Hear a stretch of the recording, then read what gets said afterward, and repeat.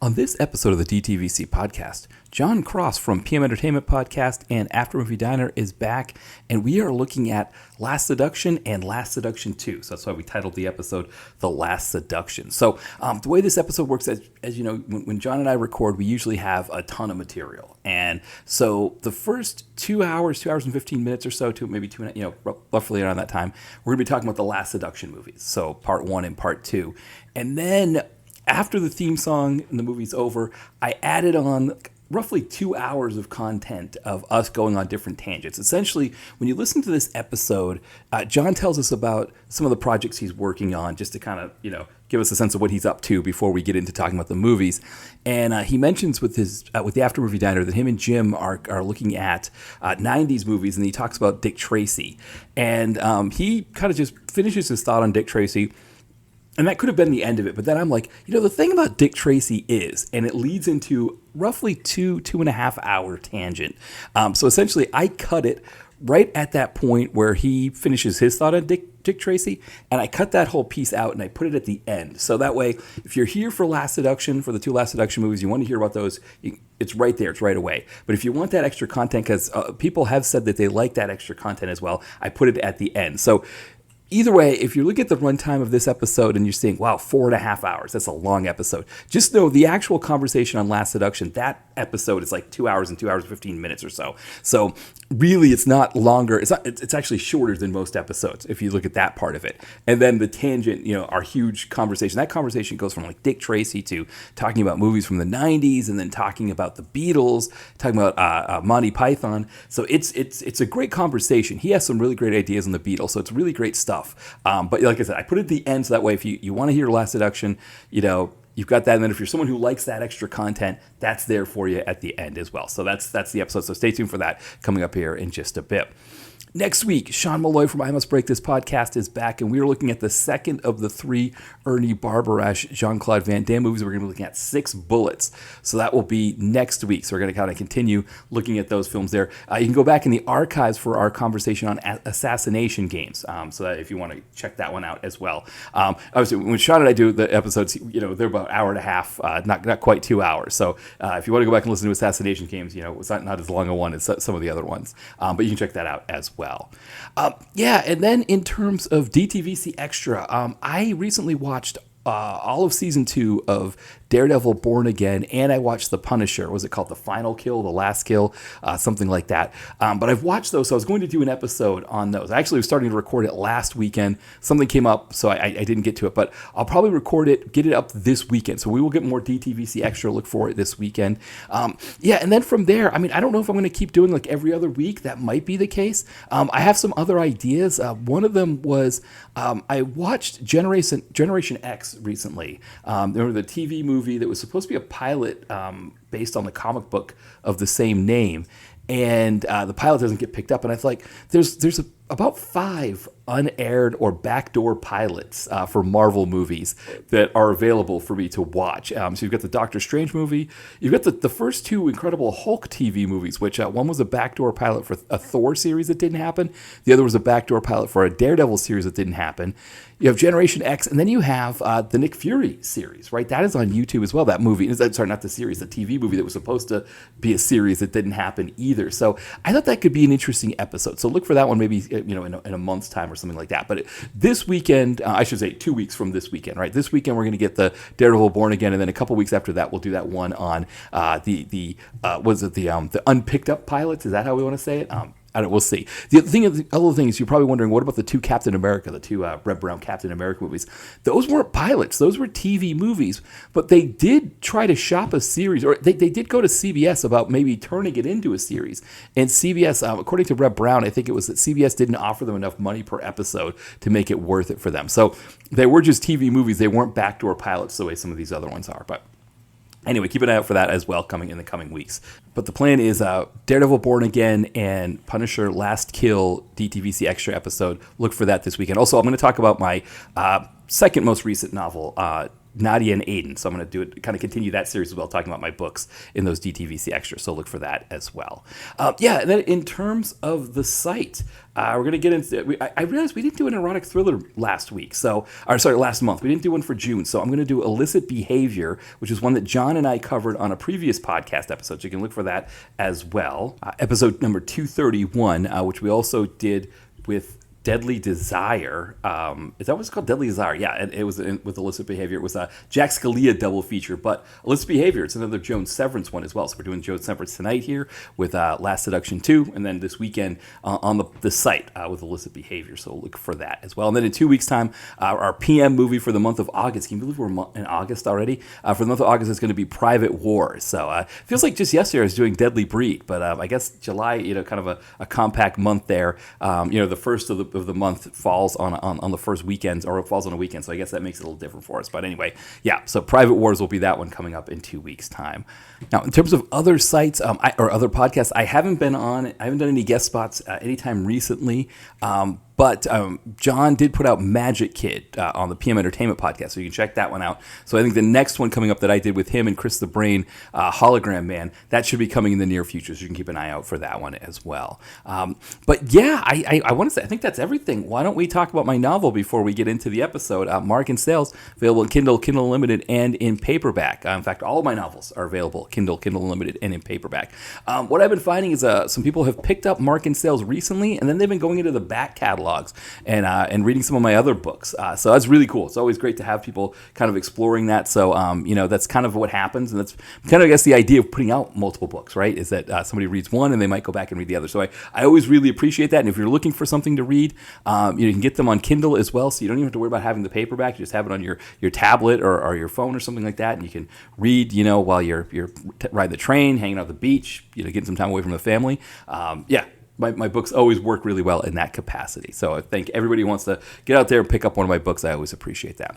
All right, why don't we have Jon Cross from Miscellaneous Plumbing Fixtures playing our theme song, and then when we come back, Jon will be on and we'll be talking about The Last Seduction and The Last Seduction 2.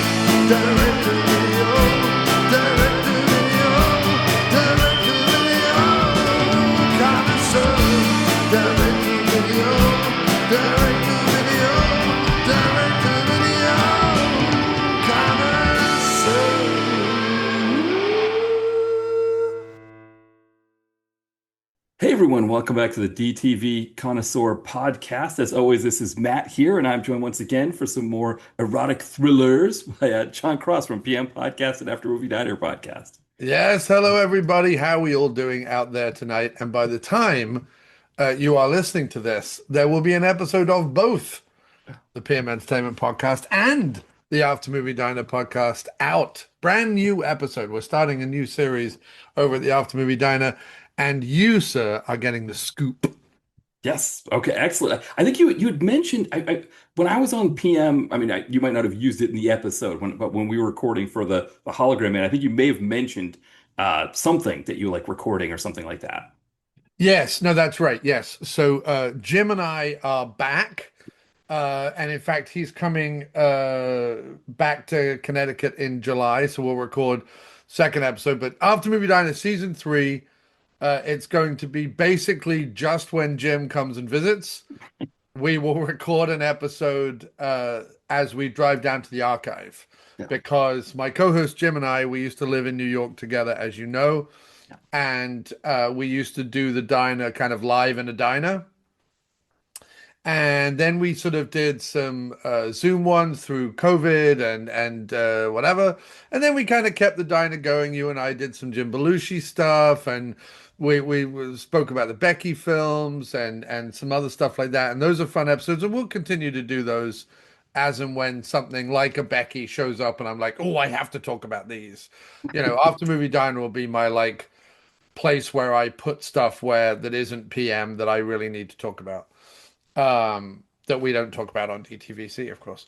But along with that, I will be doing live episodes with Jim again, where we just literally put the phone on as we drive down to the archive, which is a physical media store in Bridgeport.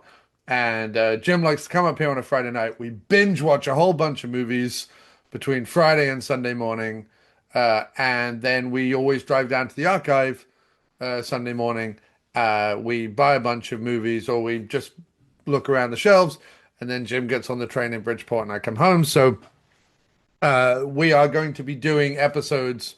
And the first one was recorded back in March, and I just haven't put it out yet. I don't know why, but I just haven't got around to putting it out. But my intention is this next week to put it out. So I'm assuming this probably won't go up until early August or whenever you put this up. So or late July maybe. So Yeah, this episode, I mean, as we're talking, that's the plan probably. Is just looking at the dates here. Now actually it could be it could be as soon as next week even. So actually okay, cool. Yeah. I So mean, even so, there should be a new PM Entertainment episode on Magic Kid oh, Magic, right? with Okay. our good friend Adam Thorne from Canada. Oh yes. Who does a bunch of stuff both online and in the theaters and physical media shops of Toronto to do with independent film and low budget stuff and stuff recorded from TV and all sorts of things. And we get into that. We've got a Magic Kid episode coming out, and the After Movie Diner will be on 90s movies, and I believe we talk about Dick Tracy and Free Jack Okay. as sort of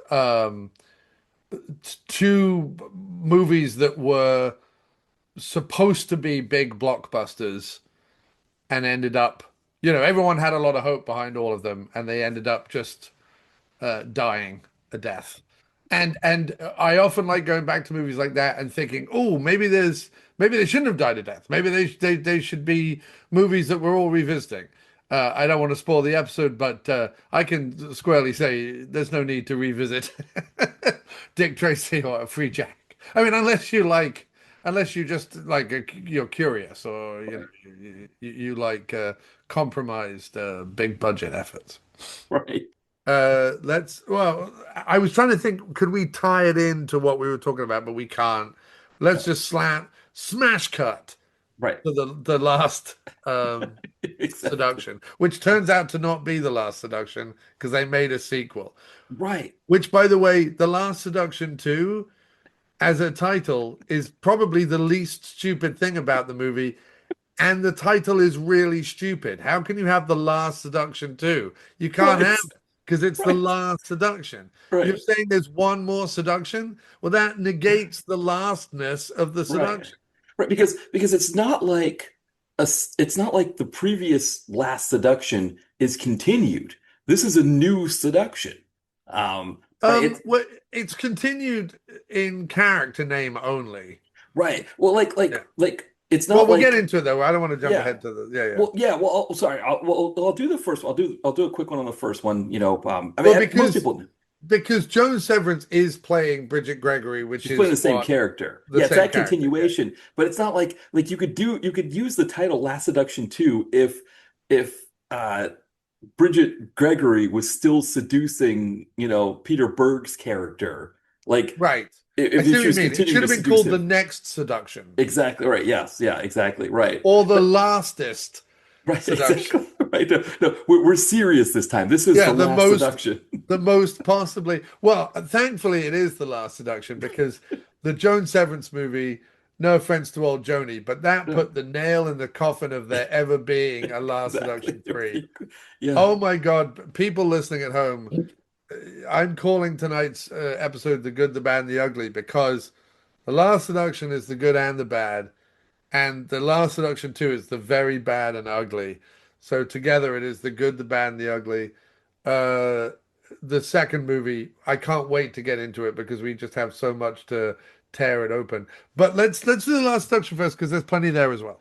Yes. Well, so I discovered this movie actually in the 2010s when I saw Roger Ebert's top 10 lists for every Okay. year. Wait, And he so put the this on the top 10 of 94 or whatever it came out? 94, this was number 5 for him. Really? Yeah. God, okay. Yeah. So he put this as number 5. He was Yeah, such a weird guy, wasn't he he? was, yes. Yeah, and so yeah, I put this he put this at number 5. Yeah, if you look at his top 10, I think I might have a link. Let me see if I could send, fire it over to you. But yeah, I discovered this one. This was amongst a few movies that were on that list that I hadn't seen before. The New Age at number 9. That was another one. Again, that's a really great movie. I can't remember what else he had on there that I hadn't seen before, if there was anything else. I mean, I think Bullets Over Broadway I'd heard of, but I hadn't gotten around to seeing, which I think, But like is the a highest grossing movies were The Lion King, Forrest Gump, yeah, True Lies, The Mask, Speed, The yeah, Flintstones, Dumb and Dumber, Four Weddings and a Funeral, Interview with the Vampire, Clear yeah, and Present Danger. yeah, At least six of those are better movies than The Last Seduction, straight yeah. off the bat. And So, that's just the highest grossing movies. right. Then you get into like the movies that were actually made in the 90s in America especially. And while The Last Seduction is fine, and we'll get into it, um, Romeo is Bleeding, which came out the same year, much better thriller than Oh, so you like Romeo was bleeding better than this. But see, I yeah, didn't. So here's what he has. So Hoop Dreams is his number 1, which I actually agree with. And Hoop um, Dreams. Hoop Dreams is a documentary on two Yeah, no, high no, I school. know Hoop Yeah, Dreams, but I was just like, yeah. okay, It's that is another his one number that one. that didn't get Oscar and any Oscar because it was a TV movie. It was PBS aired it originally. But then he had the Three Colors because the third one came out that year. Pulp Fiction, Forrest Gump, and then Last Seduction. He had Movie Forrest Gump on his top 10, he had number 4. Yeah, then he had he it number. doesn't deserve, like, then none of his Yeah. opinions matter. So None you of don't his like. opinions matter. Yeah, so you don't have Forrest Gump that high. I think I have it as a top 10 for that year. I'm a fan of that movie. I dig it. So I like, so I like Forrest Gump in the way that it's intended as a very American, like, light-hearted trundle through, the history that all the boomers like, which is like the 60s and the 70s, right? right. And it's very entertaining, and Tom Hanks is great in it, and Zemeckis directs it. It's not a good movie though. Like it's got a lot of problems, like a ton of problems with it, not least of which is Tom Hanks's, playing Yeah. a mentally inhibited or a handicapped person, Yeah. or someone with mental health issues. Um, that's deeply problematic in it, even if he sort of ends up becoming a hero or whatever. But also, it's a very simplistic retread of American history. Like it really avoids so many things that would have been genuinely important, and glosses over a lot of civil rights stuff and gay rights stuff and various other things like that. Um, and I mean I don't know. I find the whole thing, like, some of the humor is particularly problematic. The relationship between him and Jenny is just like, Yeah. yeah, so I mean I don't know. Like, I understand why it is like an American kind of comedy adventure classic, and I don't begrudge it that status. But I, if if you're Roger Ebert, it shouldn't be in your fucking top 10. Matt, you put it at number one. I love you and I get it, and it's not a No. problem. Yeah, But no. Roger Ebert, trying to be a serious critic, putting Yeah. Forrest Gump in his top 10, can fuck right off. That's Yeah. that's more what I mean. Well, yeah, no, because I'm looking at some of the other ones that are here. I mean, Fresh. I don't know if you've seen that one from same year. It's got Samuel L. Jackson, but it's about this young kid who plays chess, but also gets into all kinds of different things that he has to Yeah. to cope with. That was a really good one. I put that one above Forrest Gump. I put it above Last Seduction as well. I talked about The New Age. I love that movie. Quiz Show is an interesting one that got a lot of love that year. That's an interesting one to put. I mean, obviously, Pulp Fiction I put above, a lot of these. The Blue Kite is on this list, which I'm a huge fan of that movie. I think there's three movies I guess from Asia that year that I would put: The Blue Kite, Eat, Drink, Man, Woman, which I don't think Ebert had on any of his lists, and then Scent of Green Papaya, the Vietnamese movie that came out that year as well. So Right. so maybe Forrest Gump doesn't make my top 10 actually, as I'm sort of going through all of these other movies. I mean, I enjoyed the movie. I liked it, but yeah, as I'm going through some of these other ones here, I mean, like Bullets Over Broadway, I think I would, and again, obviously, say what you want about Woody Allen, but that movie, I think he won the Oscar for best screenplay for that film that year. But it's one of my favorites of his. I 1994 mean, had a ton of stuff. the Bruce Willis classic, Color of Night, comes out in Yeah, 1994. Like yeah. Ebert, why is Color of Night not in your top 10? So Ebert, like, I what think are it you made doing? his, did it make his top 20, I think? So he kind of goes Color of further. Night? No, that's I'm being Oh, okay. ironic because Okay, that's that okay. sex film that Bruce Willis did with Jane Oh, March. oh, right. No. So for Weddings and a Funeral, he has high up. Imaginary Crimes, Shawshank, of course. Shawshank was that year. Um, It you is the know, year of the worst Police Academy film ever made. right, right. Mission to Moscow. He was a fan of Abel Ferrara's Body Snatchers film. Of course he was. He Of liked course that. he was. Ed Wood came out that year. Definitely that's probably another one I would put above Forrest Gump, I guess. Ed Time Wood. Cop, I would put above Cop. Forrest Gump. And that came out in 1994. Time Cop came out in 1994. Yes. We've Yeah. got, what else do we have? I'm just Well, looking True now. Lies was that year. But see, I don't know if I'd put True Lies above Forrest Gump for me personally, but that's, obviously that was a big one for Exit to Arnold. Eden Uh, with oh, David right. Delaney, Dan Aykroyd, and Yes, Rosie Rosie O'Donnell. O'Donnell. Yes. Have to go undercover in a S&M Yeah, retreat or something. Speed was that But year. That's look an at interesting October movie. of 1994. You get Yeah, Pulp Fiction, Wes Craven's New Nightmare, Bullets Over yeah, Broadway, Clerks, yeah, a Puppet Master sequel. Well, of course you get a Puppet Master sequel. There's a Puppet Master sequel, I would suppose, every fucking year between yeah, whenever the first one came out and the last one came out. You get The Last Seduction, yeah, and you get Stargate. That's all just in October of 1994. yeah, yeah, yeah. It's kind of 1994 is a crazy year Yeah. for movies, and so it for a movie like Last Seduction to be anywhere top 10, top 15, for a year like that, I think Where speaks did a he lot. put Drop Zone, the Wesley Snipes I one? don't Is think he that had. anywhere in his top I 20? didn't see. Let's see. I don't see it. No. He kind of did this like kind of chunk at the end of a bunch of stuff. Like he mentioned Crooklyn, Clerks is mentioned there. Yeah. Barcelona, that was an indie darling. I remember seeing that one in the theater. He Yeah, doesn't put The Madness of King George anywhere, huh? that's interesting. That's a good point because that's one that would be high on my list. Yeah. And I don't. I thought I saw it on this list, but maybe I'm wrong. Because he does have Ed Wood there. He has Blue Sky, of course. Jessica Lange won she won the Oscar for. Yeah, no, Madness of King George is in between 11 and 15. Okay. So he has it just outside of his top 10. Though he does have it below Four Weddings and a Funeral, and I don't know if I would. I think maybe he was listing them alphabetically there, perhaps. But I feel Maybe. like because maybe he was listing them alphabetically because I feel like I don't know how you have Four Weddings and a Funeral above Madness of King George, but yeah, that's you know, but yeah, so he did have that one in there though. So yeah, that one made it.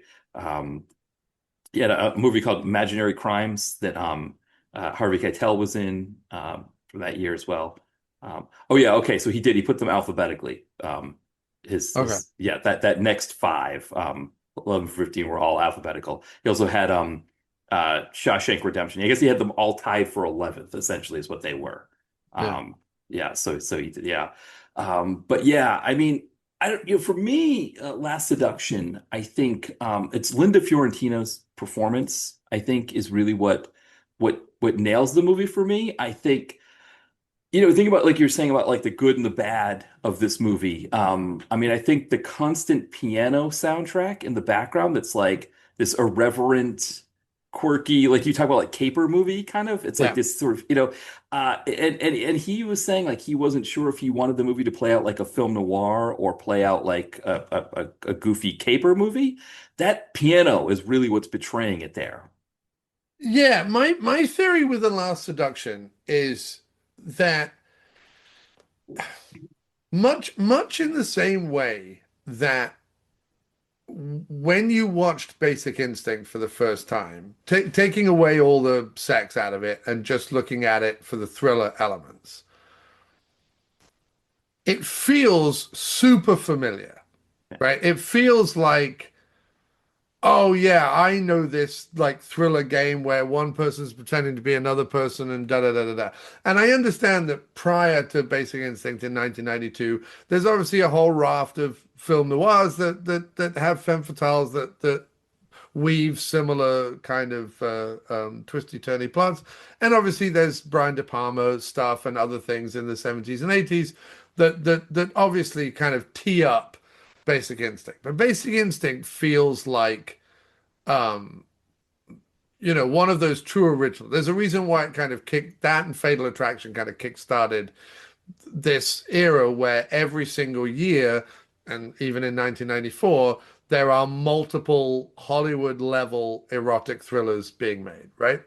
Regardless of all the Gregory Dark and, Animal Instinct and whatever, all those kind of movies being made and the Shannon Tweed stuff and things, even at a Hollywood level, we're still churning out 5 or 6 erotic thrillers every year, pretty much till like 98.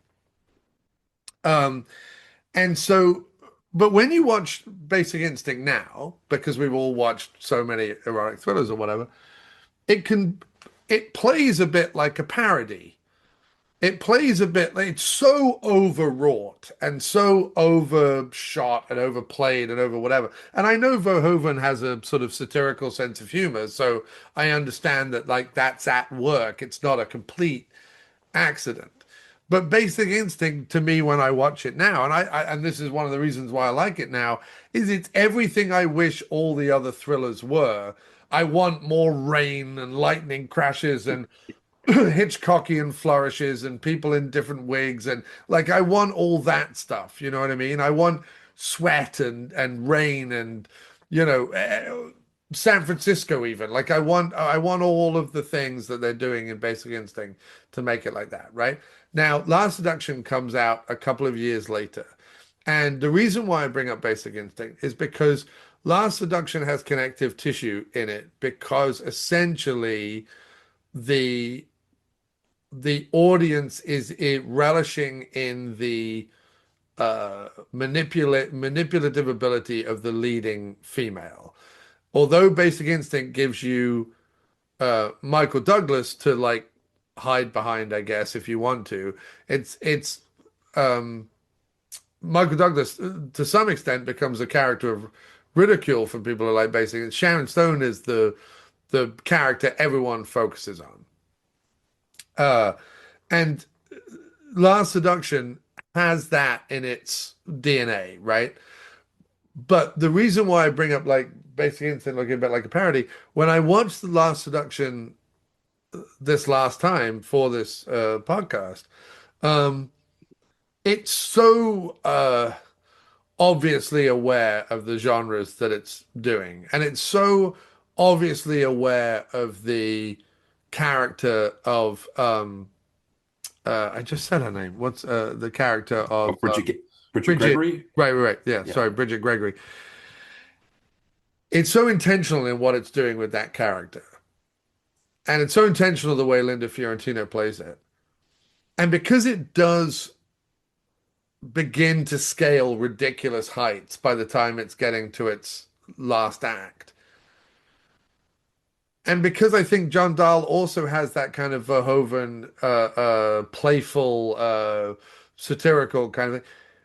The reason why Last Seduction didn't hit for me the way it may have hit for me back in the 90s is that watching it now, although it gives me a soupçon of what I want from the genre, it also feels like it has a little disdain for the genre, and it's not a playful parody.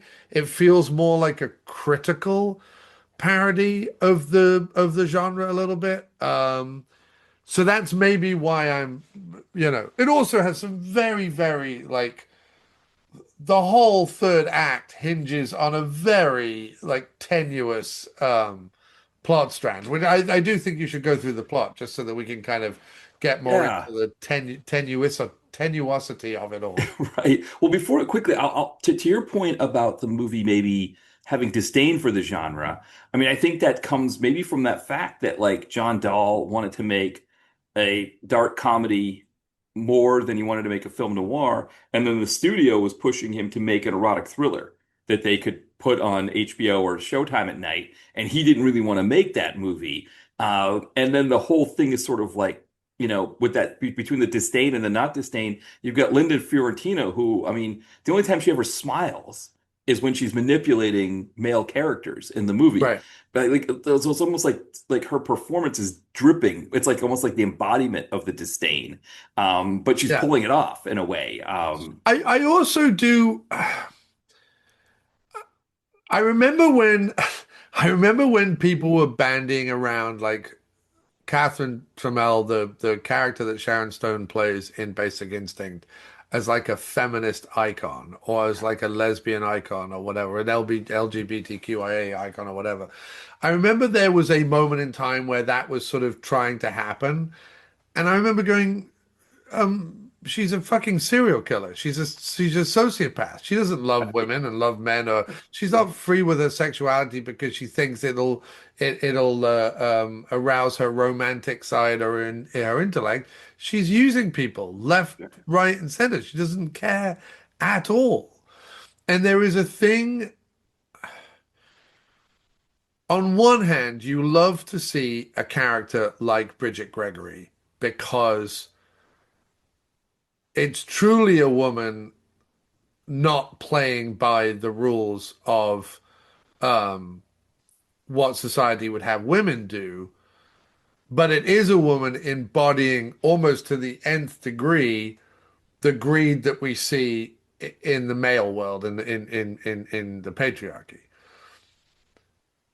And on one hand, I applaud the fuck out of that.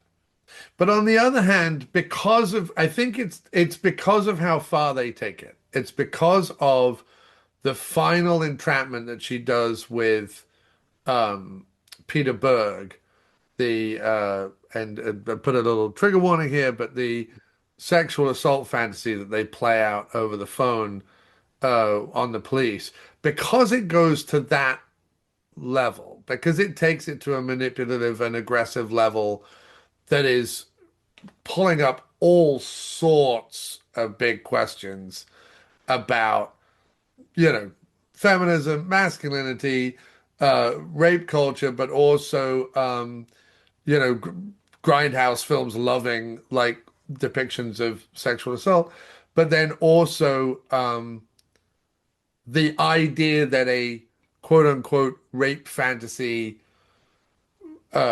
should even be examined in such a frivolous way, right?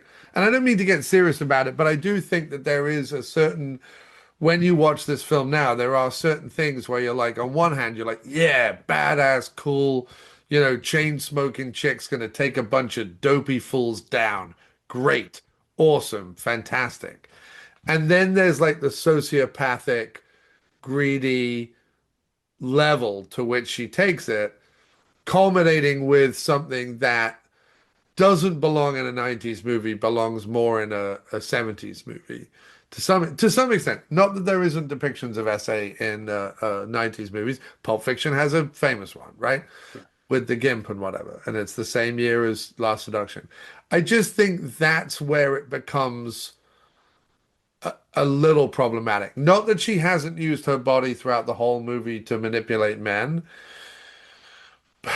but taking something that is so denigrating of women and yes, using it to capture the guy, but like, I don't know. It smarts to me of a man's idea, not a woman's idea. That's all. And I don't, maybe I'm reading too much into it. Maybe I shouldn't go that deep, but I don't know.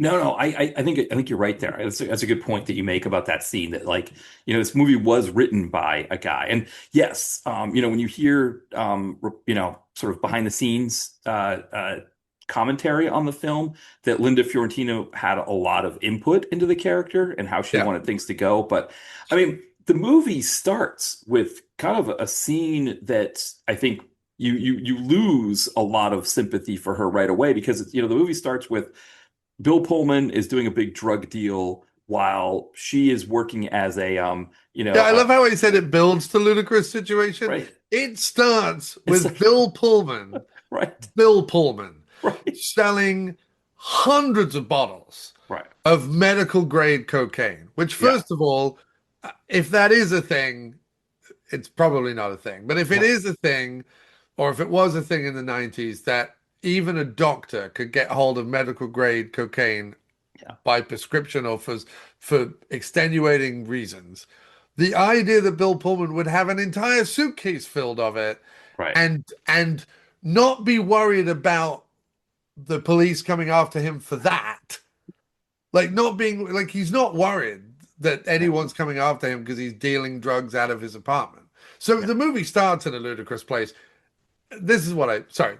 right. Yeah, me Yeah, saying it builds to a ludicrous place. It no, begins with all it sorts does. of plot holes. Anyway, Right.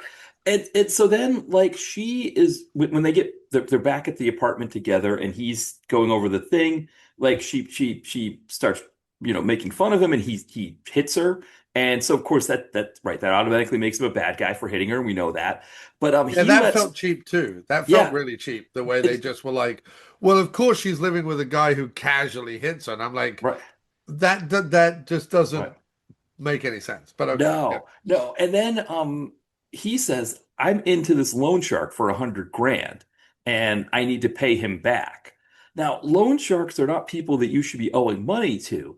And so the fact that she runs out while he's in the shower with all the money, as opposed to just leaving him, because we find out that she transports the money from one bag into another. And then when he comes out, he finds that bag is just filled with paper towels. So she easily could have left the 100 grand in that bag and just taken 600 grand, and at least he wouldn't have been threatened by the loan sharks. But But also, he's daily dealing drugs like every single day. well, I think that comes because she steals the money. He needs to pay Oh, the interest okay. for the loan shark. So he's like, Oh, he's essentially, doing that because of that. That's not just how exactly. he. Okay. Yeah, exactly. By So, the way, so the medical boards would be all over this guy's ass in right, like and he's two just a minutes. resident. He's just a resident at this point. He's not even a full Yeah, how's he doctor. even getting hold of any of this stuff? Well, Because if he raids the like a hospital dispensary or a chemist pharmacy is like the tightest point of security in the well, no. hospital. So at this point, what he's doing is he's writing scripts, and Right. people are going to the No, but pharmacy. I mean when Oh, for him to get the oh, the case far full of right. fucking Yes. Oh, medical yeah. cocaine. No, right. They don't even get into that. Right. They exactly, it just sort of He just happens. has that. He just Right. found it lying around. Yeah. And then yeah, so then she runs to upstate New York and is you're just stopping through. She meets Peter Berg, she has sex with him, and then she talks to her lawyer, JT Walsh, and he's like, you're better off staying put in one location than moving because it's easier to track somebody who's moving, which I don't know. I guess maybe you can leave more of a paper trail, but it didn't make it a lot of sense. It doesn't make any sense because she No, has cash. right, She has cash, and at the beginning, Bill Pullman goes, "It's laundered. This is completely clean." right, She has, as we yeah, find out later, $1 million in cash. yeah, So she could literally go anywhere and right, just pay cash because legally in the United States, and this is one of the things that came up about AI AI traffic cams recently, and yeah, the fact that certain companies now that are running traffic cams and using AI to police them, not only are they getting stuff wrong, yeah, but that they don't allow any form of cash payment. They only allow card payment. And in the US, all government stuff legally has to be able to be conducted in cash. But I also believe like businesses still need to legally be able to take tender as well, yeah, yeah, exactly, yeah, but back especially then. back in the 90s. Right. I mean, back then, I don't think there were plenty of hotels that you could stay in the 90s that wouldn't require a card. Like nowadays, right, you got to hand over a card for Right. like incident or whatever. They put a hold on it or something like that. But Well, that's yeah, insurance for them. Yeah. right. I mean, she only had to go 10 hours more to Chicago, and I guess that was the thing was that he was going to be looking for her in Chicago. Chicago is Hey, don't like go to Chicago. Go to right, like Wisconsin or something. Like go to right, right, go to Oregon right, and buy. But like in the 90s, you could have bought a house in Oregon for like a hundred yeah, thousand dollars and just right. lived off the other $900,000. Yeah, not even that much. Like you could get Not it even for that even much, right? cheaper, right? Yeah. I mean, yeah, none of it, yeah.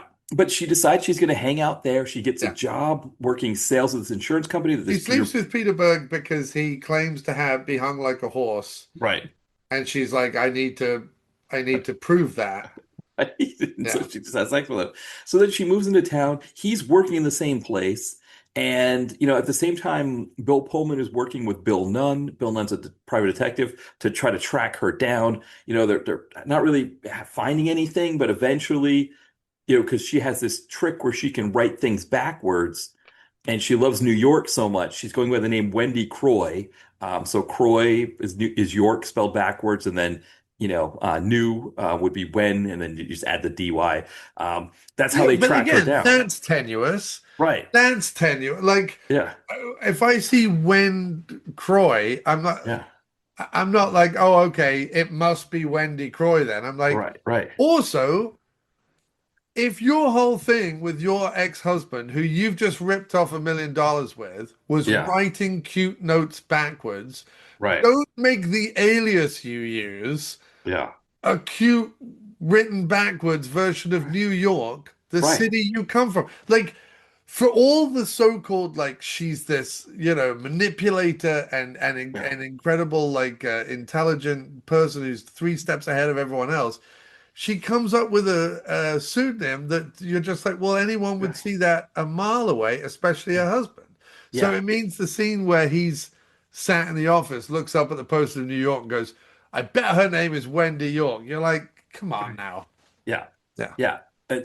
And so then I think to your point about where it starts to get over the top is Bill Nunn catches her and she's driving Bill Nunn and she's trying to get out of this situation because she knows he's got her. And I don't even know what that means that he's got her because yeah, he's got her at gunpoint. Well, are they going to drive all the way back to New York?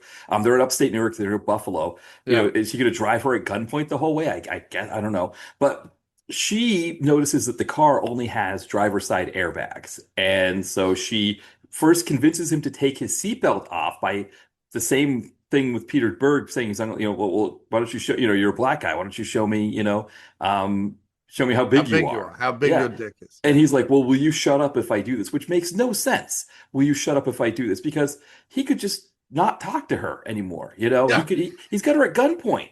Just, Right. but instead he's like, okay, I'll show you, and then she speeds the car up and she crashes it and he goes flying through the windshield and it takes him out. And it's like, so that's kind of that first moment where this thing, but to your point, on the one hand, it feels like the first moment this thing goes over the top because we've gone such a long period of time between there and Bill Pullman making this huge drug deal that is really like the most fantastical element of this thing. Yes. No, and this is where I mean, it's like, there's film noir element. I mean, let's not Yeah. forget, like Psycho starts with her stealing a bunch of money and Right. going off to a motel to like lay low. Like Yeah. these are stories that have been told like in the past. And so not to like attack Last Seduction too relentlessly for it, but I just felt like, and I'm all for a plot that just sort of, you know, lollops along and sort of is enough linked because someone in the movie says, well, you should do this. Well, I don't want to do this. Go on, do this. Well, I don't want to do this. Go on, I'll give you this if you do this. Oh, all right, I'll do this. Like, that happens a bunch of times. Yeah. She convinces Peter Berg to like kill someone. Like it Right.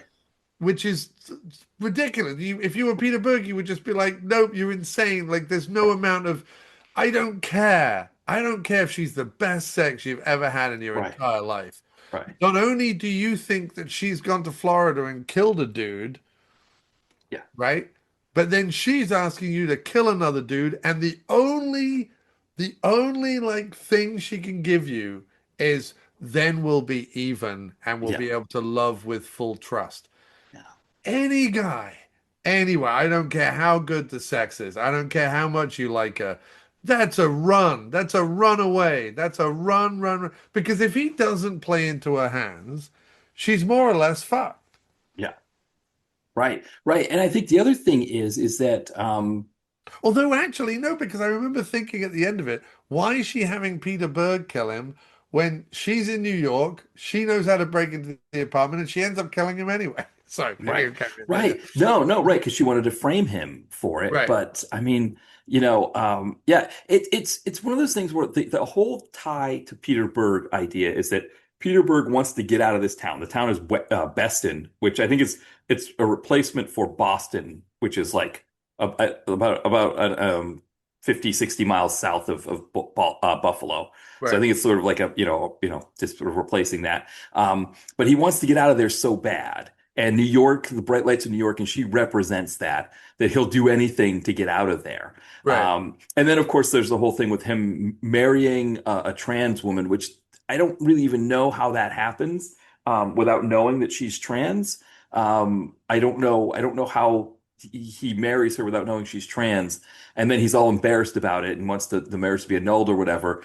And Linda Fiorentino gets that information, starts using it to manipulate him. Right. Like she, sends him a letter, says, "Oh, I'm going to be in town. I'll be working with you. It's going to be great." And he's like, "Okay, I got to get out of.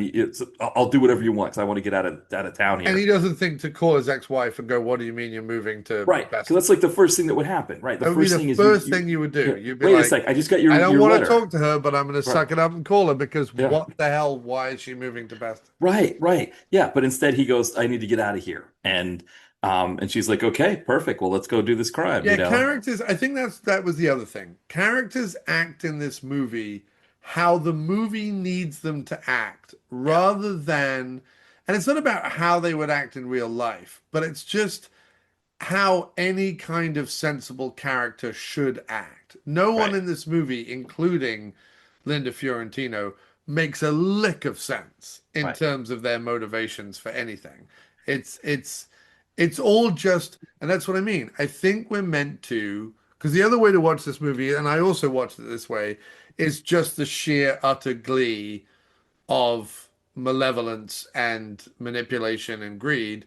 We should all just kind of occasionally bathe in that and enjoy that. And this is Yeah, in the same way that a horror movie allows us to, witness life's grotesqueries without really going through them, a movie like this allows us to daydream about, the big score and the manipulating and the if I had no conscience, what I could get away with type thing. And as that kind of movie, it's fantastic.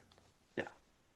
Well, and I think the thing is, I think it's Linda Fiorentino's performance is like next level. This is her. This is the movie that would have gotten her the Oscar nomination if this wasn't released on TV first. And I think that's a big part of it. Like she's compelling. She's wearing these like white shirts and black skirts with black nylons the whole time, and she's just sort of I actually think like she gives a better performance in Dogma, like a more yeah, well-rounded performance in Dogma. The performance in Last Seduction is very stylized, and she does it very well. I'll give her yeah. that. Yeah. Yeah, and I think that's what I like about it is that it's sort of like it's just within each frame, and the director kind of sees her as his muse and sort of frames the whole thing around her, and she sort of she brings you into this character even if you don't necessarily know if you want her to win or not. Like I don't maybe we don't want Bill Pullman and Bill Nunn to win against her. But do we want and maybe Michael Peter Berg's character, maybe we don't necessarily want him to win either, but it's almost like, man, as she's sort of weaving this manipulative tale, it's like, you almost want him to just get out, just like, dude, just run, just Yeah. go. She's giving you You know outs what? here, Do just you get know what it out. just made me think of? If you took this movie and took it one level even sillier, Yeah. it's basically something about Mary. Right, right. Yeah. In the sense that in something about Mary, the mystery that's been going on like underneath the sort of wacky zany comedy is all about the lengths people will go Yeah. to like be around Mary or be with Mary or whatever. And they're all like, not that she's manipulating them. In fact, in something about Mary, she's the one innocent person out of all of them. They're all scumbags. In the Last Seduction, she is completely the guilty party, but boy, do you love to see it kind of thing. But people behave as insane in this movie as they behave in Something About Mary. Right. Right. It's just a Yeah. more serious movie. Something About Mary is played for laughs. This is played, I still think, a little tongue in cheek, but more seriously. Right. Well, and part of the reason why I think it's possible that, John Dell said he wanted the whole thing to be a dark comedy. So I think he would have wanted it to be even more tongue in cheek. But I think the problem is that I think for this to really work, like to work kind of at that next level, that Yeah. like it works really well because Fiorentino's so great, and that like you said, the stylized performance and all of that is fun. But I think we needed a character, Peter Berg's character, that we could like as well. And he's just not likable. Like there's not No, like there's no sympathy to be had for him there. It's like, no, yeah, I get it. You want to, you want to get out of this town. And then when you add in the trans ex-wife part of it, it makes him even less sympathetic. And the fact that like she starts using that to manipulate him, in a way, it actually, you think it would make her less sympathetic, which in some parts it does, but it also starts making him less sympathetic. And so it's an aspect of this movie, and it's interesting because I think it's a part of this movie. You mentioned about the sexual assault fantasy that happens at the end, that probably wouldn't be in a modern version of this now. I think that the trans wife part of it as well probably wouldn't be in a modern version of this. no. No, I mean it's definitely a movie of its time, and it's definitely a movie not without its problematic elements Yeah. from today's eyes. There's also a thing to be said, and again, I want to repeat, like as a 90s erotic thriller that knows full well it is a 90s erotic thriller, and as a film noir throwback that knows full well it's a film noir throwback, and as a movie that you watch in order, in the same way that you would watch a horror movie, that you watch it in order to splash around in the darker, murkier, seven deadly sins corner of humanity. It works great. It works fantastically well. As a genuine thriller, it has way too many plot holes and way too many conveniences, and people don't act like they would act even in a goofy thriller. And but also there are scenes in the movie that are sort of, and it's really interesting because I've heard some reviewers talk about this as favorable and other reviewers talk about this as an issue. And that is uh Linda Fiorentino's portrayal of Bridget Gregory is so stylized, right down to the black and white outfits, the constant smoking, the haircut, the aloofness, all of it, the glasses, everything. It's like very stylized. You know what I mean? It would be like Edward Scissorhands walking through like a soap opera. You know what I mean? She Some of the movie is so filmed in a very pedestrian soap opera type way, especially when she moves into that like very standard house. And what's really interesting about this is you would think, like in a thriller or whatever, that they would have her rent a house that was sort of a little gothic or a little odd or a little like would have a turret on the end. Like there's plenty of New England and upstate New York houses that have like turrets or pillars or some weird thing that would at least make it stand out. This is just a very, you know, very normal two up, two down, two car garage kind of house. And that whole like suburban area, it's what's weird is when she's in town, she's in this smoky bar that's filled with like wood and neon lights and moody music and everything else. And then when she's like at home, it's this very suburban, and he films it in a very kind of flat way, which on one way accentuates her and makes her look like, Cruella de Vil walking through a pamphlet for, the local uh, up and coming condo build or something. You know what I mean? I don't know. I know what I'm trying to say, and I don't know whether I'm explaining it correctly. But Yeah. like, she looks like Cruella de Vil walking through hotel lobby art. Yes. Yes. Um, so on one hand, that works. On the other hand, you kind of wish it was stylized the whole way through, Yeah. and a bit more like Basic Instinct, where every single scene is shot at a different mad angle, and all the lighting is dramatic and whatever. Because that kind of puts you more in the devilish, gleeful mood to watch this ridiculous thing unfold. Because this is in such mundane locations for a lot of it, and he doesn't stylize much outside of like the bar and some of the scenes that take place in the city. um I don't think it services uh the heightened vibe you need to buy some of the excesses of the plot, like for example convincing a black private detective who already has a gun on you Yeah. to unzip his pants and show you his penis. Like, that's just, that in itself only works if the rest of the movie is like mad and whatever. Yeah. Right. Um, and so I wasn't a huge fan of some of the cinematography either, is what I'm saying.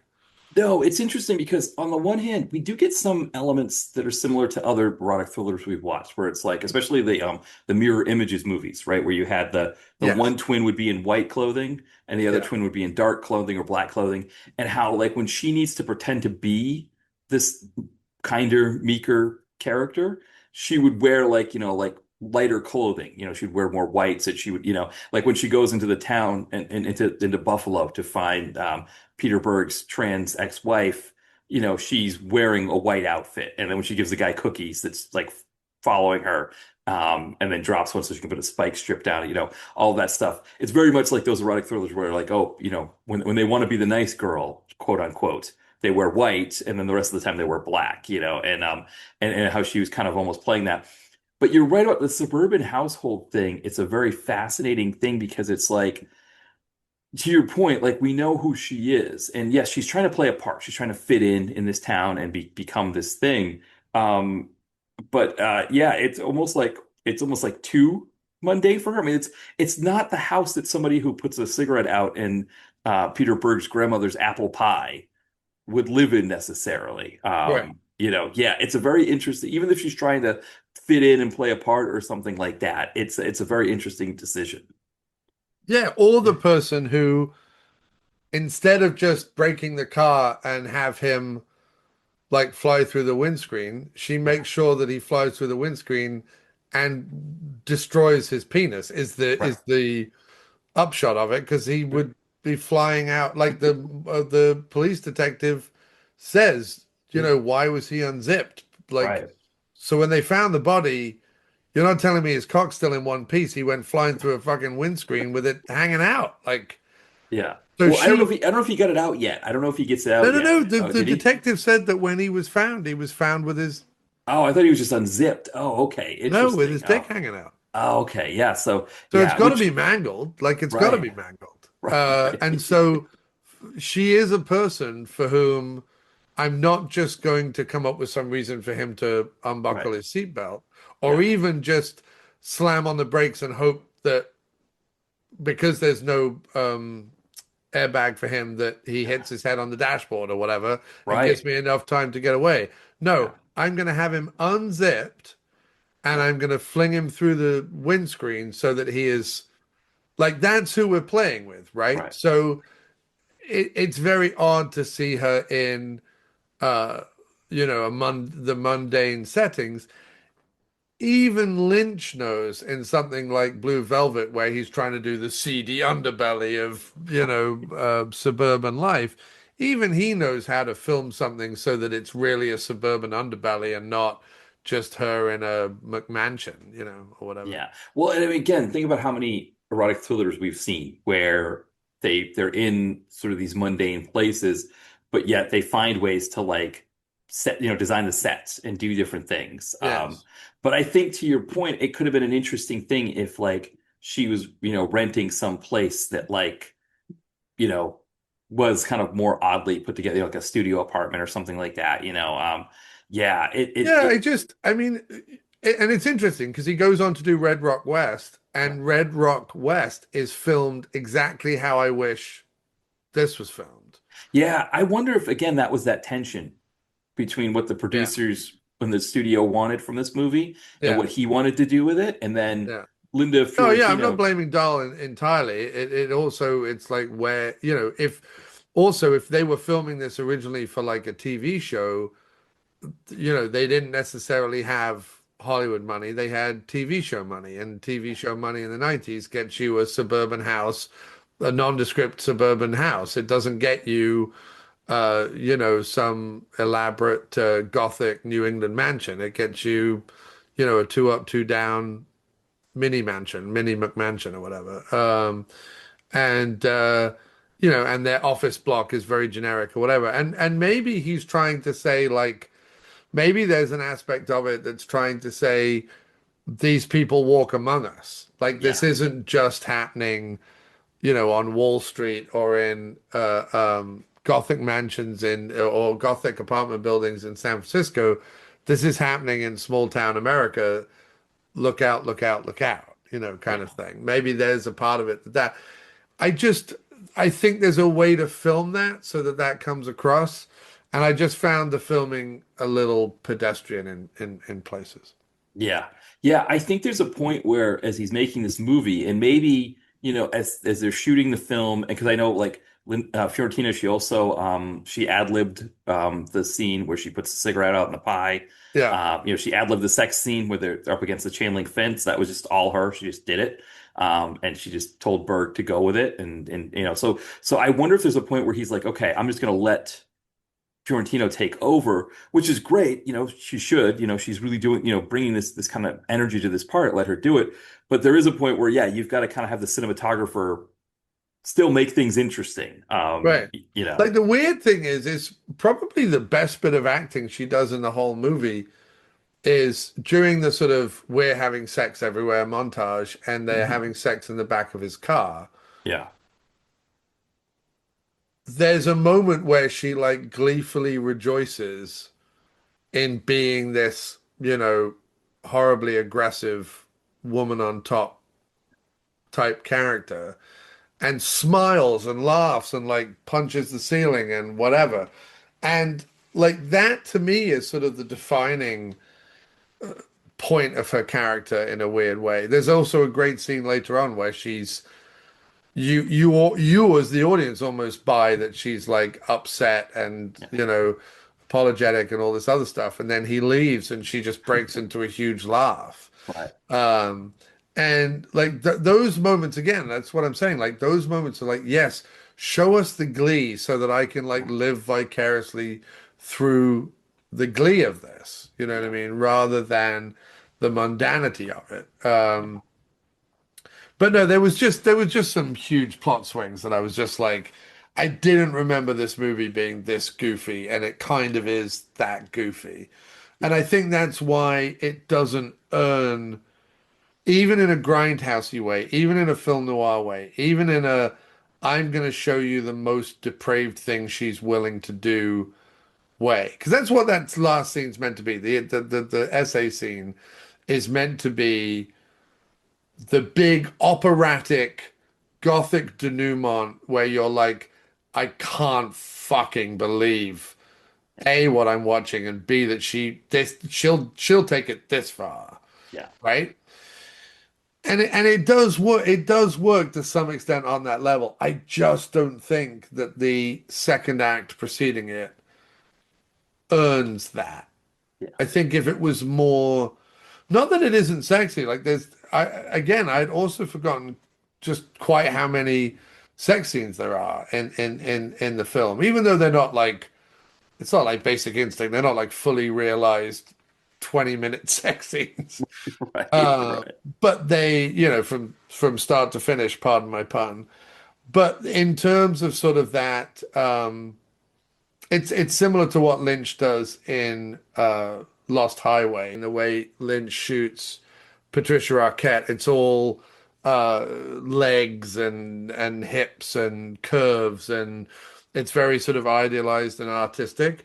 Some of the sex scenes in Last Seduction are very similar. It's like, moving down her back, the small of her back, the curve of her hip, the back of her leg, the thigh, all that kind of stuff. It's the way he shoots her is sort of very uh intrigued by like the minutiae of it, not just the, rumpy pumpy of it. Right. No, no, for sure, for sure. Yeah, I kind of also, because when I saw it listed as an erotic thriller, I was like, I kind of remembered it being more film noir, but then you watch it this time and it's like, oh no, no, it's, I think there's There's this, more sex in this one than there is in the Joan Severance one, which doesn't make any fucking sense because you've got Joan fucking Severance. right, Like, exactly, exactly. And Fiorentina said she went for it, they said that she went for it, like she didn't have a body double in the scenes. She kind of just, wanted to make this thing go. And so there's that well, part because of she it was too. probably hoping that she became Sharon Stone after this, Right. Yeah. which is odd because you would hope that would happen, and and for whatever reason, it doesn't happen to Fiorentina. You know what I Yeah. mean? I understand she has this like, or gains this notoriety or this, you know, thing about being difficult to work with or whatever. But it's she does The Last Seduction, and there's a straight to video movie comes out and a TV movie comes out, and then goes right back to stuff like Bodily Harm, Jade, Unforgettable. The only other time she sort of is close to the limelight again is Dogma and Men in Black, and apparently it was her behavior on Men in Black that sort of convinced Hollywood not to hire her again, kind of thing. Which, it's Men in Black. I can, I don't know. Well, it's also odd because, she'd been around since 1985. Like Yeah. this she had put in the time. By the mid 90s, she should be doing movies like Men in Black and bigger movies. But Well, apart one from of the Dogma, things, there's not. one of the things I think too that we have to, we were talking about the Weinsteins earlier. You also never know, right? If something comes out at some point that we find out that maybe she, rebuffed Harvey Weinstein and got blacklisted. It's Right.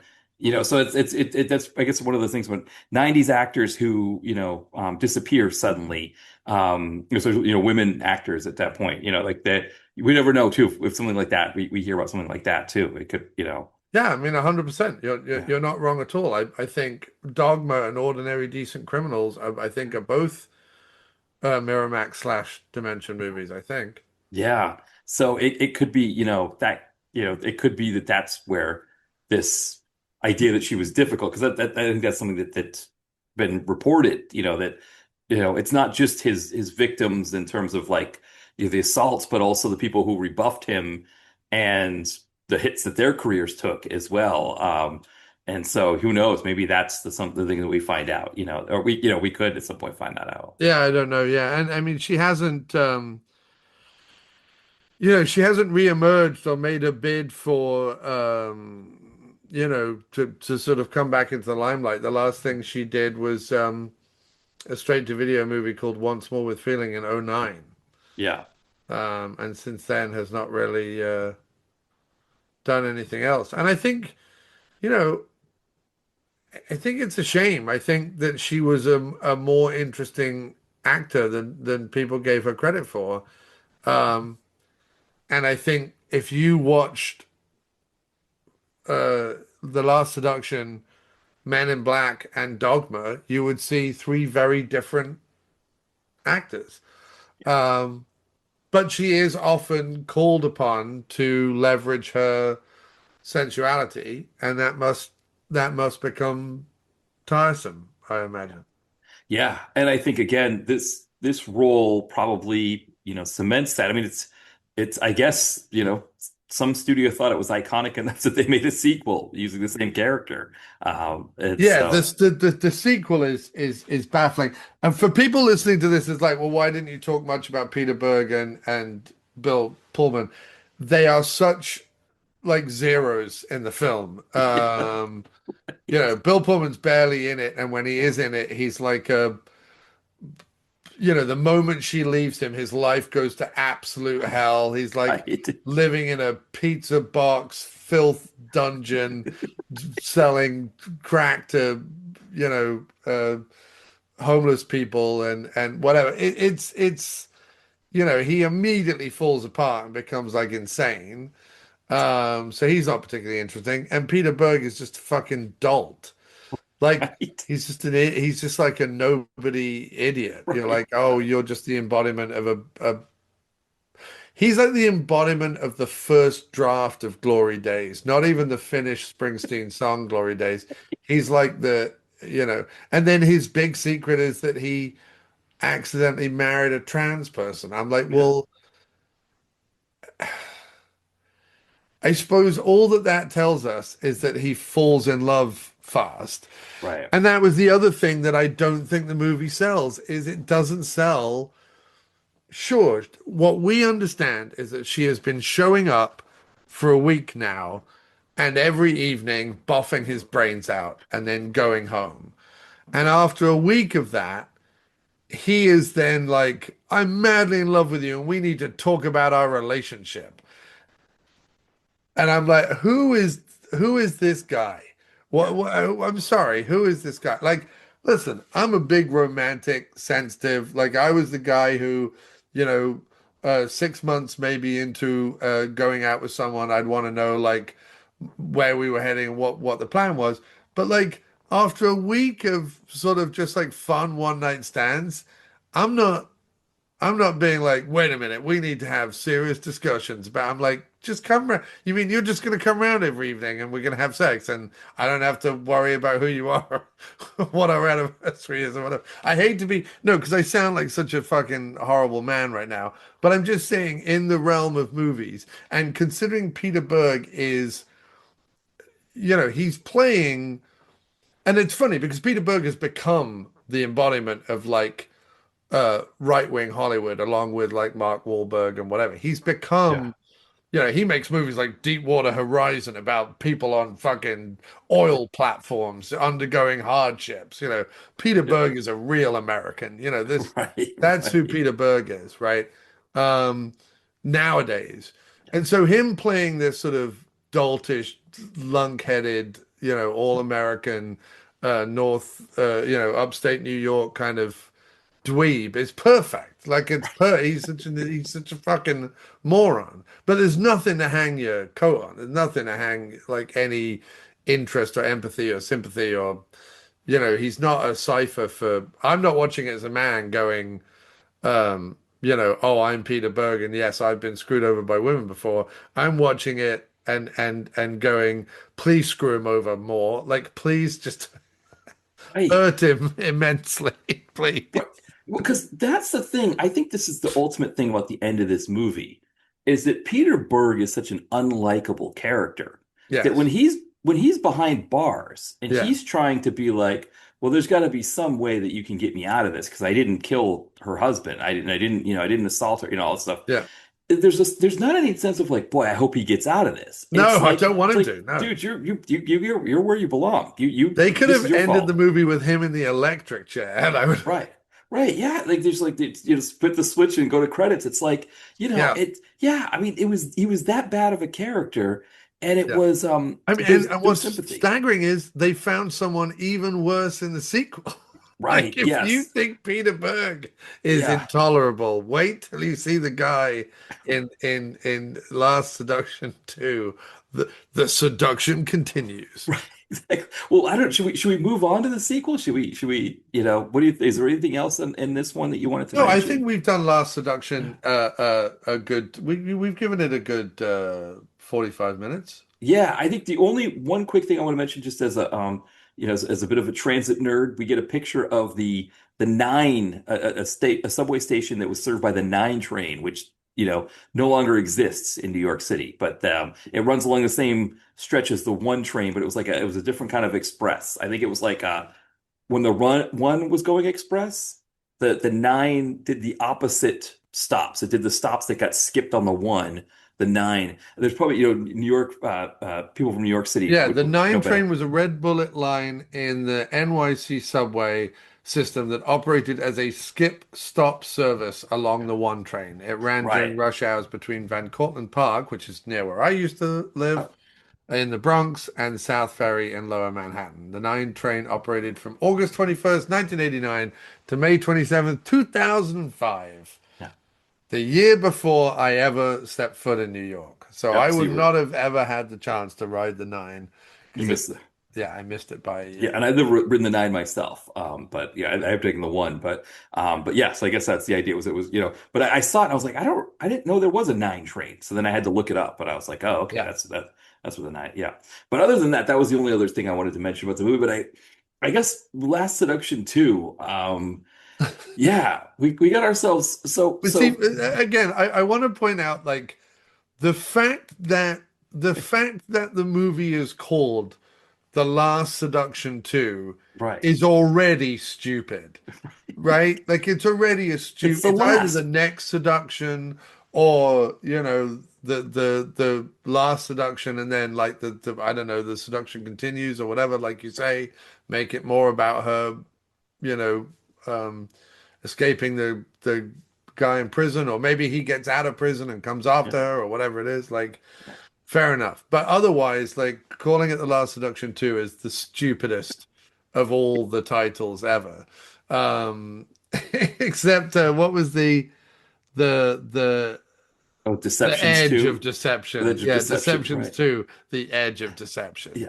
The Yeah. Last Seduction 2, the edge of seduction. Edge, exactly. Because I guess if it's Deceptions to the edge of deception, is it deception or is it the edge of, right? Which one is it? Yeah, Whereas this one, it's like if something's the last thing, it you know, can't be the second right, one. right. It's like, oh, we found another seduction in the the crevices of the couch or something Right. like that, Yeah. right? Like we were, it's like, We found, guys, we found even more seduction. yeah, like Where? It's coming out of a well yeah, in Pennsylvania. exactly.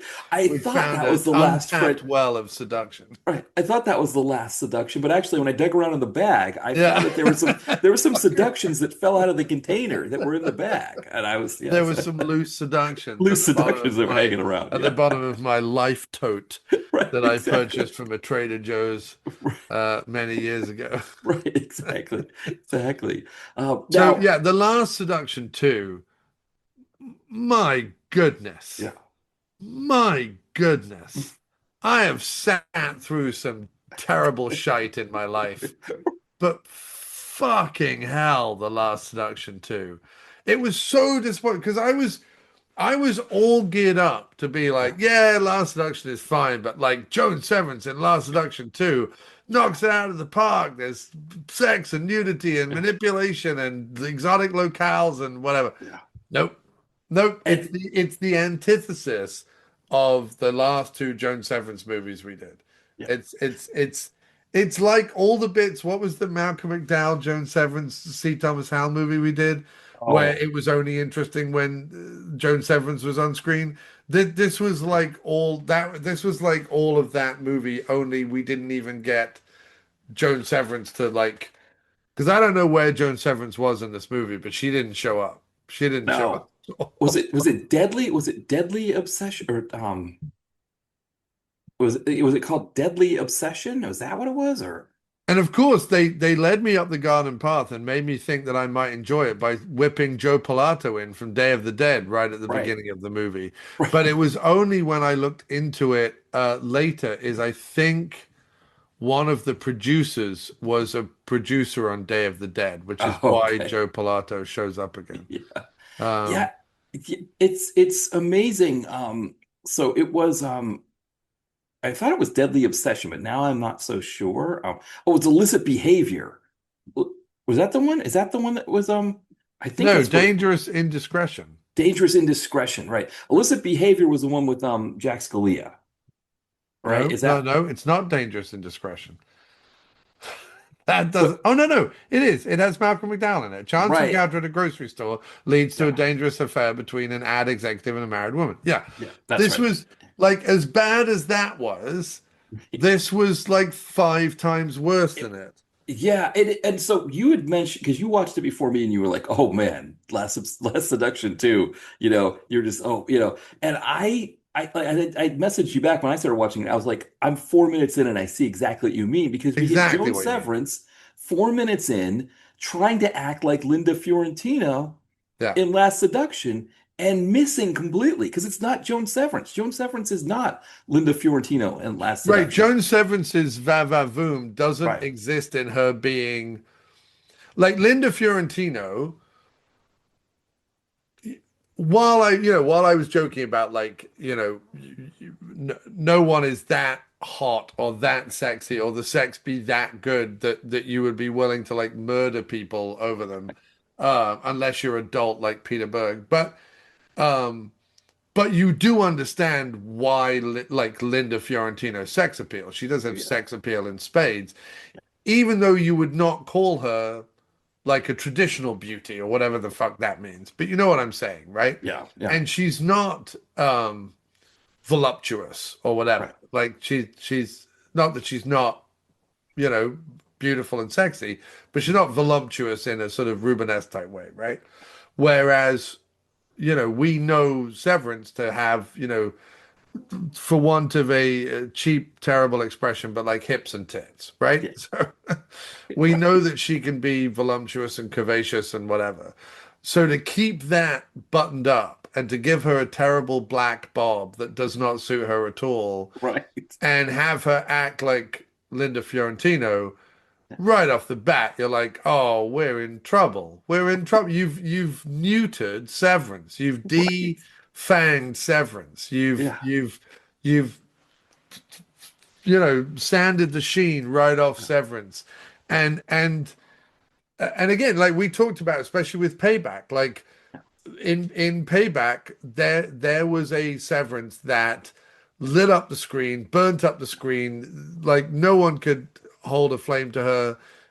And that movie succeeds, if it succeeds at all, on her back because Yeah. C. Thomas Howell and the blind guy, like, who cares? Severance is just smoking up the joint in her 1950s diner outfit, Yeah. being clever, conniving, manipulative, and sexy all in one amazing package, while also being a hometown girl in white socks. You know what I Yeah. mean? So it's like she embodied all of that. In this, it's like you've straight-jacketed Severance. It's like you've removed any of her arsenal of sexual weaponry. I'm only talking about it. I'm not talking about it necessarily from a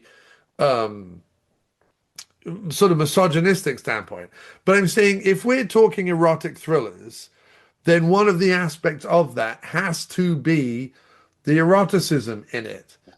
And so what you need for that is you need a sexy woman, a woman who exudes sex appeal. It doesn't have to be the facially what you would expect. It doesn't have to be the body type that you expect. It doesn't have to be, there are women of all sizes, shapes, colors, and heights that are sexy and erotic in their own way, and it's got nothing to do with anything. But if you are doing an erotic thriller, you have to have, and you have Joan Severance, who we already know is not only a great actor when she wants to be, but also will burn up the celluloid of your film and make it vibrate with her, sexual wiles, to hamper that and straitjacket it in a black two-piece, 90s suit and a tight blouse is doing no favors to anyone. No. However, the movie goes on from, insult to injury by introducing the fucking numbskull that we've got to put up with her having sex with. Not only a numbskull, but a guy who, in the second scene that we even spend time with him in, punches a pregnant woman in the face. Yes. Yeah. It blew my mind. So first off, okay, so there's a few things that Sorry, we've I got. jumped forward a bit, but yeah. No, no, no, but there's a few things we've got to unpack about this situation. So this numbskull guy, he works at a bar, or he owns a bar that she shows up in, and then he takes her to his work, which is he runs a phone sex operation out of Barcelona. And it targets customers in the UK. He says because the laws there prevent somebody from running a phone sex operation, which you were saying doesn't make any sense In because 1994, that was not true. yeah, So phone sex lines in the UK are completely legal and operated the way that they are shown operating in this movie. In other words, you just give a credit card and anyone could call up and blah, blah, blah, blah, blah, up until, weirdly enough, 1994. In 1994, so this movie had already been shot. So this movie was wrong and was inaccurate. yeah. And that was a piss poor excuse to have it set in Barcelona when they filmed it mostly in Wales. Just Right, set it in Wales. Like right. it did not need to be Barcelona. At one point they go, "There's no extradition from Spain." I'm not sure that's true either. Yeah. Yeah, I don't know. I know there's like certain Latin American countries that there's no extradition from, but I To think there's Spain. extradition from Spain, right? I mean, because the Franco regime, I think maybe during the Franco regime that was true. But I feel like once the Franco regime was over, and by 99 the Franco regime would have been done, and Spain would have been a democracy at that point. And I think the moment they're a liberal democracy, they would have, had those extradition treaties. I'm not Yeah, sure. so yes, Spain had active extradition laws and treaties in 1999. In fact, Spain was a Yeah. major player in international extradition that year Yeah. due to the high-profile case of the former Chilean dictator Augusto Oh, Pinochet, whose Pinochet, right. extradition was actively sought by Spanish authorities and reviewed in the United Kingdom. Throughout the Okay. 1999, Spain processed extraditions under its domestic laws, bilateral treaties such as agreements with the US and various Latin American countries, and the Yeah. European Convention on Extradition. So they're even wrong about that. Like Right. the plot is already like the plot is derailed in the first Right. 3 minutes of the film. Right. Because first of all, you're trying to tie it to a guy that we already hoped would rot in prison. Right. Secondly, you're trying to say that the guy who was rotting in prison, this all shucks bumberhead from upstate New York, suddenly has a rich, wealthy father who is hell bent on revenge. None of that is the case from the first movie. Thirdly, you're going to whip Joe Pilato in there, which makes me go, oh, maybe I'm going to get a great Joe Pilato performance. No, he's only in like a scene and a half. Also, weirdly, even though he's a legitimate American and they are meant to be in New York, is weirdly trying to do an English accent, which doesn't make any sense at all. No. Well, because then we get Perry Benson, a younger Perry Benson playing the. I'll give a quick synopsis maybe because we got Perry Benson here as well, and I wanted to mention him Yeah, too. yeah, yeah. No, no, So no. Do so the the synopsis, man. Sorry, I'm just so no, chomping that's at the okay. bit to rip this movie It's all apart. Yeah. right, no worries. So the idea is this movie takes place, however many 5 years after the events in the first movie. Joan Severance is now playing Bridget Gregory, and like you mentioned, we find out that Peter Berg's character had a rich father who's got bottomless pockets, and he is hell bent on bringing Bridget Gregory back to the U.S. for the appeal that he's about to push for his son to get his son out of prison, and he wants her there for that. So what he does is he hires a private detective who's British to go track her Everyone in down. the movie is British, more Right. or less. It's like there was no reason, like you said, there's no reason for this to take place in Barcelona or to even have a New York element of it because this character, Beth Goddard could have just played a Brit living in Wales. Right. But yet But again, she seems incapable of being able to move on. She has this money. She still has all the money in a bag right, with right, her as yeah, well, years yeah, later. And I'm right, like, just spend them. Like, just why isn't she set yeah, up in the south of France somewhere, living the fucking high life? And right, what is she doing in yeah. Barcelona? Why does she need to skim money out of a sex phone Well, operation? well, Anyway, so sorry. so that part, so right, so then she meets this guy who runs a bar. She goes to see his sex phone operation. He punches he punches a pregnant woman who, because she made a phone call to her boyfriend while she was on the clock, which seems a little excessive. And also, phone sex, sex work is not. It's not like they were breaking the law.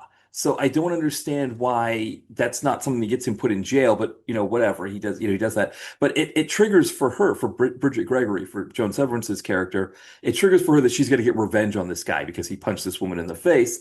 And so, But they've had sex already. right, exactly. Because she has sex with him.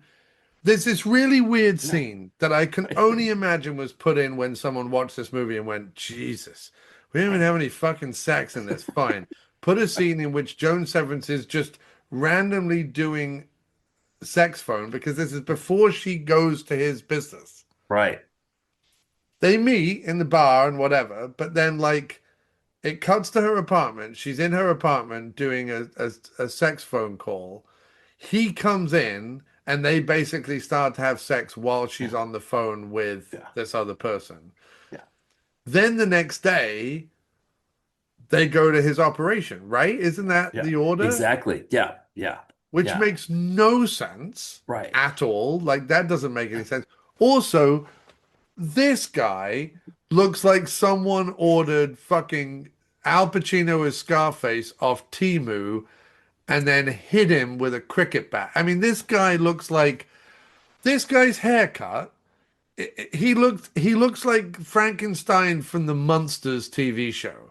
Right. Right. He is such a loathsome Yeah. asshole. Even if he didn't punch him, the punching of the pregnant woman happening so early in the movie, I was literally taken aback by it because I'm like, what is that? Yeah. Who Out of thought nowhere. that was an idea to put in Right. any movie? Because he was enough of a jerk to this woman. Enough of a jerk. Right. I mean, I guess maybe you say, oh, she's using his phone off the clock or whatever.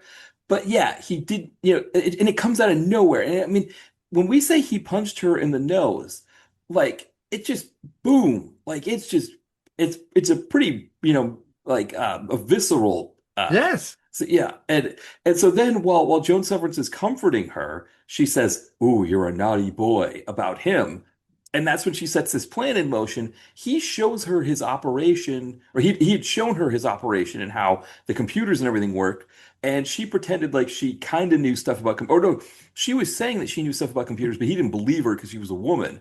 And so then she, finds all these ways to get access to his computers, calls a friend in London who gives her some lines of code, and now she's siphoning money off to a bank Right. account. But then she's also but this is my problem with it is first of all, she's in Barcelona, right? Doesn't need to be in Barcelona. The movie was filmed mostly in Wales. Yeah. Secondly, like what is she doing in Barcelona and why do I care? Yeah. Thirdly, she picks a guy up in a bar who Bridget Gregory, as portrayed by Linda Fiorentino, wouldn't wipe her ass on if her ass was on fire. Like this guy is such a shiny suited, like gold necklace wearing, pikey wanker of the highest order. I mean, I've never wanted to reach into a screen and repeatedly punch till he had no teeth an actor or character before as much as I did this guy. And so the fact that you see that this is the guy she's going to choose to have sex with and obviously manipulate and whatever, steal from and blah, blah, blah, blah, blah. First of all, you didn't need him to punch a pregnant woman because we don't need Peter Berg to be a dick to punch a pregnant woman in the first one for us to hate him and want her to just manipulate the fuck out of him. He's a dumb hick and he deserves everything coming to him, right? He's also a braggart and showing off and I'm hung like a horse and blah blah blah. Yeah. He's awful. He's terrible. Yeah. Like, yes, fuck him over every which way, please. Exactly. And twice on Sunday. Exactly. And then, but you also believe the fact that at least she would fuck him because he's a handsome guy. Yeah. This guy in Barcelona is neither handsome nor does she have any reason to fuck him. He's one of the most loathsome reptilian, Frankenstein-looking fucking East End, like, oh, all right, darling, fucking, yeah, fucking this guy. He talks like this. English guy, Oh, I hated it. I hated him so much, Matt. I hated Yeah. him so much. And there's Yeah. that scene where he like he goes, "Yeah, I'm feeling a bit sore too," and unpleasantly grabs his Yeah. penis while wearing Right. another series of shiny suits. Then he's like, and yeah, you better sleep in because you're gonna need all your energy tonight, darling, if you know what I mean. And he like Right. makes a face, and you're just like, oh Yeah. God, stab him in the eyes. And then he smacks her ass, and I'm like, Yeah. it, he is, oh, he takes all the power dynamic out of, and I understand that she's ultimately gonna get the better of him, and blah blah blah blah blah, but like. It's she's so solid. Like I Yeah. don't believe she would ever be with this guy. Right. And Well, then when it comes to siphoning off money from the phone sex operation, instead of just saying, "Give me the money that comes out of every 10th call," she goes, "Give me 10 times that amount." Like he right. wouldn't notice that. Like even an idiot wouldn't, like everyone would notice that. Well, no, because he doesn't notice it because the charge wasn't in the. So what was happening was she was No, charging I other understand people's what was credit happening, but cards. I'm saying if she was just doing it like in the whole office space idea where you're just siphoning off Oh, pennies right, here and right. there, Yeah. that would be an But he intelligent would scheme. recognize, right, that every 10th call wasn't going to the right. Not only would he recognize that every 10th call, because she sets it up to be every 10th call, but not Yeah. only that, but she wants every 10th call to be more expensive for the customer, Yeah. which, like any customer going on the website, would see like 38p a minute or whatever Right. it was, or 50p a minute or whatever it was. If suddenly they got their bill and it was, $5 a minute or whatever, you would be like calling up the sex line and complaining about it. Right.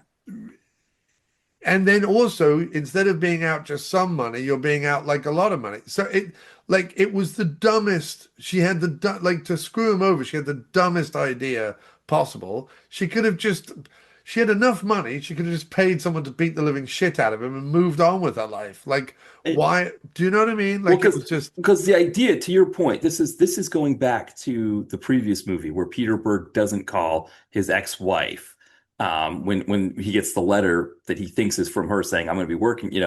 It's the same thing. To your point, like because the whole idea is supposed to be that she is setting him up for credit card fraud, that he is overcharging people, and that's supposed to come back to him, and he's going to go away to prison for this later.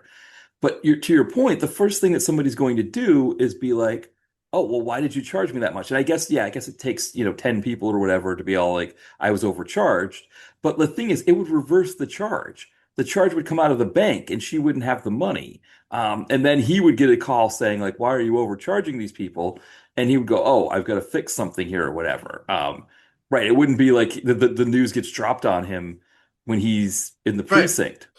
The other reason why The Last Seduction 2 got so much of my anger and ire was there's actually a really good idea at its core, which is you have a character played by Beth Goddard, who again is a very odd Yes. actress, where you think surely there should be some, sexuality there or some allure there or some eroticism there. She's a very attractive woman, but she has no chemistry on screen at all. She's Yeah. awful.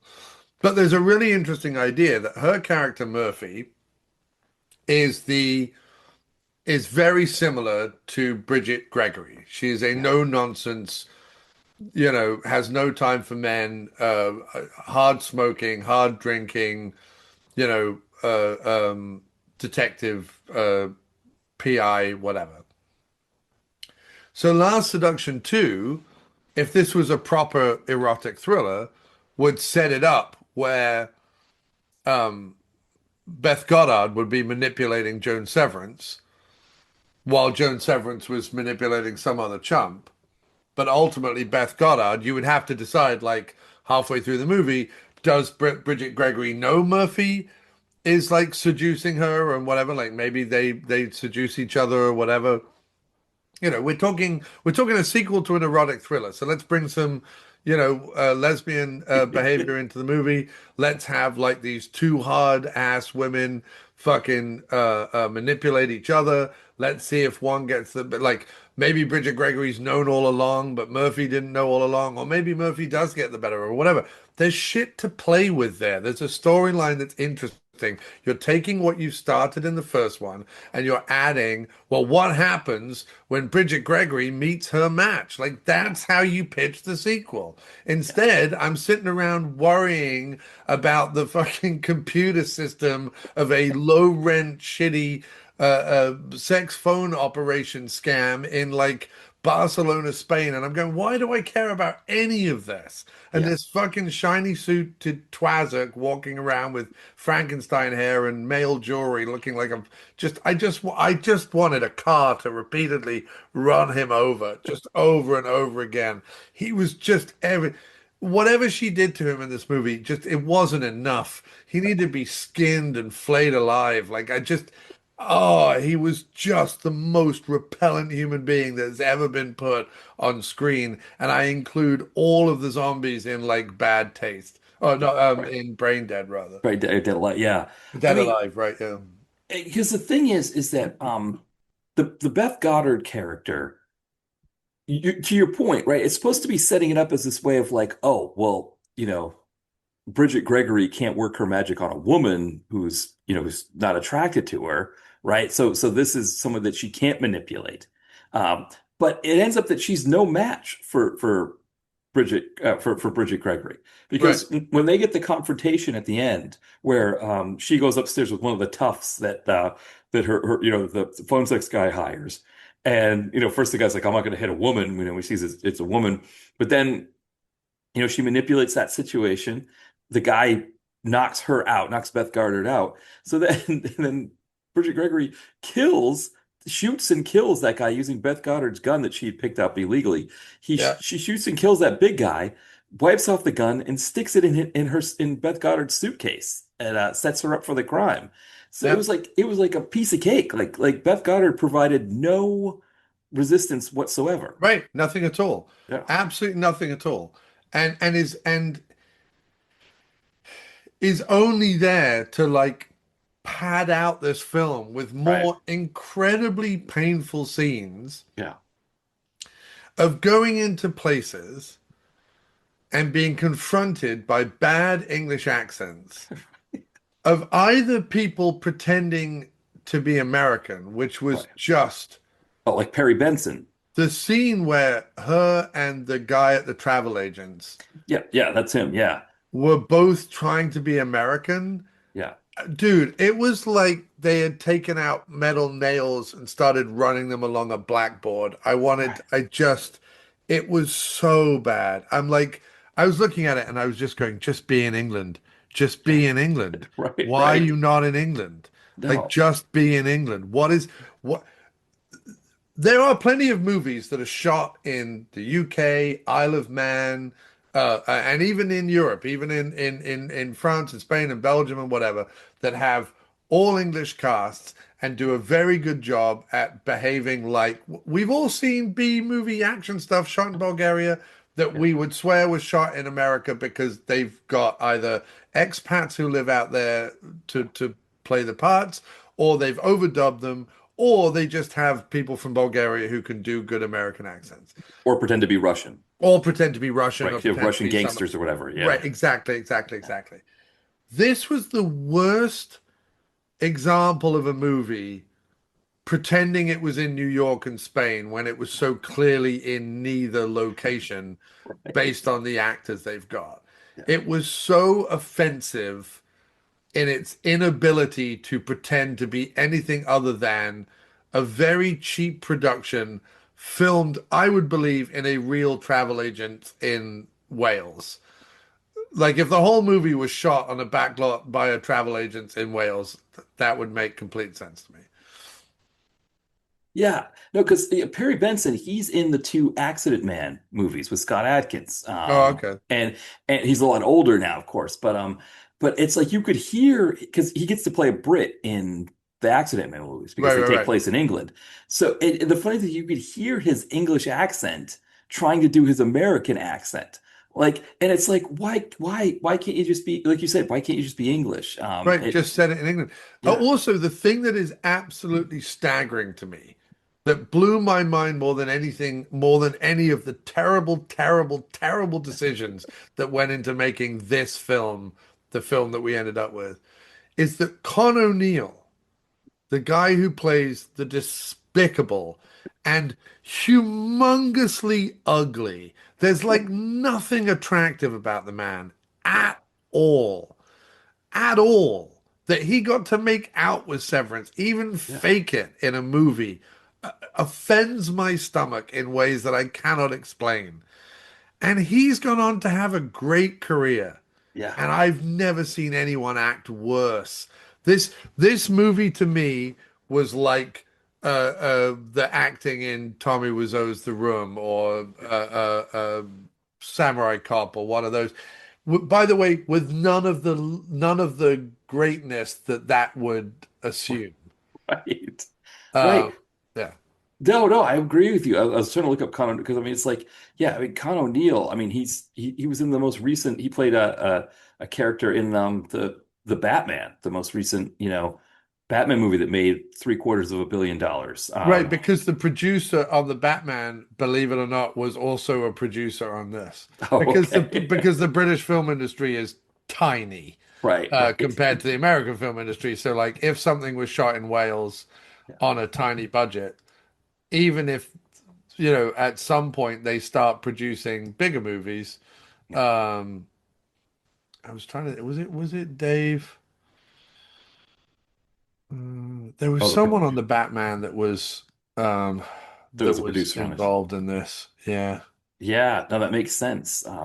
Because I mean, again, to your point, I think Maybe we it was the talked. editor or something. So it was, so I was looking through it before. I forget what it There was. was, but yeah, but to your point, it's like this movie would have been perfectly fine if if Bridget Gregory was on the run and she's hiding out in a small town in Wales, Right. and the dad is back in New York, right? You can do your New York, you can do a Pinewood Studios lot, something like that, where you pretend it's a New York office and the characters, they're talking to each other, and the lawyer says, "Well, I'm going to give you the name of a PI." And but instead of being a PI in New York, it's like I know someone in London who'd be a great PI who would be able to fix this problem for you. Here's the number, ring her up or whatever. Call the Beth Goddard in London, and I mean it's not a large, it's not a long train trip or car. Now I guess the one issue, right, is that the Well, she gun. wasn't. I mean, isn't she in London or is she No, in New York? she's in New York, right? But she And happens to be an English PI. right, living in New York, exactly. And so All the reasons for people to be English in this movie was so stupid. right. And I mean, I guess the one thing you could do, right? Because I mean, again, having a handgun is illegal in England, especially an unregistered handgun would be illegal. So instead of it being a metal detector at the airport, it could just be anything. It could be, maybe the suitcase opens at the train station and the gun falls out, and then she gets, it could be any number of ways that Joan Severance is able to, or you just use a different construct to get her framed. But Well, yeah, because you wouldn't even need to, her quickly coming up with this idea to frame everybody and then escape again, yeah, um, sort of really happens in the last act of the movie. Like right, she yeah, hasn't planned everything up until then because she doesn't even know Murphy's exists or, yeah, whatever until really the third act, like yeah, really the last half of the movie. Uh, my whole point is you said in England yeah, and you have the plot line is has Bridget Gregory finally met her match? And her match is Beth Goddard, and they while Bridget Gregory is doing another scam against another guy for whatever reason, let's just say that's what she loves to do. yeah, Murphy starts to manipulate and seduce her. And then Bridget Gregory is caught between the guy she's trying to con and being conned by Murphy. And the twist at the end of the movie is, I knew you were conning me all along, and I've hoisted you by your own petard, and away we go, yeah, kind of thing. yeah, yeah. That's how you write this movie, not whatever the fuck this was. Exactly. No, that makes more sense. That actually works. But the other thing is, right, we've got this whole idea of what we're working on here, though. I think the other piece is don't cast Joan Severance to play Linda Fiorentino. Um, No, I mean, the other thing they could have done, and this is not beyond the pale for a direct-to-video franchise, part two could have absolutely nothing to do with part one. right, It could be a different character altogether. right. And The only reason my Beth Goddard idea works is if it's Bridget Gregory, because we know she's a master right, manipulator. exactly. Yeah. The only person who could manipulate her better is another woman, kind of Yeah. thing. So Yeah. then you could delight in the joy of the manipulation and the seduction and the heinous acts that Beth Goddard would do to Bridget Gregory because um, she's doing it for the right reasons. You know what I mean? So it's a flip on the first movie where someone's manipulating someone for all the wrong reasons. Yeah. But the question is who plays that part? Because like Severance definitely was not her part to play. No. I mean, I don't think Well, Shannon. I think she could have done it if you were just, first of all, the idea that she looks like she looks in the first movie Right. is ridiculous if she's on the lam. Yes. Yeah. So you could also, for example, you could just say, Joan Severance is Linda Fiore is Bridget Gregory, right? At the beginning of this movie, you have her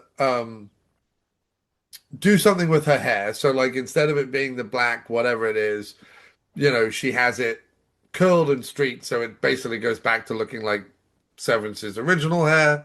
Yeah. And because she's going to England and wants to blend in, she wears whatever the fuck Joan Severance wants to wear instead of wearing the black and white stuff. Yeah. That way, Joan Severance gets to just play Joan Severance and be Joan Severance, but you can still keep the fact that she's Bridget Gregory as the whole master manipulator thing. Um, that would work for a sequel if you wanted to do it that way. Or if you just, or I don't know, like she's Bridget Gregory's sister or something. I don't know, but like, Well, that could be too. Right. That would yeah, work. like anything where you're like, well, the master manipulator has met her match. I'm interested in watching that. Yeah. I did want to point out that one of the actors in Last Seduction 2, and it's the only credit they have, so it's got to, I believe it might be a pseudonym, is someone called Helena Boobleswang. Helena Boobleswang. She played Ellie. Yeah, Boobleswang or Yeah. Boobleswang. Yeah. Either way, bravo, Helena Boobleswang. That is a phenomenal name. If that's your real name, congratulations. If that's a made-up name, phenomenal work. Helena Boobleswang. That makes me like Last Seduction 2 a little better. I agree. I agree. Yeah, it's like a touch like that works. I there was a part of me that liked seeing the loose ends come together at the end. And like, Beth Goddard sitting across the table from Joan Severance and being like, "Oh, okay, well you've won this round." And then, Joan Severance is like, "Well, hey, what do you think happened to the gun?" And then she's like, "You bitch." And then she runs off, as we're seeing Right. the suitcase go through. I mean, that is like, but the thing is, that's not like erotic thriller ending like we're used to. That's No. like cheap, um, TV movie, like, I don't know. I don't know if it's film noir, but it's like, some sort of like thriller kind of thing. Right. Um, It should be a who's seducing who. And right. the end of the movie should be the revelation that Murphy thought she was seducing Bridget Gregory, and Yeah. all along, Bridget Gregory was seducing her, and Murphy wakes up naked, handcuffed to a bed. Yeah. The As the police police come in. burst in or Yeah. something, and you see Bridget Gregory get on a plane and fly off to wherever they're going to make the third one. Yeah. You know what I mean? Well, because What's super weird is at the end of this movie, they seemingly set up a movie that would be shot in England, Last Seduction 3, where she shows up to a character we've only seen on a phone call. They act like they've known each other forever. And I'm like, well, this Right. doesn't make any sense. Why would Yeah. Bridget Gregory know anyone in England Yeah. who seemingly is a finance bro who knows code? Like, what? Right. Right. Yeah. Who is this guy? Right? Yeah. Yeah. And she shows up at the end and she's like, how about that dinner? And I'm like, wait, am I meant to be interested in any Right. of, like, am I meant to A, care about this guy who knows code, or B, be impressed that she's shown up in England? I'm like, I just think she's a fucking idiot staying in Europe. Like, get out to go Yeah. live in the bush in Australia or fucking Right. anywhere. Live up a mountain in New Zealand. Like, stop. What, you have $1 million. Like, what are you doing? Like, it's just, it's so frustrating Well, that there was clearly a way to write this movie, and instead this is what we got. And what's even worse about it is it's written by a guy who is known in the UK, Dave Cummings, for his comedy writing. He writes a lot with a guy called Harry Enfield. He also worked on a show called The Far Show, all of which are sketch shows and all of which are like predominantly pretty funny. So what on earth made him think that he could write a fucking erotic thriller? He doesn't have any other, unless yeah. this is one of those that where they're using the wrong David Cummings, and it's not the same guy, Well, that could be. and it's just fucking up because nothing else that he's written is anything like The Last Seduction 2. It just doesn't make any sense. That's a possibility. I mean, that's it's kind of the infamous one in the direct-to-video world is Don the Dragon Wilson, and then an actor in the Philippines named Donald Wilson, who did movies like Saigon Commandos and Siege of Firebase Gloria, things Yeah, like that. And somebody went through and just took all of Donald Wilson's credits and gave them to Don the Dragon Wilson, and then somebody went along and removed those. And so, yeah, so that's a possibility. I mean, yeah, I could see that happening as well. That it's not the same Dave Cummings. It's somebody else who wrote that movie. yeah. Um, yeah. I mean, the other thing I think is that there's moments of the movie where pieces in the film happen that nothing's really done with them. So, like, first off, we get the woman, young woman who gets punched in the face. Yeah. And there's this idea that she's doing, that Bridget Gregory is doing this revenge for her, right? You're a naughty boy for punching, I'm going to show you. But this young woman doesn't get any of that satisfaction. Like That young woman doesn't even come back into the film right, we at don't all. see her again. Right. So it's like, so she's gone. There's a moment where Beth Goddard's character, where Murphy is, doing the call, right? There she's like you pretending to be somebody else with the phone. It's like she's got a thing like modulating her voice so she sounds like a guy. And she's showing that she's got some sort of like sedative or something in a syringe. Yeah. We never see that syringe again. We No. never see, it's not like she tries to shoot stick the needle in Beth, or I'm sorry, in Bridget. It's not like Bridget turns the needle and uses it on her and knocks her out. It's there and we never see it again. And there are a lot of moments like that where I don't know if a I lot, suppose but the idea is that if she wanted to drug her and somehow get her back well, that's the to idea. New It's what she's York. supposed to do. Yeah, but it But never here's the comes into thing play. is if you had a private jet, Yeah, that idea would work. But right, on a public airline, how are you drugging someone to the point that they don't know where they are and getting them right, through security? Even security in 1998, even exact. security Yes, pre 9/11 is yeah, still heavy enough that you wouldn't be able to drag a comatose woman right, and sit her on a seat in a plane and blah blah blah blah blah. Like right. this isn't BA in the A team. Like this doesn't No, right. work, right? Unless you have a private plane. If she has a Which private they plane, do, which they do. The A team, they have the right? Exactly. yeah, So if they have a private plane and Goddard's like talking to Joe Pilato and arranging a private plane out of Barcelona or whatever, yeah. fine. But otherwise, like you say, her having a vial of whatever it is doesn't make any. She could be diabetic. It could be insulin. I mean, who cares? Right.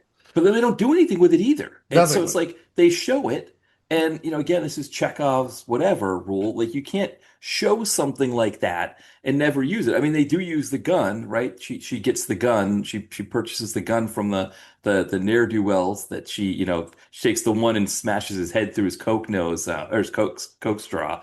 That was Um, unnecessarily yeah, gross as well. Like, right. also, that whole scene doesn't Yeah. make any sense. No, it's completely, It doesn't make any sense. yeah. Because So, what you're trying to tell me is that all criminal underworld people in Barcelona are British. right. Or secondly, all underground people in Barcelona are ugly, like just Right. fucking butt ugly British people. Right. And we've talked before how I consider the English to be a gloriously ugly nation. I mean, they really are. The English are some of the ugliest people on the planet.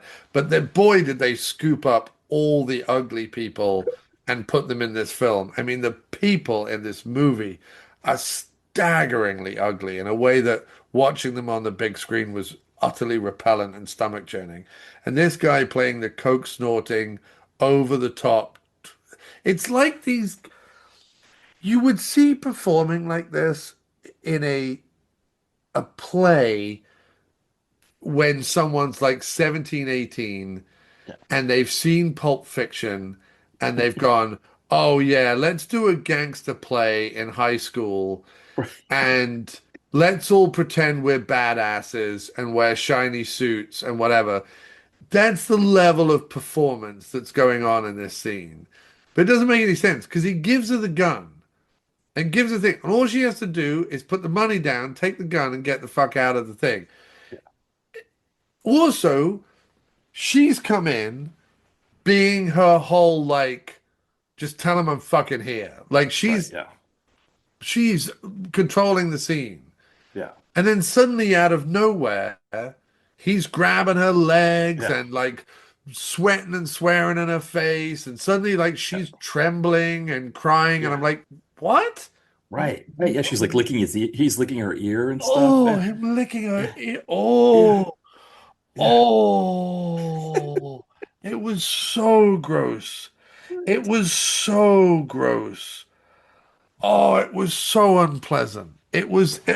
I've watched, Matt, people get carved up with chainsaws, vomited on, rats gnawing people's thighs, whatever. I've seen all sorts of stuff on film. That actor licking her ear was one of the most unpleasant things I've ever sat through in the history of movies. You could show me fucking a Serbian film, and I'm pretty sure I would enjoy it more than that guy licking that actress's ear. I felt so sorry for Yeah. Beth Goddard. I Yeah. was just like, oh, don't do that. Please don't do that. Right.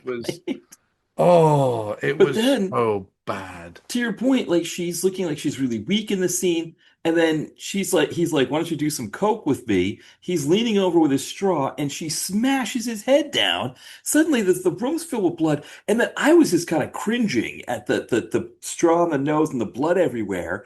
Somehow, like the whole bar area, the wall gets blown apart. She throws a chair through it. Right? Yeah, it's just out of control, and Yeah.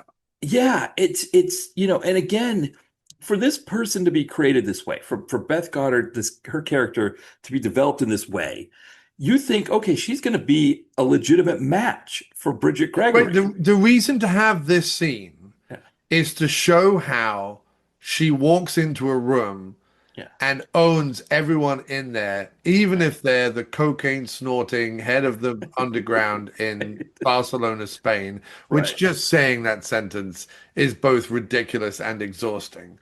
But this scene, if it has to be in the movie, is yeah, in the movie so that she comes in and is like, I've got this. I fucking yeah, own these assholes. I'm going to right, get my gun and move on, and nobody cares, right? right, And it's to set up the fact that these guys are the kind of coke snorting gun dealers that in the final act, when we need someone to go beat someone up, we can do that. yeah, But to have this scene then put in there to undermine Beth Goddard, and then also to like just have another like extreme gore scene in the movie, Yeah. I don't know. I just watched it in disbelief. I was like, who wrote this? Who Right. look, we're never gonna get the like behind the scenes oral history of Last Seduction 2. I can only imagine the fucking shit show that the planning, production, and editing of this film was. I mean, they cobbled this shit together out of fucking dreams and and bad soap operas. That's what. Also, you go to the whole fucking length of making Joan Severance look like Linda Fiorentino. You call her Bridget Gregory. You set the whole thing up like it's a sequel, and then in the middle of the movie, have one of your characters watching the original movie Right. on Yeah. their TV. Yeah. What Yeah. the Right. fuck? Yeah, because the nod to the original is the fact that it's a sequel. Right.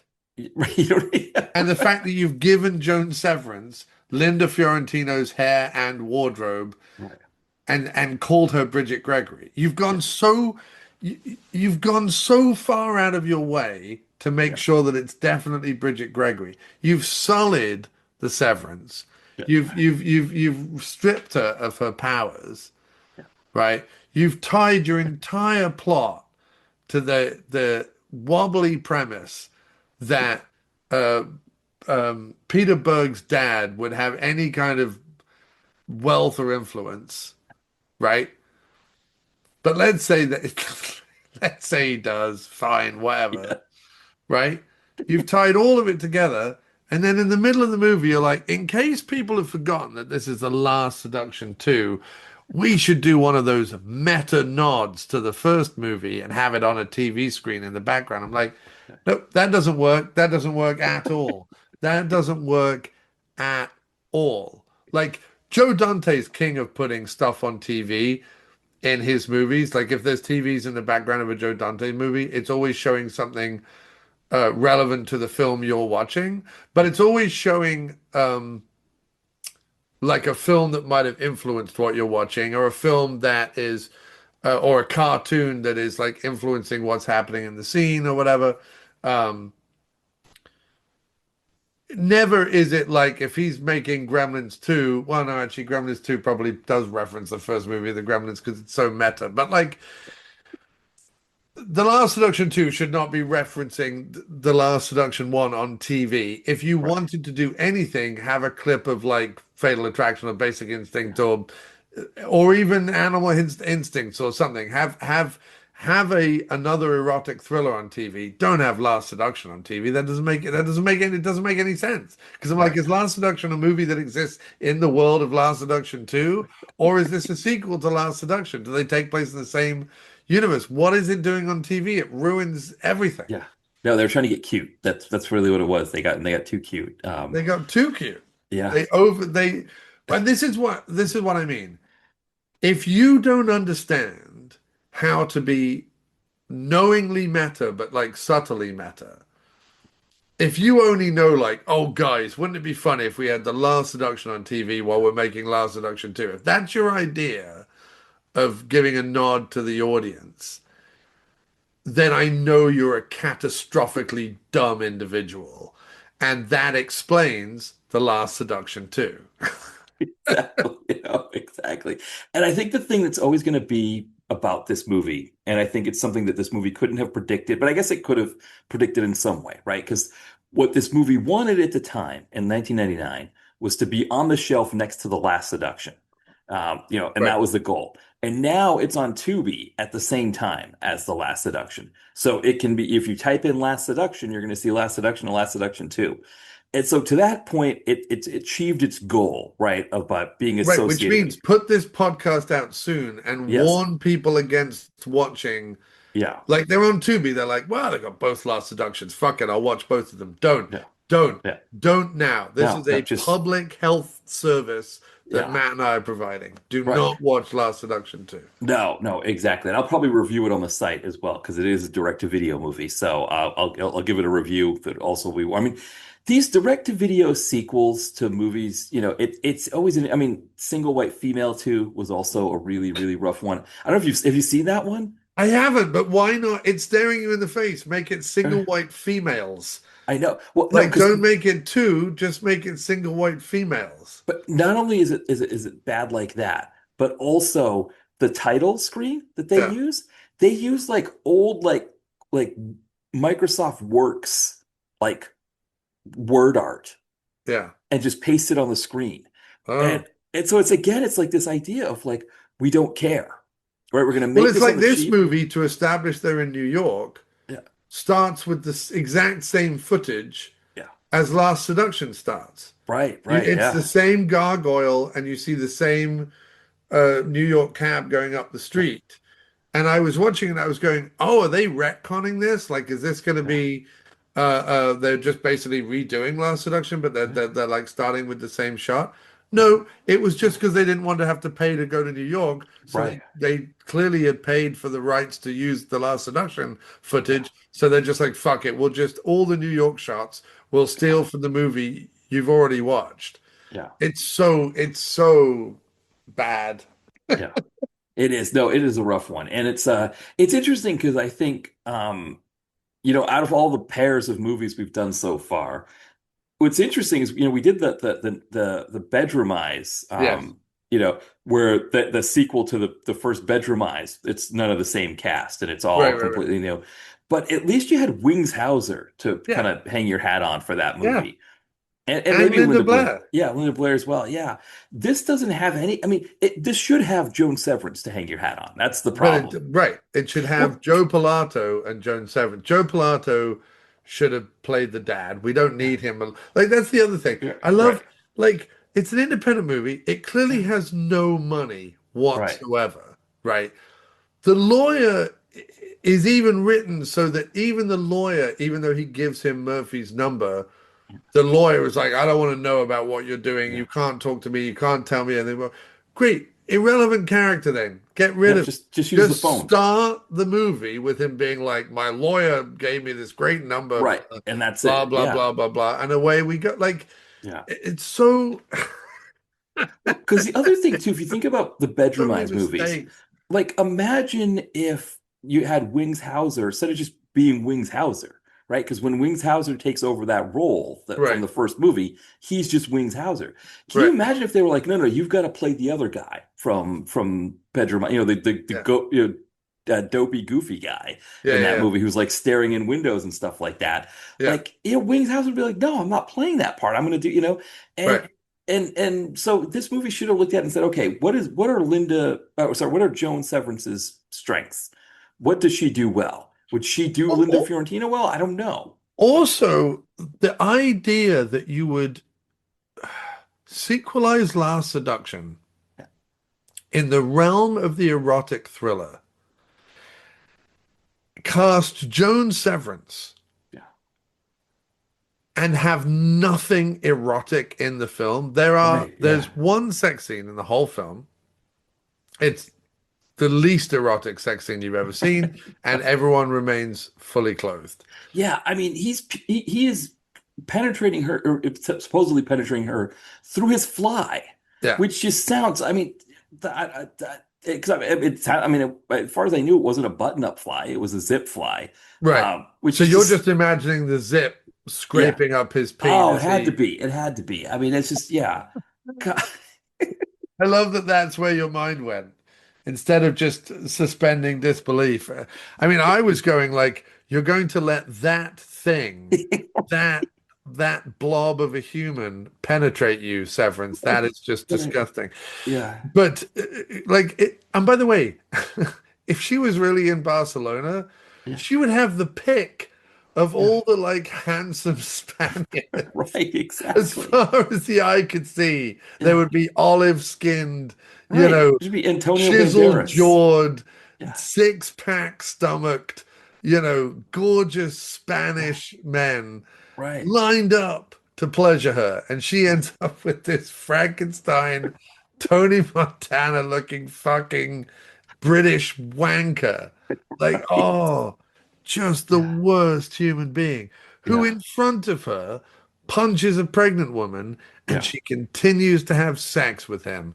Right. It's so wrong in Yeah. so many ways, and it never, ever, ever excuses that act. No. It doesn't need to be in the movie. So the fact that it doesn't need to be in the movie for me to hate this guy and want her to screw him No. over, and the fact that you have Linda Fiorentino, like, is screwing people over in Last Seduction because she wants to. One Yeah. of them's her husband. She doesn't give a shit.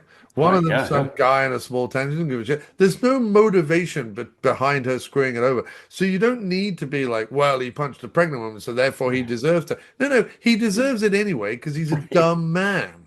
Like, Right. that's the Exactly. whole point of Last Seduction. Yeah. So the fact that he's also a violent prick doesn't mean that she should like scam him out of some money. It means she should fucking hobble him Right. with a like Annie Wilkes in fucking Misery and Right. then leave him out on the pavement to be pecked to death by wild foxes. That's Right. what should happen. Anyway, Yeah. I No. think I've explained just all the reasons why The Last Seduction 2 Yeah. sucks. Yeah. I think out of all of these that we've done, I think this one is even worse than Private Obsession, which we also didn't like.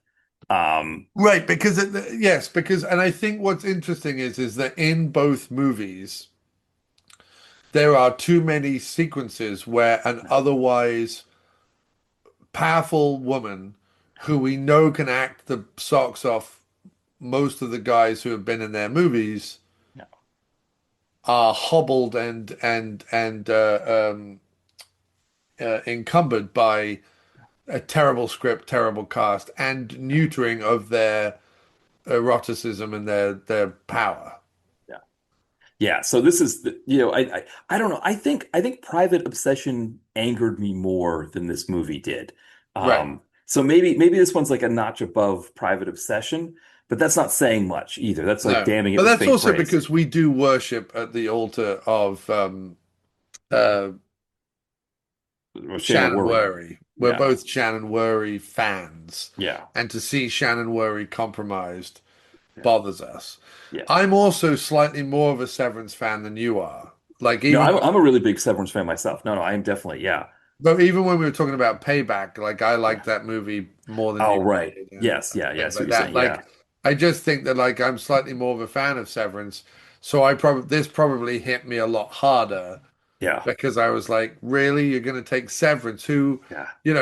has never been shy about uh, uh, you know, grand sex scenes and nudity and everything else. And again, like I'm not saying this as sort of a misogynistic prick who's just like, yeah, we just watch these movies to be naked, Yeah. or women to be naked, but like within the genre of the erotic thriller, there are certain things that have to happen, and the fact that they Yeah. don't happen in this movie Yeah. condemns it further. That's my Yeah. No, I agree. I agree with you there as well. I think it's like, this movie's achieving its goal by sitting next to The Last Seduction. We reviewed it for that reason. I think we thought this could be a fun time. I think we thought, and I'm not saying, it's so bad it's good kind of thing. No, I it's think, awful. but we thought this could be a fun time. It might not have been like the potential Oscar winner that the other one was, if it hadn't been a TV movie to start with. We didn't expect that from this movie, but we expected something a little bit more than this. Yeah, Yeah, this, like yeah, as I said, this should have been a woman versus woman yeah, romp with some Showtime Skinamax sex scenes thrown in for good measure, yeah. which is Set what in it would have Wales. been if Gregory Dark had directed it. Yeah, and set in Wales. Set And it, set, yeah, and set, set or it well, away. set wherever you could afford to set it. Yeah. Just set it in one place. But Don't if make you're it shooting in Barcelona. Wales, if that's where they shot it, they're shooting in Wales. Like, Yeah, what's the worst thing in the world to set it in Wales? right.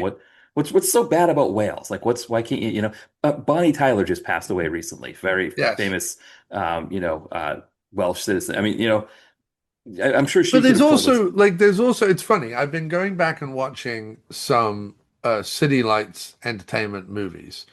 I had a great chat with Paul Volk last week, and it just nudged me into, I've been watching a lot of PM films as well. I watched like 10 PM films in a week because I wanted to catch up on some of the ones I hadn't seen. stuff like Sinners and American Born and some of their more gangster orientated stuff. I also watched Fist of Honor with Sam Jones, which has actually turned out to be a great one that I enjoyed quite a bit. Um, and then I thought I'll go back and watch the City Lights movies. And, and I haven't done a huge long review for each of them on Letterboxd, but enough to kind of explain where I was coming from. But what's interesting, first of all, it's fascinating going back and seeing how Rick and Joe made movies in the early days, and they have all the uh, trappings and faults and whatever of all sort of shot on 60 mil or shot on video, late 80s, early 90s, action thriller grindhouse, movies. They have all the faults or whatever, but you also get to see the burgeoning of whatever authorship Joseph Mayhe had as a director, and I think he does. I think you can tell a Mayhe movie. I think if you've watched as many as I have, you can tell a Mayhe movie versus a Munchkin movie versus a Pepin movie. Like you can tell the different directors, and even an Alison Randall or a Charles T. Kanganis. I can tell when it's not a Mayhe movie. Like when it's a Mayhe movie, I can really tell that he's got his head on a swivel to some extent and he's putting the money up on the screen. But the reason why I bring it up is that I watched the movie called The Killing Game, which Mayhe made fairly early on in the run of City Lights. And it's a I gave it 2.5 stars because I'm like, on any day of the week, this could be a 1 star or a 5 star. It is not a good movie. However, if you if you took the middle of this and said to someone, "Oh, I just found a movie that David Lynch made early in his career," and showed it to them as a Lynchian movie, I think it would work because there's a whole middle section of The Killing Game that makes no sense, but that is dynamic and surreal and edited weirdly and has interesting decisions, not bad decisions, but interesting decisions. And it's clear, it's very indecipherable from a narrative standpoint, but it's clear Mayhe's trying to do something. Like he's trying in the mode of the film to portray the anxiety, basically a guy's being blackmailed, the anxiety of a guy being blackmailed, who believes that two people he thought he killed, he didn't kill, but actually it turned out he did kill, right? And it's not particularly well made, and the premise is all over the place. But there is a middle section that is so utterly fantastic. Sorry, utterly fascinating. And it is so like not what you would expect from a movie where it's basically a hitman gambler gets like blackmailed and also asked to be a hitman for the mob who is Robert Zadar. So it's that kind of movie. You don't expect what Joseph Mayhe does in the middle of the movie. And I'm not even going to go out of my way and say that it's particularly entertaining, but it is interesting. It is fascinating. It is a filmmaker trying to do something. It's a filmmaker saying, I think I understand the beats of this. Now can I go a little off the rails and get a bit Lynchian with it? And I'm telling you, if you scored it with like Angelo Badalamenti music, The Killing Game could be a David Lynch film. And people think I'm ridiculous, but it's not. All of the things David Lynch loves, whether it's bizarre-looking character actors, film noir tropes, 1950s tropes, soap opera acting, weird editing, disjointed narrative. It all exists in The Killing Game. And so, that could be a 1 star movie, that could be a 5 star movie. But what it tells me is it's people who are trying, people who are putting effort in, people who are trying to be creative, people or whatever. I will give the worst of the worst the benefit of the doubt if I can see, and I'm not calling The Killing Game the worst, I'm just saying I've watched a lot of B movies, shot on video movies, shot on 16mm movies that I give the benefit of the doubt to because you can see something at work, even if it so horrendously shits the bed, it doesn't work, you can still see it trying to work. The Last Seduction to me is the worst of all possible outcomes, is because not only is it, like you say, its only goal is to sit next to The Last Seduction on a video shelf or on Tubi and con a unsuspecting dupe into watching it like we did, um, and we are unsuspecting dupes. Um, but there is no craft, mind, intelligence, heart, director, writer, act. There's nothing at work. Nothing at work at all. There's not a single thing that's interesting about it. It's the cheapest, worst kind of ineptly written crap. Exactly. It's a rough way. Yeah, for sure. Yeah, maybe that's a good place to leave Yes, it. let's knock that on the head. Yeah, but no, and I think when I was watching The Killing Game, I genuinely thought in the middle of it, I was like, not to burst the bubble around David Lynch, because I do like David Lynch as a filmmaker, but the number of films I see where I think to myself, or certainly, like I say, this film in particular that Joseph Mehy made, where I think if you scored this with a little synth music and told someone that it was someone pretentious, Jarmusch or Lynch or someone, um, they would believe it. Uh, because I think that's the line that art can walk. It can walk a line between is this really bad? Is this purposely bad? Is this purposely surreal? Is this genuinely surreal? And Lynch plays with that stuff. Herzog plays with that stuff. Jarmusch plays with that stuff. And I don't know that Mehi was consciously playing with that stuff, but when you watch The Killing Game, it to me it played like an episode of Twin Peaks because I didn't understand what the fuck was going on, but I really enjoyed watching madness happen. Yes, right, exactly. No, exactly. Yeah, and this movie just doesn't have any of that, unfortunately. There's no joy to this movie. There's Yeah, nothing in this movie. There's no sex scenes to get excited about. There's no action to get excited about. There's not even that many twists. yeah, There's literally a sequence where I think she was either downloading or uploading some floppy disks. yeah. I don't, She's putting information on floppy disk, and then the floppy disk button gets stuck, and she's like, "Can she pop it out in time? Pop yeah, the disk out I in mean, time?" It's who like, yeah, cares? right. No, and even the discs themselves, usually they become a MacGuffin of some sort. There's no MacGuffin. It's just she's just Yeah. No, it's hopeless. Let's wrap it up, Matt. yeah. No, that's exactly. Before we finish, anything that you wanted to plug? I know we talked about your the After Movie Diner in the beginning. Anything else that you wanted to? Or I guess you mentioned the PM Entertainment podcast as well. Yes, we have Magic Kid coming out soon, and we have the uh 90s, the first episode of After Movie Diner does the 90s with Free Jack and Dick Tracy, and that will be out by the time people hear this. So check that out. Um, yeah, that's really it. Just follow me on Instagram or Facebook on the PM Entertainment Podcast. Yeah, the links to those two podcasts, PM Entertainment Podcast and After Movie Diner, will be in the podcast description. But yeah, thanks for coming on, John. This was a ton of fun.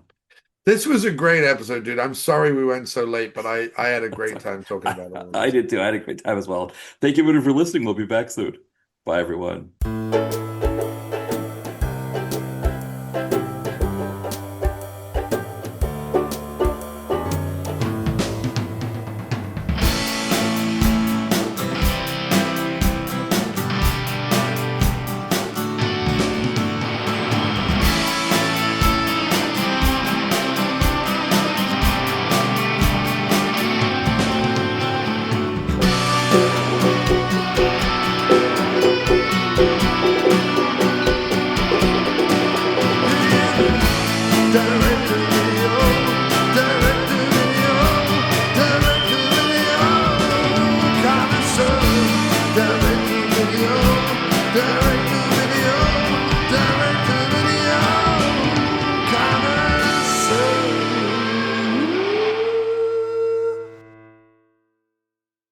Well, because the Dick Tracy thing is fascinating with the whole like Warren Beatty having the rights to it and doing these weird like interviews with was it John the guy that took over for the guy on TMC, was it Mankiewicz or Ben uh Mankiewicz. Mankiewicz, Ben Mankiewicz, yeah, where he's Yeah. like interviewing Beatty, pretending, and so it's like by using the property, he resets the timeline for his copyright or something, and so he's been holding the property hostage for decades, from a movie standpoint.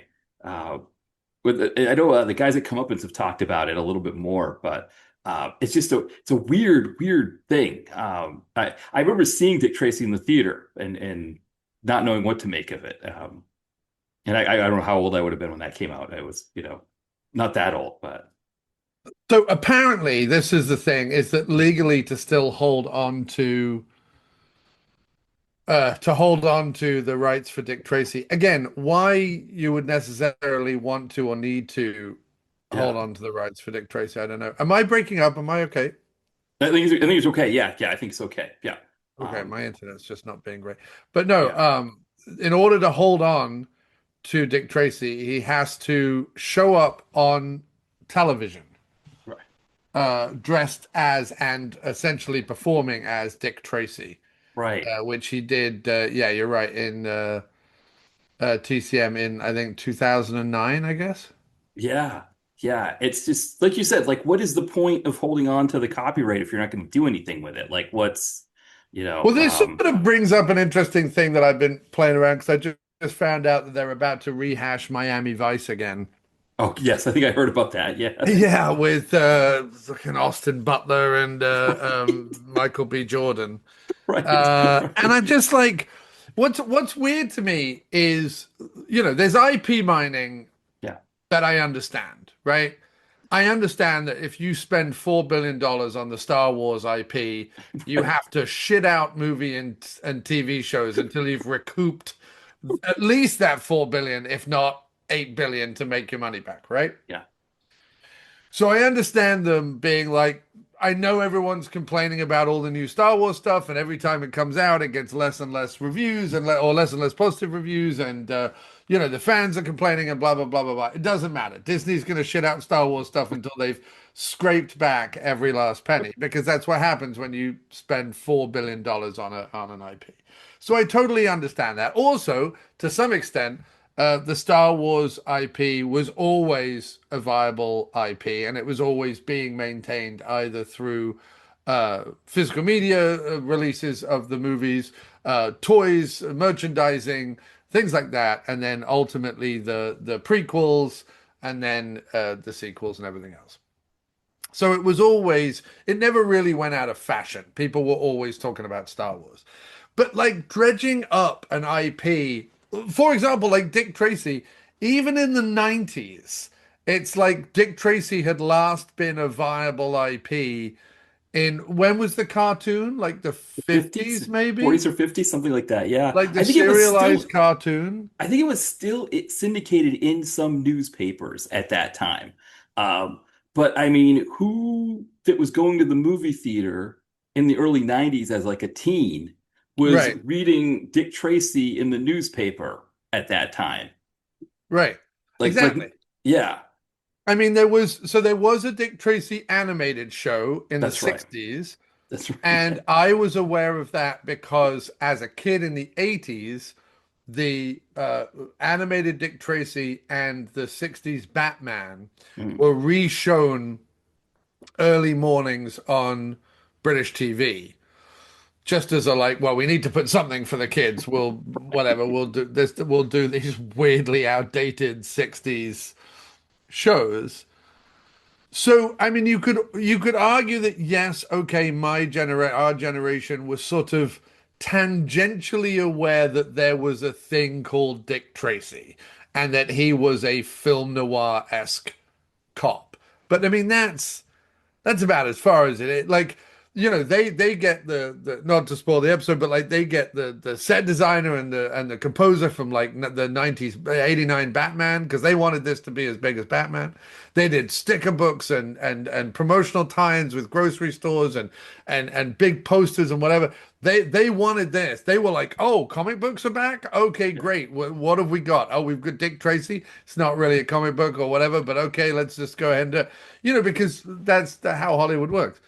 But the whole thing, like as they get ready to resurrect Miami Vice, I'm just like, what? Like what? Like I don't know. But is Miami Vice going through the roof on streaming? Like has it been re? Like if, for example, if they said we're going to do a Golden Girls movie, of course I wouldn't like it, but I would understand it because when Golden Girls went on Hulu, it went through the roof and everyone was fucking watching the Golden Girls again because it's awesome. And so if they were going to do like a Golden Girls movie, but with, I don't know, Susan Sarandon, Gina Davis, I don't know, like a bunch of, 60, 70-year-old actresses, fine, hallelujah, great. Like I wouldn't watch it necessarily, but I'd be like, I get it, I understand it. But Miami Vice, like it's such a product of its time, dude. Like why? Or are they thinking that us lot who maybe grew up with the TV show are hankering to like go to the movies again and watch? I just don't. No. Well, because the thing is that our age group that would like Miami Vice, the old show, that would watch the show, we don't want to see Austin Butler, No, slack-jawed Austin Butler in a no, a pastel suit. Like that's not what we. no. Don Johnson. It was a combination of the Don Johnson and Philip, was it Philip Michael Hall? Philip Michael Thomas. Philip Michael Thomas. Okay, yeah, Philip Michael Thomas. I always get that name wrong because I was just thinking it was Tubbs, but it was a combination of them, but also the guest stars. It's like you look at Right. like the first season, Bruce Willis shows up. Like there's no way to pull off pre-famous Bruce Willis being in your first, the first season of your show, or Phil Collins was in an episode called, the episode was called Phil the Shill. It's like it had Kira Sedgwick in like a silver Phil lame, Collins was in like, an episode just because he wanted to get paid for influencing the fashion of the right? actual TV show. Because the way they dress is straight out of like Phil Collins's Susudio, Exactly, exactly. special collection. I mean, if there was Yeah, going to be like a large shoulder padded, shiny suited right. collection that like is it Jose Bank or one of those stores, Yes, Men's yeah, Warehouse, something like that? right. They would Yes, do the Susudio collection right, as right. sponsored by Phil Collins, and it would be everything that was worn on Miami Vice. Yeah, it's just I would rather see a Miami Vice movie with Don Johnson and Philip Michael Thomas now, like Yeah, coming out of like. I was so upset, not upset, but I was like annoyed a little bit because there's two shows on at the moment, and they're both great, and I like them both. But one is Widow's Bay, which I think is fantastic. I thought was really well done, and the other one is The Burrows, which they canceled. The reason why I like those two shows is probably different to the reason everyone else liked those two shows. They're very similar. They're all about like monsters living under a community. In one case, a small Massachusetts island community, and the other one, a Arizona desert senior community. Oh, New Mexico, somewhere around there. Anyway, uh, one I like, Widow's Bay I like because no one in the cast is what I would call unnecessarily sexy. You know how like in TV shows now, like if you've got 50 doctors, every doctor has to be the hottest, sexiest doctor you've ever seen, right? Like when they make a Dracula show, it has to be hot, sexy Dracula. You know what I mean? Like everyone is hot and sexy, right, on TV these days. Even when they make a fucking show about teens, or God forbid, even younger people, it's like, wow, we're gonna have sexy young people, right? And you're like, no, let's not. right. But anyway, um, what I love about Widow's Bay is no one is under, everyone looks like a real human being. Like they've got weird faces and craggy faces and they're different ages and they're all amazing character actors and whatever. I mean, I absolutely love the show because of the faces. Um, and then the Boroughs, which was a little odd because they were all older actors, but they tried to make them all look sexy. because it's Netflix. But what I liked about the Boroughs was it was a entire cast that were like over 60, basically. Yeah. Because the one thing I know everyone thinks like the one thing we all miss from the 80s is like neon and pop socks. But like the one thing that I miss from the 80s is we had character actors. We had people who looked like either looked like real people or just looked fucking weird and craggy and wrinkled and mad and jowly and hairy and whatever. We just had like a whole cacophony of faces. You know what I mean? There wasn't a Glenn Powell in sight. Everyone was just like fucking interesting to look at. Even the so-called handsome, pretty people were like interesting to look at. You know what I mean? Um, like you look at the Brat Pack, there's not really a looker amongst them. They're all sort of weird. Rob Lowe, sure, has like weirdly de-aged. I mean, he is the picture of Dorian Gray. Sure, like Rob Lowe, yes. But in the Brat Pack, Rob Lowe I know everyone thought he was sexy, but he was like mulleted and greasy and weird and he wasn't Glenn Powell, is what I'm saying. So the reason why I love those two shows is I love like the older people in the boroughs, and I really think they could have like expanded that out into something cool. Although I also think they should have lent more on what Bubba Hotep leans on, because it's very similar to the theme of Bubba Hotep, which is sort of the more emotional weight of getting older and sort of the idea of regaining youth, but also knowing your limitations kind of thing. They didn't really do that. They did a bit of it, but not really. Widow's Bay, I just think is like for a horror fan, Widow's Bay is phenomenal because every episode is like a different type of horror film. They did a slasher episode, episode 8, which I'm just like, that's the best slasher film we've had in 20 years. You know, that's the best slasher film we've had since like Scream 2 or whatever. Um, but therefore, I would love to see a Miami Vice with like, crotchety old Crockett and Tubbs having to like sling on the pink t-shirts one last time and bust some crims. But that's not what we're gonna get. We're gonna get Austin Butler and fucking Michael B. Jordan. So whatever. Well, because the best remake of Miami Vice was the show Fastlane that only lasted for one season, but Right. Peter Facinelli, Bill Bellamy, Tiffany Amber Thiessen, directed by Mick G. It was like a modern version, and I think that's what Miami Vice has to be. Is you take the concept of Miami Vice, you can even have it take place in Miami, but call it something else. You Yeah, know, call it Florida Sex Cops. Florida Sex, exactly. Yeah, right. It's perfect. Right. Also, wouldn't you watch if someone went, we've got a new film called Florida Sex Cops, or we've Yes. got a remake of Miami Vice. Which one would you rather go see? I'd go see Florida, especially even if it had Austin Butler and Michael B. Jordan, but you Right, called it because you'd Florida be Sex like, Cops. Florida Sex Cops. I'm in for What is that. this? Yeah, whatever Yeah, that thing is, I'm in for it. it's got.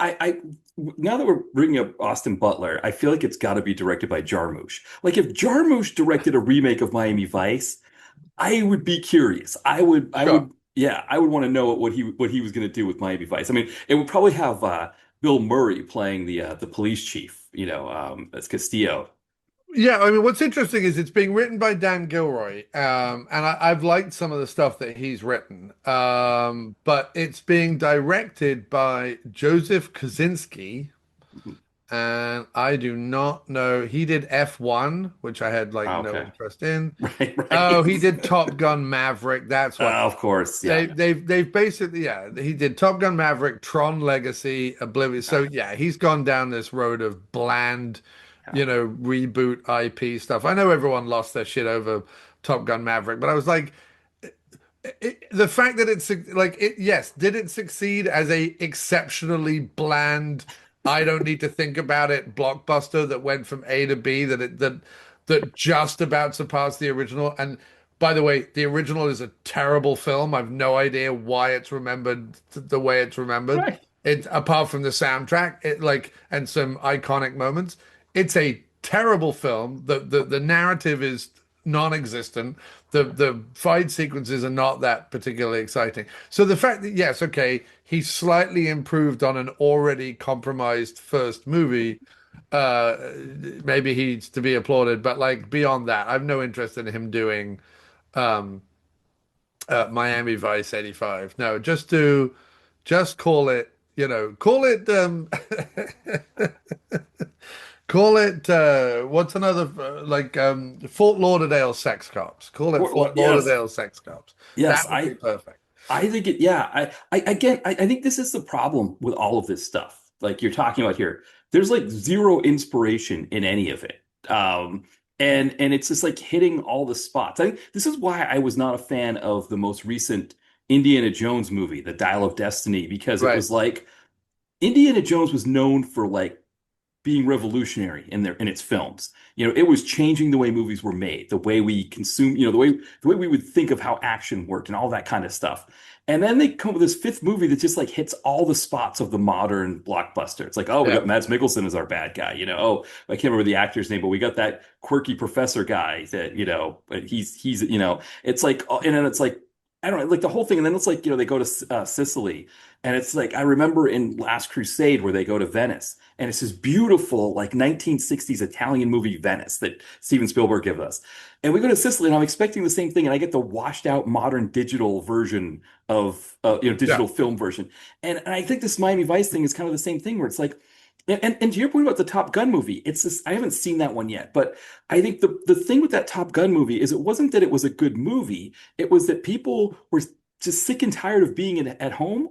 Yeah. And because like I mean, it's the same thing with that Spider-Man, what was it, No Way Home or whatever, that made almost $2 billion in the theater. It was like this moment where everybody was back at the theater again, and Right, right, so right, right. Yes. yeah, It skews the data when it comes to why these things were popular. But no, I mean, look, Top Gun Maverick is like if you're looking for completely inoffensive serviceable blockbuster that engages you in no other way other than to go, wow, Jennifer Connelly is still a looker. Like that's as much as it engages you. Do you know what I mean?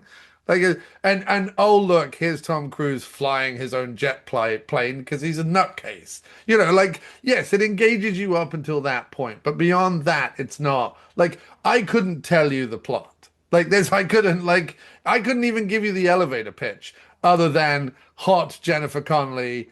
Tom Cruise stands on a box so he's tall enough to kiss her. Glenn Powell, jet planes. Like that's, I mean, that's the mood. Like it's hot Jennifer Connelly, Tom Cruise taller than he really is in real life, Glenn Powell, jet planes. That's it. That's the whole. There's no. That's it. That's as deep as that movie gets.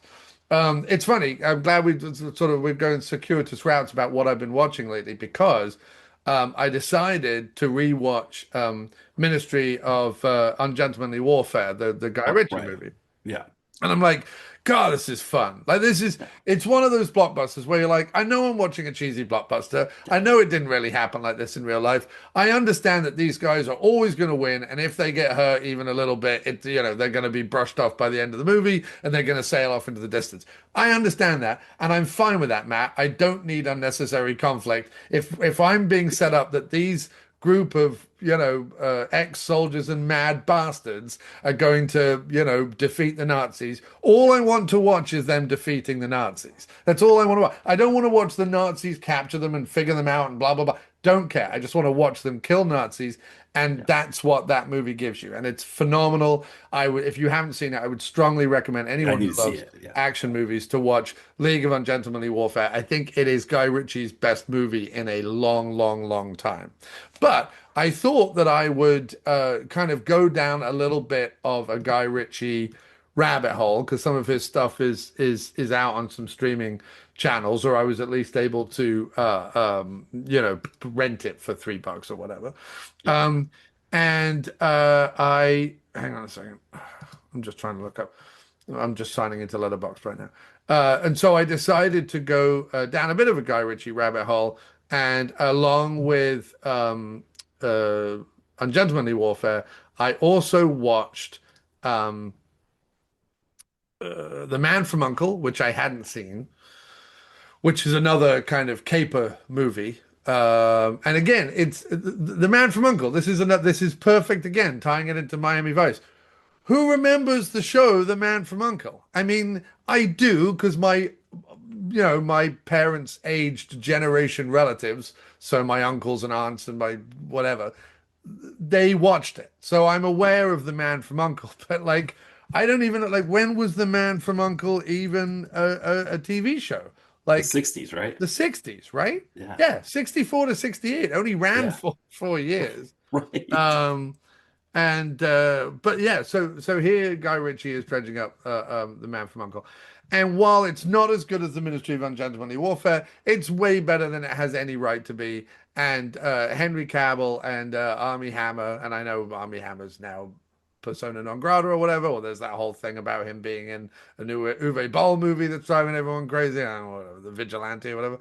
I don't Yeah. know. Don't care. Couldn't care less. I mean, whatever.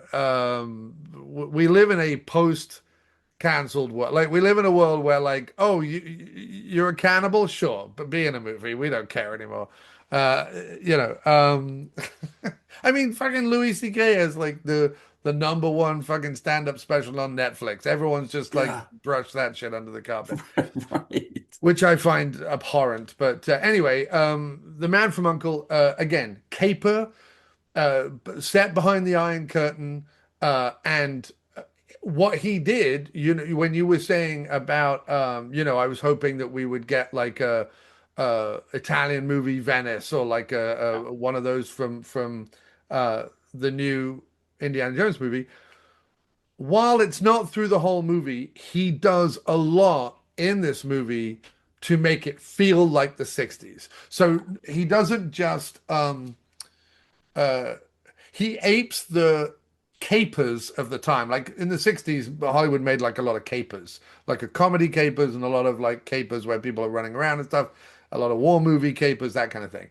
He imitates the sort of caper mentality of the 60s with modern stunt techniques, but still doesn't make the stunts like too crazy. It's still like modern stunt techniques. Um, but when you need the like you know, the British agent and the American agent being like the British agent being all you know, perfect suits and suave watches and great, you know, gadgets and things, and the American agent being like a, well, he's not an American, he's a Russian agent, but he's working in conjunction with the, no, wait a minute, I'm sorry. Henry Cavill is the American CIA agent, but he's also a gentleman thief. And so he's the one with all the suits and the watches and all the rest of it. And then Armie Hammer plays a Russian KGB agent, and they team up together. And he's the like scrappy, you know, Uberman, you know, blah blah blah blah blah kind of thing. And so they do the banter really well. They do the caper aspect really well, and he films it like it's a 1960s Bond movie. He basically films it like it's Doctor No or Goldeneye or whatever. Sorry, Goldfinger or whatever. Doctor No or Goldfinger. And so he films it like that, and not like he's trying to not like they tried to do with the Daniel Craig movies where he's like, "Oh, I've seen From Russia with Love, so put everyone in white tuxes." I meant he just filmed it with like the way they used to film cool 60s spy movies, basically. So it worked for that kind of thing. I thought The Man from Uncle was good. But I'm talking about what you were saying about like the sort of horrible digital, like nothing feels real anymore kind of thing. I watched Fountain of Youth, which is the one with Krasinski and Portman. Did you see this movie? No, I haven't seen it. It's the one that, right, that they had to rehash the plot every so often. Um, Apple like insisted that they rehash the plot every so often so that people who are distracted from looking at their phones would be caught up. Oh, is that why it is? Okay. Yeah, So it was another Guy Ritchie movie, yeah, and it's on Apple, and I have Apple because it comes free with my phone. So I thought, well, that's another one I can watch. Eh, Talk about, so first of all, they filmed in real locations, right? So it should look amazing, yeah. but it doesn't. It's flat as all fuck, like completely flat as all fuck. But I also noticed this, and I don't know whether you're getting to notice this with like action movies as well, but I feel like if the Fast and Furious film somewhere, every other blockbuster has to film there. So, like, two of the biggest set pieces in Fountain of Youth are in London and in Rome. And the Fast and Furious franchise in recent years, like in the last 10 years, have done very big set pieces in like London and Rome. There was a superhero movie. I'm going to forget which one, but there was a superhero movie recently that went to like Rome and went to London. Um, like I feel like those two cities especially, with maybe like one either Middle Eastern or Eastern European city like thrown in for good measure. But like London and Rome, I feel like have been in lots of action movies lately, and I'm just getting very tired of it because I just feel like I'm seeing the same thing over and over again. You know, you're reminding me of the same thing. Although I appreciated the globe-trotting nature because we don't get that as much anymore. But the one thing about Fountain of Youth I have to say is the quite possibly the worst scripted film. And I'm not even talking about the fact that they borrow vast swathes of the narrative from National Treasure and Indiana Jones. Like, whatever, you're making a, you know, archaeologist, globe-trotting, treasure adventure, like whatever. I don't like King Solomon's Mines, whatever. It's whatever it is, right? So I didn't really care about that. Like the Fountain of Youth is basically the cup in Last Crusade. It's basically the Holy Grail in Last Crusade. It's exactly the same thing. So if you drink from the Fountain of Youth and you're a good person, it's all fine. If you drink from the Fountain of Youth and you're not a good person, you die. All that kind of stuff, right? So the script, though, in terms of the dialogue, in terms of I think it's the worst dialogue I've heard since Tommy Wiseau's The Room. I mean, I'm not kidding. I mean, first of all, Krasinski is just such a empty cipher. I just don't see him as a leading man. Like, I feel like everyone from The Office, and Ed Helms tried a bit, but everyone from The Office should have gone off and done amazing comedy movies. Like they should have been like SNL were in the 80s. Like they should be going off and doing great comedy movies. But instead we're making Krasinski like Jack Ryan and fucking a globe-trotting, treasure hunting, fisticuffs, 3-day stubble dude. Come on. No. No, no, no, no, no. He looks like Mr. Potato Head. Let's not pretend that just because you've given him a $3,000 haircut and a pair of rugged jeans that somehow I'm meant to sit there and believe Krasinski could hit anybody without his wrist shattering in 15 places. But and it's fine. My wrist would also shatter if I punched people. I'm not dissing his masculinity. I'm just saying when I watch a globe-trotting, treasure hunting action movie, because the trouble is you've got Krasinski where I'm just going like, why is Jim from The Office doing any of this stuff? And then Natalie Portman, who's plastic surgeryed her face into next year, like she looks like Nicole Kidman's leftovers. Um, so it was just this that was already distracting. I was watching it going, but basically the like Portman's meant to be the like Gillian Anderson to Krasinski's David Duchovny. Like she's meant to be like, there's no such thing as treasure, and he's meant to be like, we're hunting treasure. You know what I mean, right? And then there's a female head of a crack team hunting him down, who are basically from the beginning of Last Crusade, the Italian order of the Knights of whatever who are trying to stop him from getting the Grail. But the whole movie is that. The whole movie is this like sexy femme fatale who leads a group of ex-mercenaries kind of thing across the globe to kill a archaeologist who's hanging out with his sister and his nephew. Um, the dialogue was so ham-fisted. It was so clunky. It was truly awful. I mean, I would recommend you watch it only to see just how truly awful the dialogue was. He's meant to have like banter, like a repartee, like chemistry with the head of the cabal of mercenaries who are trying to kill him, right? So every time they spar, he's always like, does this mean we're going to go on a date then or whatever? Like that kind of crap, right? But I wish it was that. I wish it was, so this means you like me then or what? I wish it was like something like that. Instead, it's like 3 lines of dialogue, like in the clunkiest fashion. And I'm like, is this meant to be sort of bogey bacall back and forth? Is this meant to be patois? Because this is like this is awful. This feels like they're reading stage directions, not dialogue, not natural dialogue.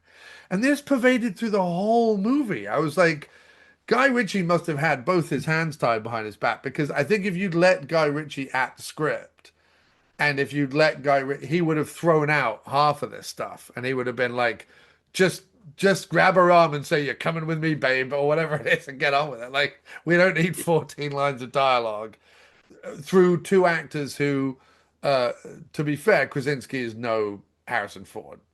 Any more than Chris Pratt, who they tried to set up as the next Harrison Ford, is the next Harrison Ford because he's not. Any more than Shia LaBeouf, who they tried to set up as the next Harrison Ford. None of them are the next Harrison Ford. Harrison Ford is Harrison Ford. There won't be another Harrison Ford. I'm fine with that. Anyway, so I've been watching those movies, and it was a shame to see that Guy Ritchie's run did not continue. But I feel that's pretty par for the course for Ritchie. I feel like Ritchie goes very up and down. Well, because I think this is the issue with Apple, and I guess other ones are like this too. I've heard Netflix does something similar where they expect the movie to reset itself every 15 to 20 minutes, and you Right. have to, and I think Apple or Netflix, but especially Apple probably more than any of them, right? Apple's main goal in making movies, part of it is a vanity thing because their executives want to be like, hey, look at me, I'm a movie executive as well as Right. but the other part of it is they want to sell stuff. So they want you on your phone playing around with stuff. And so if you're Guy Ritchie, I guess there's a decision you've got to make where it's like, okay, I'm getting a paycheck for this movie. I'm working with these big actors. They're giving me a good sized budget to make the film. They're letting me travel, all of that kind of stuff. So you get that. But then you've got Apple saying this is what the movie needs to be because of Right. these things. And I think it's an interesting dilemma, I think, for movie makers now is do and I guess Guy Ritchie's probably a little bit different from say like a David Fincher probably when he's making a movie for Apple or like Scorsese, right? When he did the most recent one, it's like they Did let he you do do. Kill? I thought he did Netflix. So he did the Irishman was Netflix, and I think Killers of the Flower Moon is on Apple.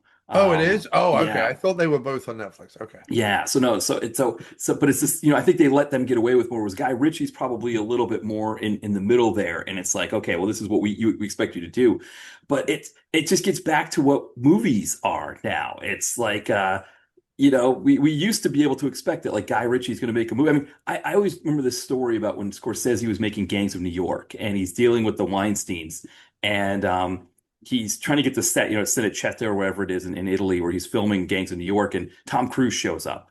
Yeah. And he's chatting with Martin Scorsese, and Scorsese's like, "Yeah, I want a three-dimensional church. I want a Yeah. church with four walls in this, but the Weinsteins are only letting me have the front." And so Tom Cruise goes up to the Weinsteins and says, "Give Marty his church." And so, they do, they Yeah. give him the church. But it's like, you think of Martin Scorsese, like, oh, if he wants to make a movie, he gets to make a movie. But no, even back then, he was dealing with the Weinsteins. And of course, the Weinsteins were, notorious for cutting movies up and all that kind of stuff too. But so now it's like, it's not the Weinsteins that are telling you how you got to make your movie and, determining, gatekeeping what you get. Now it's Apple or it's Netflix, and it's like, but I guess at least with the Weinsteins, when it came to movies, we don't talk about, Harvey, obviously, with, everything else, but they at least were kind of film fans, right? Like they kind of, in that sense, Well, but they like, couldn't. If I feel like they couldn't help themselves because on right, one yes. hand, they were film fans, like serious Yeah. film fans. They were like, we want to work with Martin Scorsese. We want to work with Right. Terry Gilliam. We want to Yeah. work with. Did Jarmusch put out a Miramax movie? Oh, that's a good question. Ghost Dog? Was Ghost Dog Miramax? Possibly, but like, Yeah. but we've got Tarantino already. Yeah. We've got Kevin Smith. We've got Robert Rodriguez. I think didn't That's Dazed and Confused. Oh, Richard Linklater didn't he do it Linklater. I Miramax? think, yeah. And it was did Woody Allen was, Woody, yeah, they got Woody Allen on some of yeah. the ones, but they wanted to work with all these Yeah. guys. But by the time you've got like Brothers Grimm, and Yeah. then that he's working on with Gilliam, and Gangs of New York, which are sort of slightly later ones, the Weinsteins are trying to then act like Cannon acted, which Yeah. is we want these great guys and we want them to make a Scorsese picture, a Terry Gilliam picture, but we're going to tack them like we would if we were making, Ninja Bag 4 or whatever, you know what I mean? Right, right, right. So that's like it's this weird dichotomy between we want the prestige of saying we gave Scorsese the money to make his vanity project, but then we're gonna Golan and Globus your ass on every single fucking budgetary line, on the ledger. And I feel like that's and they did the same with the Brothers Grimm. Both Heath Ledger and Matt Damon were really interested in doing it because they wanted to do a Gilliam picture where they were like uglied up.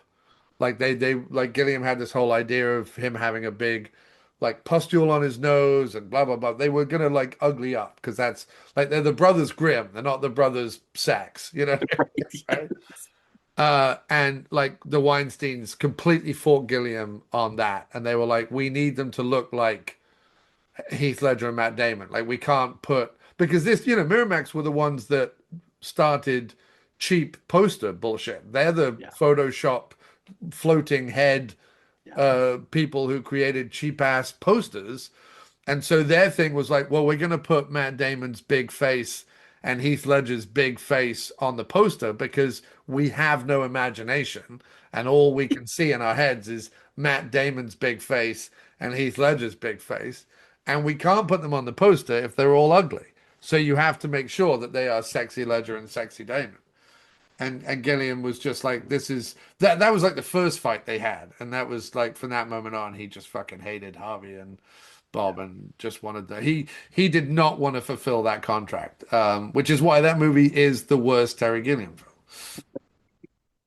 Yeah, it's a crazy, and I mean that whole thing. I remember when Vanilla Sky came out, that was what a lot of the reviews were like, oh, you've got Tom Cruise and you scarred up his face. Like, what's the point? And it's like, well, Tom, but I guess that's a similar thing. Like Tom Cruise, I think if he probably would have been able to convince the Weinsteins to let him do Vanilla Sky if they were producing that because it's Tom Cruise. It's Tom Cruise. But you're right. Like when people make these movies, I mean, I think this is what's going to happen with this new Marvel movie that's coming out later this year. Is that Doctor Doom's face is all scarred, but at the end of the Fantastic Four, like in the post-credit sequence, you see it looks like the son of, the Franklin Richards kid is like healing Doctor Doom's face. That's what it kind of looks like because you can't have Robert Downey Jr. in your movie if he's going to be scarred up like that. The whole point is to Right. have, and so it is one of those realities is that, that if you're going to have these stars, right, you got to have them look a certain way. I mean, I guess Mel Gibson did it, right, with for the movie that he was in. But yeah, it's so The yeah, Man with No Face the or man with whatever. no face, yeah, exactly. But it is interesting, like that Heath Ledger and Matt Damon, they weren't going to look scarred; they just were going to look like these caricatures of Right. yeah, Also, you have Terry Gilliam. You right, don't need Heath Ledger's face and Matt Damon's face. Have yeah, Gilliam draw the poster. I mean, right, Gilliam's yes, Gilliam's an artist. Have him right, draw the poster. When I would love it. Like I know some of his movies have great like artwork, and I love some of the posters for his movies. But if every single one of his movies was just a Terry Gilliam drawing as the yeah, poster, I would be very happy. Like I would yeah. be very happy. And that's the Um, deal you make. You tell okay if you want to make Damon and Ledger look ugly, then you got to draw the poster. yeah, And then Gilliam's like, okay, all right, then yeah, I'll great. and you're right. It might have been it could But have he been a would have classic. probably drawn the poster to have Matt Damon and Heath Ledger shoving a large metal spike up like Weinstein's ass. Like that's how he would have.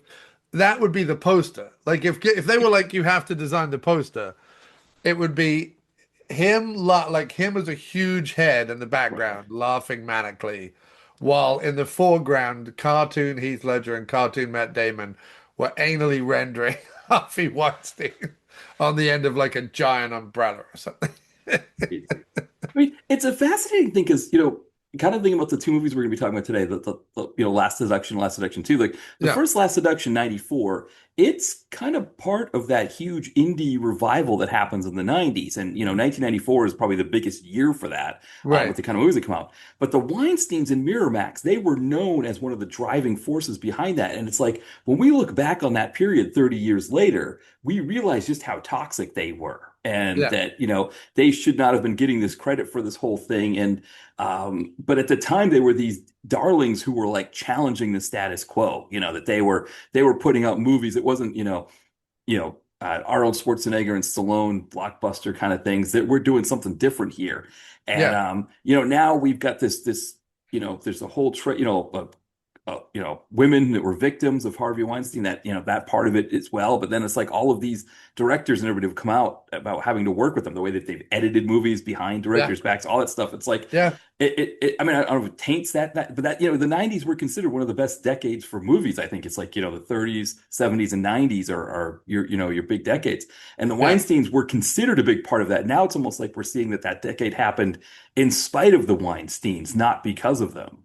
Yeah, I think it's unfortunate the role they play because Dimension allows, but the Bob Weinstein forming Dimension allows a lot of horror in the 90s that would not have got made otherwise Yeah. to get made, all off the back of them having Scream. Like them having Scream, and by extension, a few of the other kind of Scream ripoffs, I think were also Dimension. I think was Urban Legend also I Dimension? think it was. Yeah, I think it was. Yeah, I don't think I know what you did last summer was, but there was plenty anyway. And then obviously Dimension also allowed um Wes Craven to like do some stuff with Wes Craven to do Scream and to do Vampire in Brooklyn, and a couple of other things that they do. Dimension, obviously, there was a whole host of horror stuff. The Hellraiser sequels and stuff were Dimension. The Halloween sequels were H2O and stuff were Dimension. So they did a lot for horror in that era.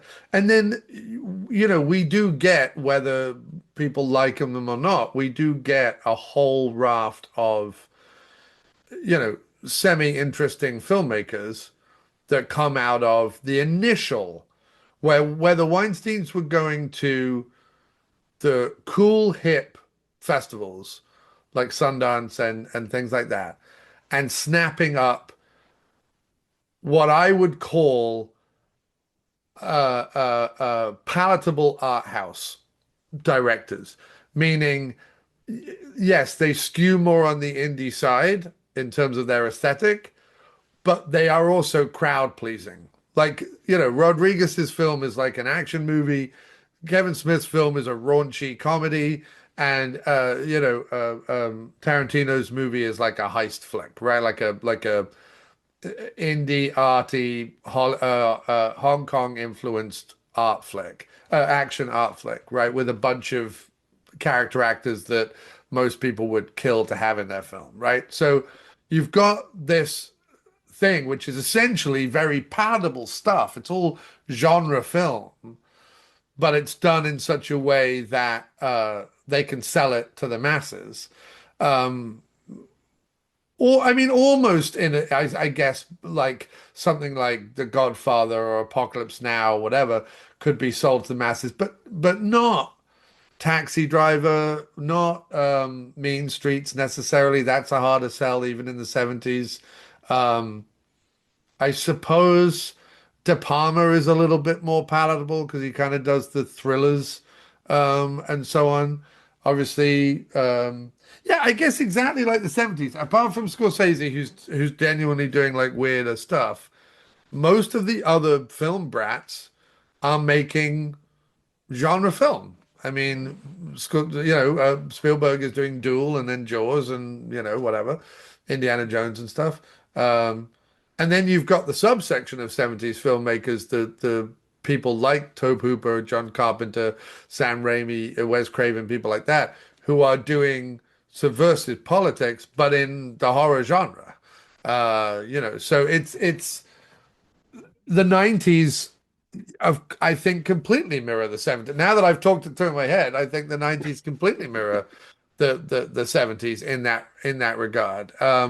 I just don't think it mirrors it with quite the level of diversity and variety, because in the 70s, it's the first time you're getting Asian films. In the US, you're getting a lot of foreign dubbed films that Corman's bringing over. Fellini and Godard and people like this are being seen at the end of the 60s into the 70s. So, I mean, it's all that's all happening, and that's not necessarily happening in the 90s in quite the same way. I mean, we have a couple of French films that do some business in the 90s, and the odd one here and there, but not really. I suppose Hong Kong action comes back in the 90s a little bit with sort of John Woo and stuff, I guess. Um, so I mean, yeah, there's lots of parallels.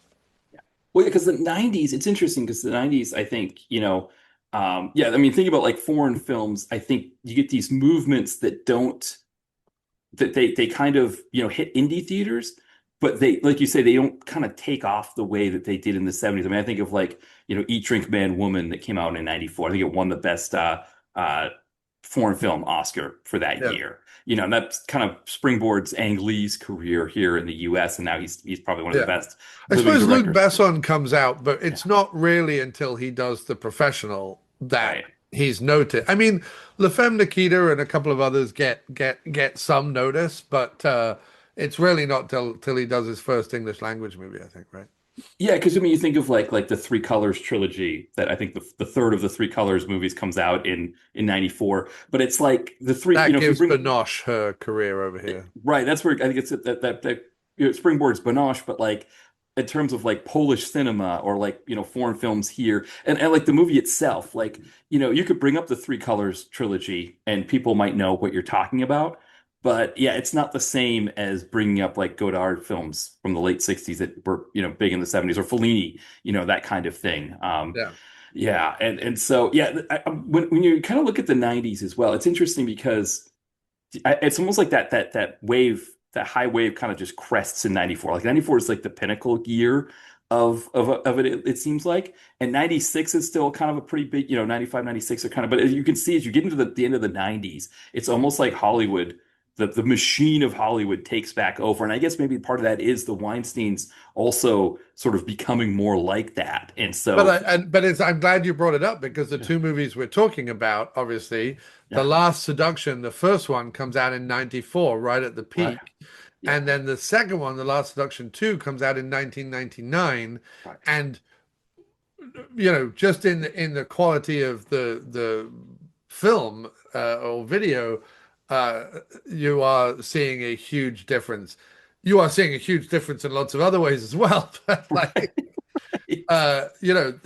that is a long 5 years. That is a Yes. long, long 5 years between 94 and 99.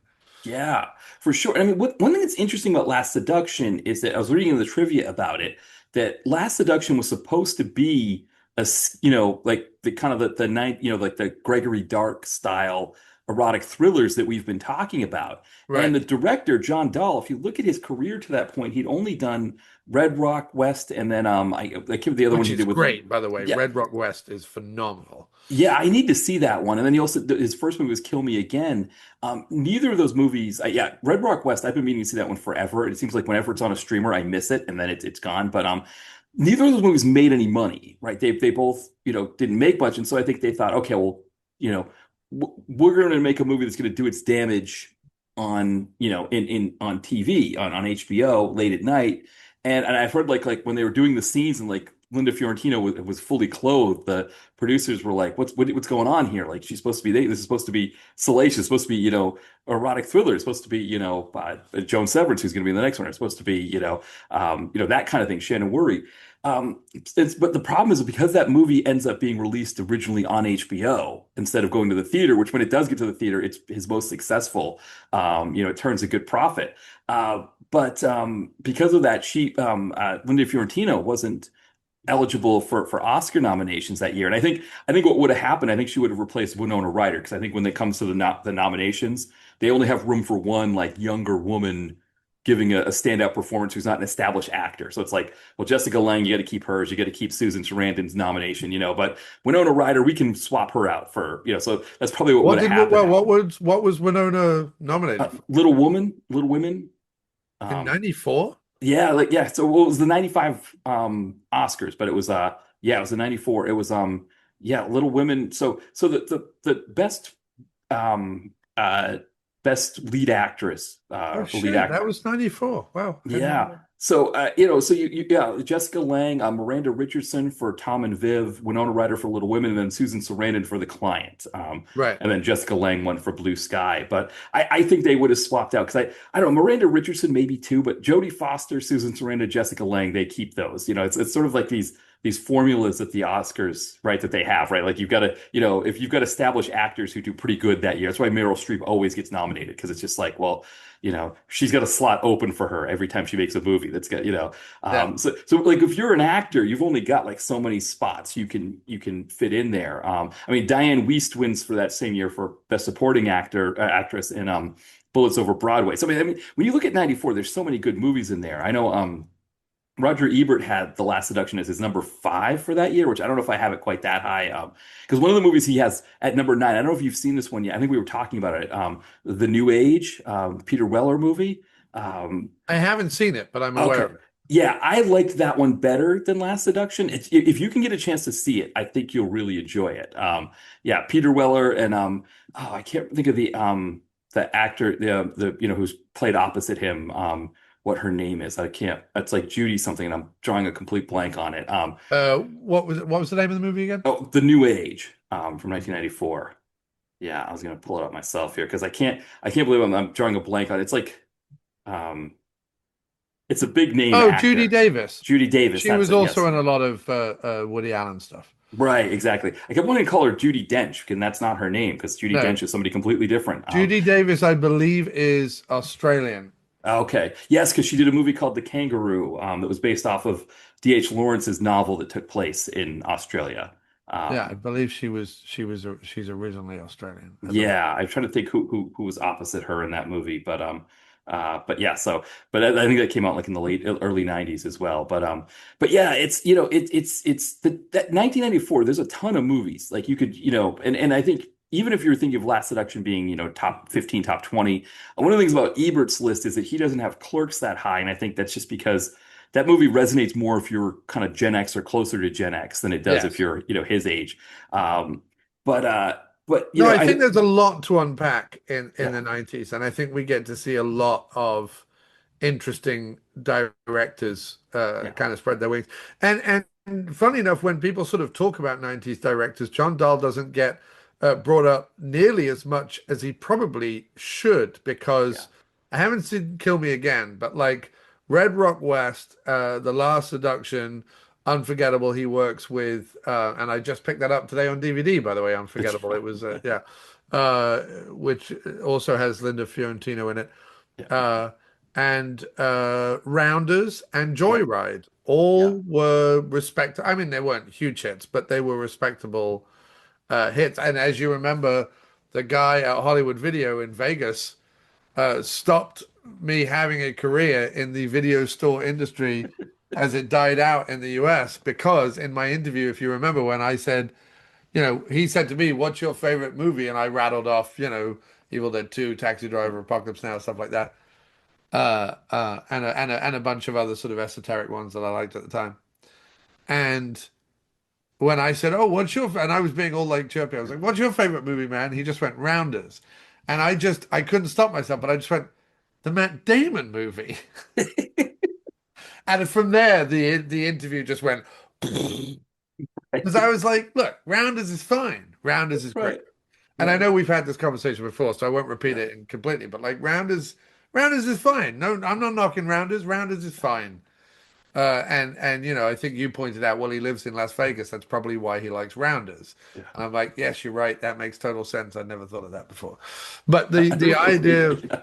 I hadn't thought about that. I just thought like, who likes Rounders as their favorite film? Right. There was a guy I worked with, and I'm sure I talked about. If people have probably heard me do this before, there was a guy that I worked with who I asked what his. I think I was probably talking about this very thing, Yeah. about Rounders when I got to New York, and I was telling someone this story, and I probably went round my cubicle and was like, "So what's everyone's favorite movies?" And we got to a guy who had just started, and I used to like rib him all the time because we would have like fun banter jokes with each other. But his favorite movie was the Tom Cruise Vanilla Sky.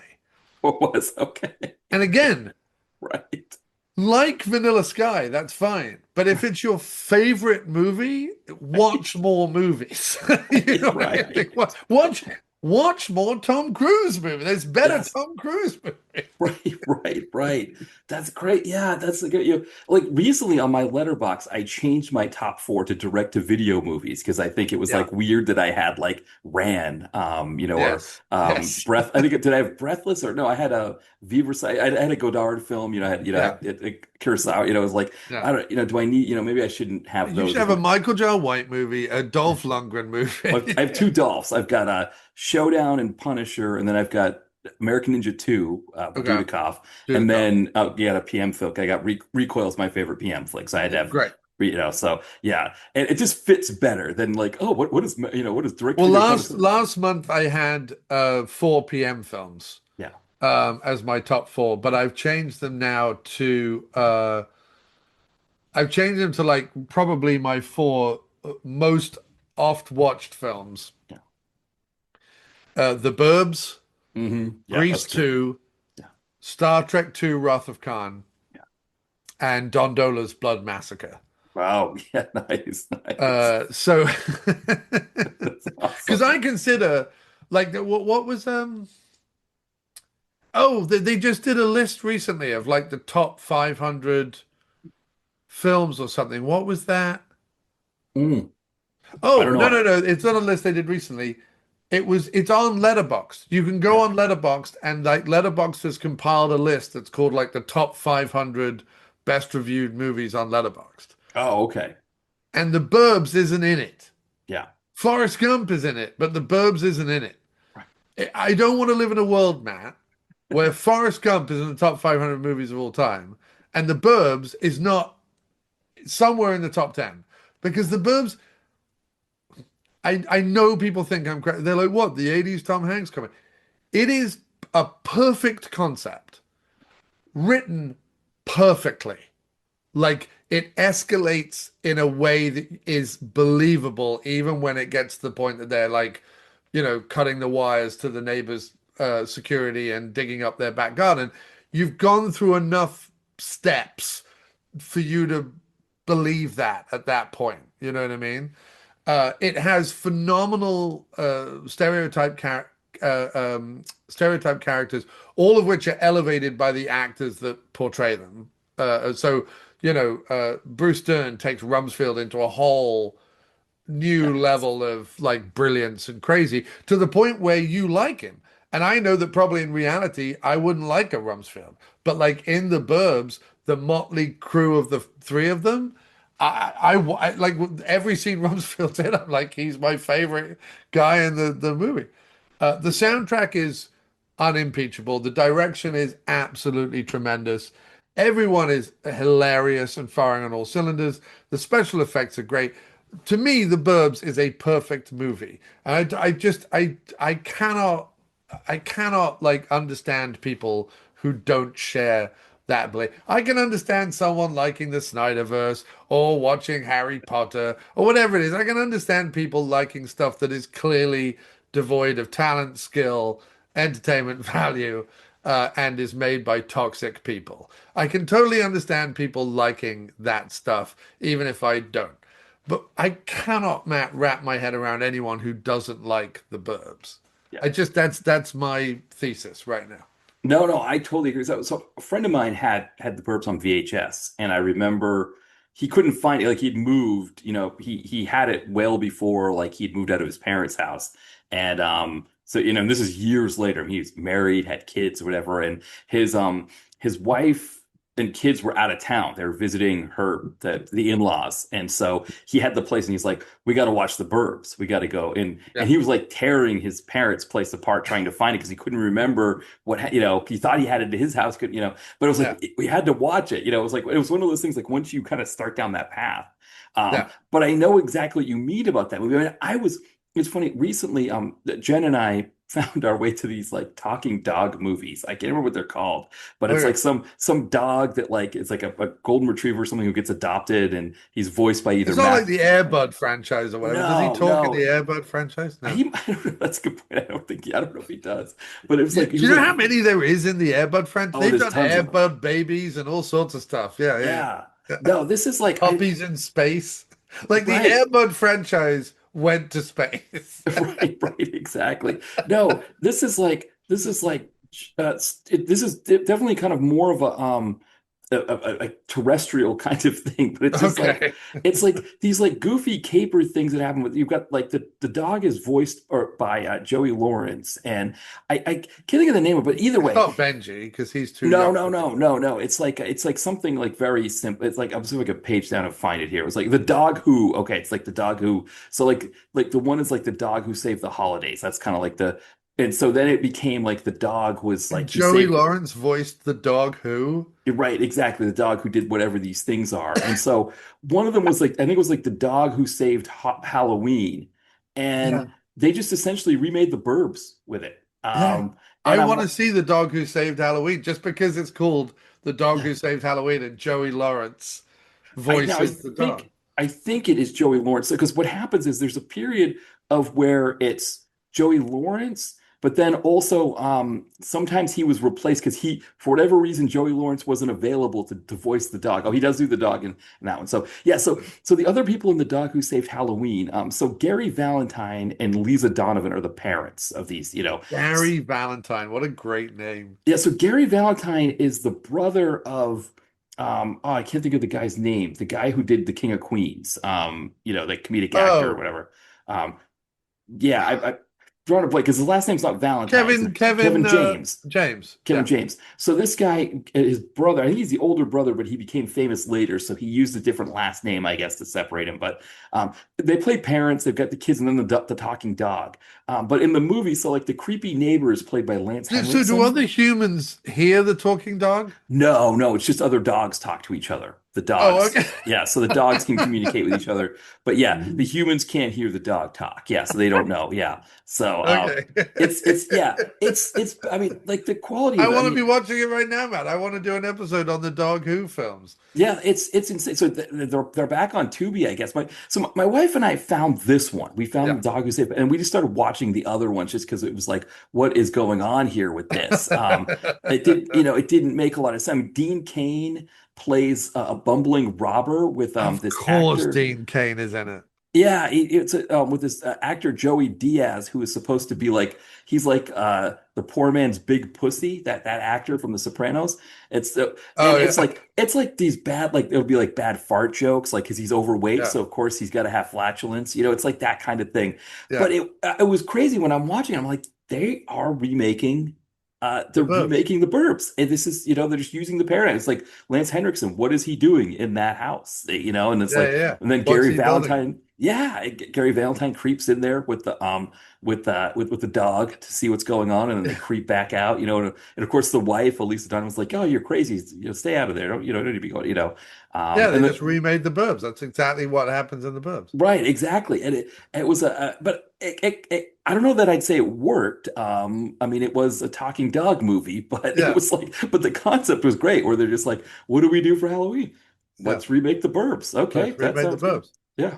Yeah, no, I listen. I just think you get. I don't know about you, Matt, but I've got to a certain age where I've really started to not only, I mean, not just in this age, but like in the last few years, I've really embraced just this is what I like, and everyone else can fuck off. Right, right. Which is a wonderful sort of middle-aged thing that you reach. Like, this is what I like, and I'm going to talk about what I like. I'm going to talk about what I like at length, and I don't care who's listening, and this is what I love, and it's fantastic. Yeah, But no, I also, totally. Oh, go ahead. no, no, no. But also, I've got to that point where, yes. shot on video, late 80s weirdo grindhouse stuff I like. And yes, elevated, film brat or foreign movies from the 60s and 70s, I also can appreciate.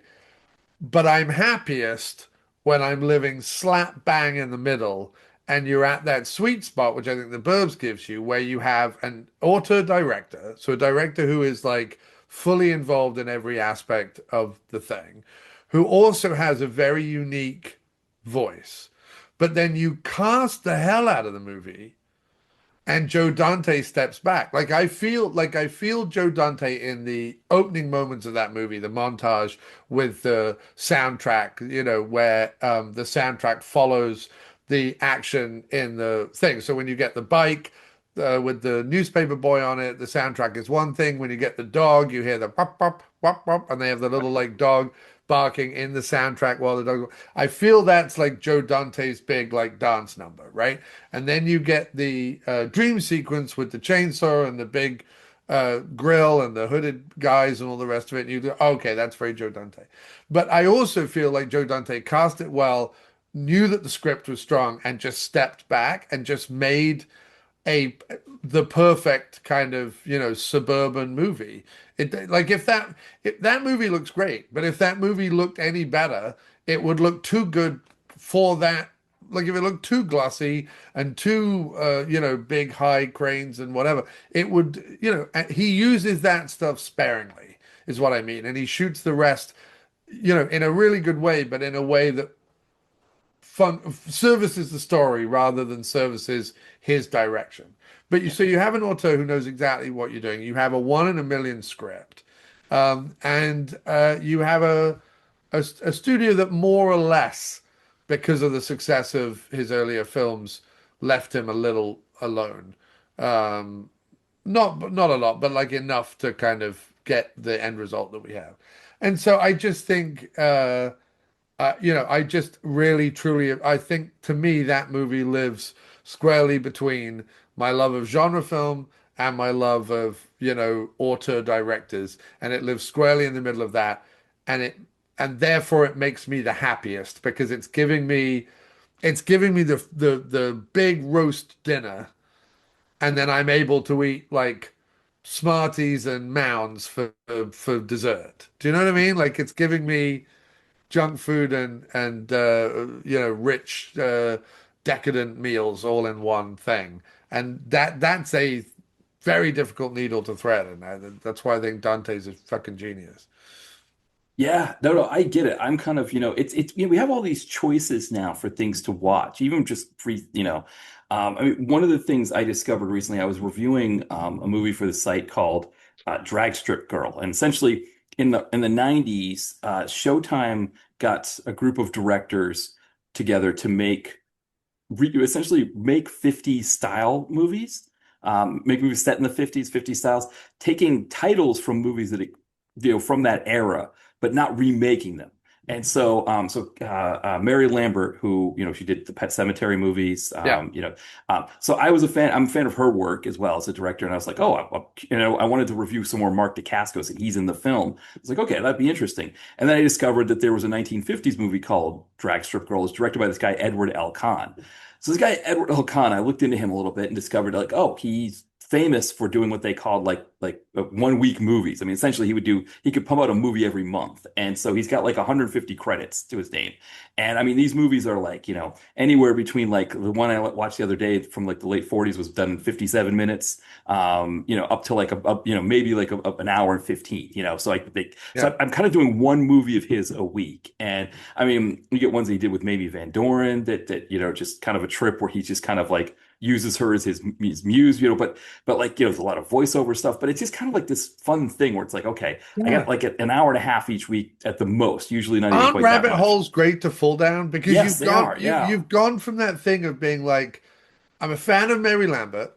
Yeah. Someone in the 90s decided we're going to do a Showtime series and we're going to get like a bunch of directors together. They did the same thing for Masters of Horror. Yeah. But we're going to get a bunch of directors together. We're going to remake 50s like dragster greaser movies. Yeah. And then from that, you find the guy who directed one of the original ones, and now you're watching a bunch of his stuff. I like that. I love everything about what you just said, Matt. Like that to me is how culture and art and movies should work. I Yeah. love Well, that. well, and it's one of the things I think because I'm fully in agreement with you and other people who've talked about the physical media thing. We currently right now people who have PlayStations that had libraries of movies on their on their PlayStations have now found out that 500 movies are getting removed. That they PlayStation no longer has the copyright and that you could lose the movie. You buy movies on Amazon or wherever, you could lose them. So, physical media, I think, is an important thing.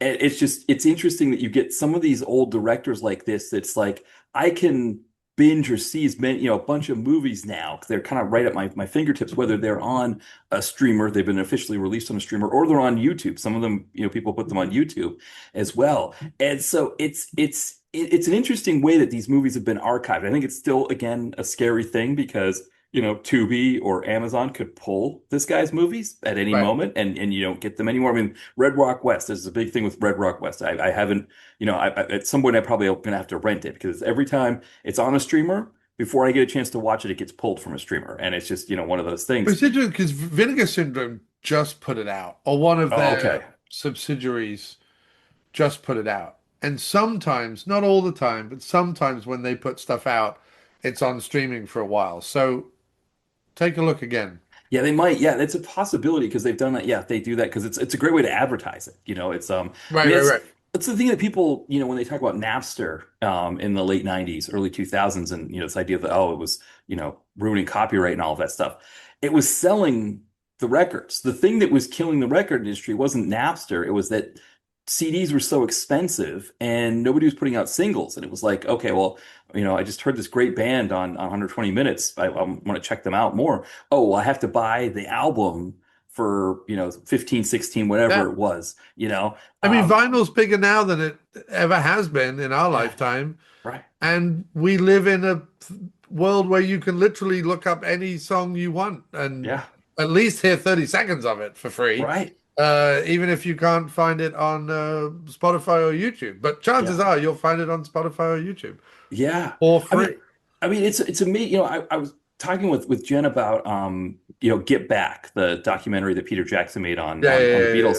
And I was saying how like I never really listened to a Beatles album in my life because growing up in the 80s and into the 90s, the Beatles were ubiquitous. yeah. Like I've never really listened to an album front to back from the Beatles, but I could name 30 songs maybe that are just like if you played them, I Right. would stop everything I'm doing and listen to that song. Whereas interestingly, I get into the Beatles in the early 90s, and I do it because a lot, first of all, because of Britpop, there's a lot of like 60s revisionist stuff happening. Also, because a lot of stuff came out in 68, 69, 70. In 87, 88, 89, and 90, you're getting like a lot of 20th anniversary, 25th anniversary of stuff, right? So, like the Sergeant Pepper 25th, the Sergeant Pepper, 25th anniversary where they do a special South Bank show. South Bank show is a documentary showcase in the UK on I think ITV, and they did a special South Bank show that was on the making of Sergeant Pepper on its 25th anniversary. So that would have been 92, which is when I'm 12, right? So I remember watching that. Then you get the anthology comes out a couple of years later, the Beatles, blah, whatever. And so I used to uh, sit with my friend Jon and I would get, our pocket money or whatever of a weekend, and we would go to a place called Ben's Collectors Records in Guildford, which is still there. And I'm friends with Ben on Facebook now, and I go every time I go back to the UK. Ben's Collectors Records is. I'm fully convinced that if it ever closed, the entire world would be sucked into a black hole. It has to be top three record stores in the world, and like no exaggeration. He has generations of music fans and physical media fans thanks to his shot. Generations of them at this point. Ben is the guy, like you walk into Ben's Collectors Records, not only does he immediately notice you, but he's like, "All right, mate, how you doing? Oh, great. Yeah, what is you into? We're looking at rock, we're looking at jazz, we're looking at blue. What are we? I'm pointing in the right direction. If you need anything, let me know." Like, and that's like straight off the bat, he's that guy. And then when you like engage with him and you bring some vinyl up to thing, you'd be like, "Oh yeah, yeah, I love this Miles Davis. I love this. Oh yeah, but McCartney. I remember I got like." He had these, I'll call it dollar bins, but obviously they were pound bins, quid bins, whatever you want to call them. But I'll call them dollar bins just for the purposes of ease of understanding to everybody. But like, he had these dollar bins, and Behind the Egg or whatever that Weird Wings album was. I know, and in the dollar bins, you could always find like the best of Elton John, or like a Wings album, or like ELO, or whatever, like all that stuff that I still love to this day. A lot of it was found, or other stuff like the best of Sammy Davis Jr. or the best of Solomon Burke, you would often find like cheap vinyl, like, oh, we'll put out like a K-Tel record or whatever of like Solomon Burke, and you would buy it for a quid, and that's how you would learn about soul and blues and funk and Motown and whatever. You cannot underestimate the importance of Ben's Collector's Records in the world. You just cannot. But I remember buying like Back to the Egg or Behind the Egg or whatever it's called, and taking it up and he'd be, oh yeah, yeah, McCartney Goes Punk. Yeah, good album, good album. Like, he knows every like album under the sun. He can always point you in the right direction. When I went back last time, he had, talking about the Beatles, he had the special 4 disc CD edition of Let It Be that came out with all the outtakes and whatever. It's basically everything about Let It Be ever on like 4 or 6 CDs. I don't know how many, whatever it was. And he had it there. Um, and I was like, "Oh, what are you selling Let It Be for?" And he told me what it was worth. I was like, "Okay, cool, cool, cool." I said, "I can't stretch that right now because we're traveling and blah blah blah blah blah." But that's super cool, man. Thank you for like showing it to me and stuff like that. He goes, "Oh, John. I mean, I paid 65 for it. Just give me 65 for it, or whatever it was." And I'm like, "No, Ben, like, you're in business. I totally get it. Like, don't worry about it. Blah blah blah blah blah. Like, I just can't stretch to like 90 or when he had it priced Yeah. at whatever he had it priced at." I was like, "I just can't stretch." He goes, "Give me 65. Go on, go on." He starts putting it in a bag, running it like. And I'm just like, that's the guy he is. I walked in there after 10 years having never been in there. This was about 8 or 9 years ago. But I walked in there 10 years after him, and he was like, "John, mate, how have you been?" Like, he remembered me from when I was a teenager. This man is pivotal to because it can't just be me, right, Matt? Like, there's 1,000 me's that have gone through the door of that store, and 1,000 of me's have probably had children they've told about bands, and they've got children they've told about bands. Like, there were people my age who are grandparents, so it's quite possible that this is happening. The Ben's Collector's Records, but that's also where I found out about music and physical media. Why was I telling you that story? Oh, because I was talking about how for me, the Beatles, because they were so Oh, the Beatles, ubiquitous, like right, on right, the right. The radio, Beatles, the and you Beatles. and Yeah, yeah, yeah. John were going to, yeah. Yes, sorry, dude. I went off on a whole Ben's That's right. Collector's Records rant. I'm so sorry about that. Yes, you're right. The Beatles, John and I listening to it. So my formative memory of the Beatles was listening to whole albums back to back. John and I would put them on, and we would like lie on the floor, or we would lie on the bed, lie on the beanbag, or lie on whatever, because he had these two like attic rooms in his house. And we would just hang out and listen to Beatles records, and then we would draw or write sketches or whatever it was. And that's what John and I did. And when the anthology came out, we watched all the anthologies together and talked about them and stuff like that. And then years and years and years went by where I didn't put on a Beatles record. If there was a Beatles song on my playlist, I was like, fine, but I wasn't hunting down Beatles music to listen to because I'd gone off and got into all sorts of other stuff, right? I'd got into like American Root stuff. I got into like Tom Waits stuff. Got into like hip hop and things like that. I got into funk and soul and R&B and blues and punk and 90s indie. And I mean, I basically like everything except pop country music. That's really the only thing I don't like. I don't like anything where they're talking about flags, America, trucks, blue jeans, hats, not being able to beat women, or whatever it is that they want to do that they're now no longer allowed to do. Be racist, put on a hood, whatever the thing is that they're not allowed to do that they're bitching and moaning about in these pop. And I tell you why. very quickly, sidebar yet again, while I'm on this spiel. One of the reasons I hate pop country, by the way, people who might be listening to this going, John, you're attacking the very core of who I am because I identify completely within the tunes of Luke Bryan and other such people. My problem with pop country isn't so much how it sounds, although, by the way, it sounds It's- terrible. I mean, Yeah, yeah. it sounds literally like someone drowning you in syrupy piss. Like that's what it sounds like. Like I am being drowned in syrupy piss. And that's like thick tobacco piss. Like that's how it's the worst kind of piss, and I'm being drowned in it. That's what it sounds like. But it's not the reason like me not liking how it sounds is like, okay, fine, like that would be fine.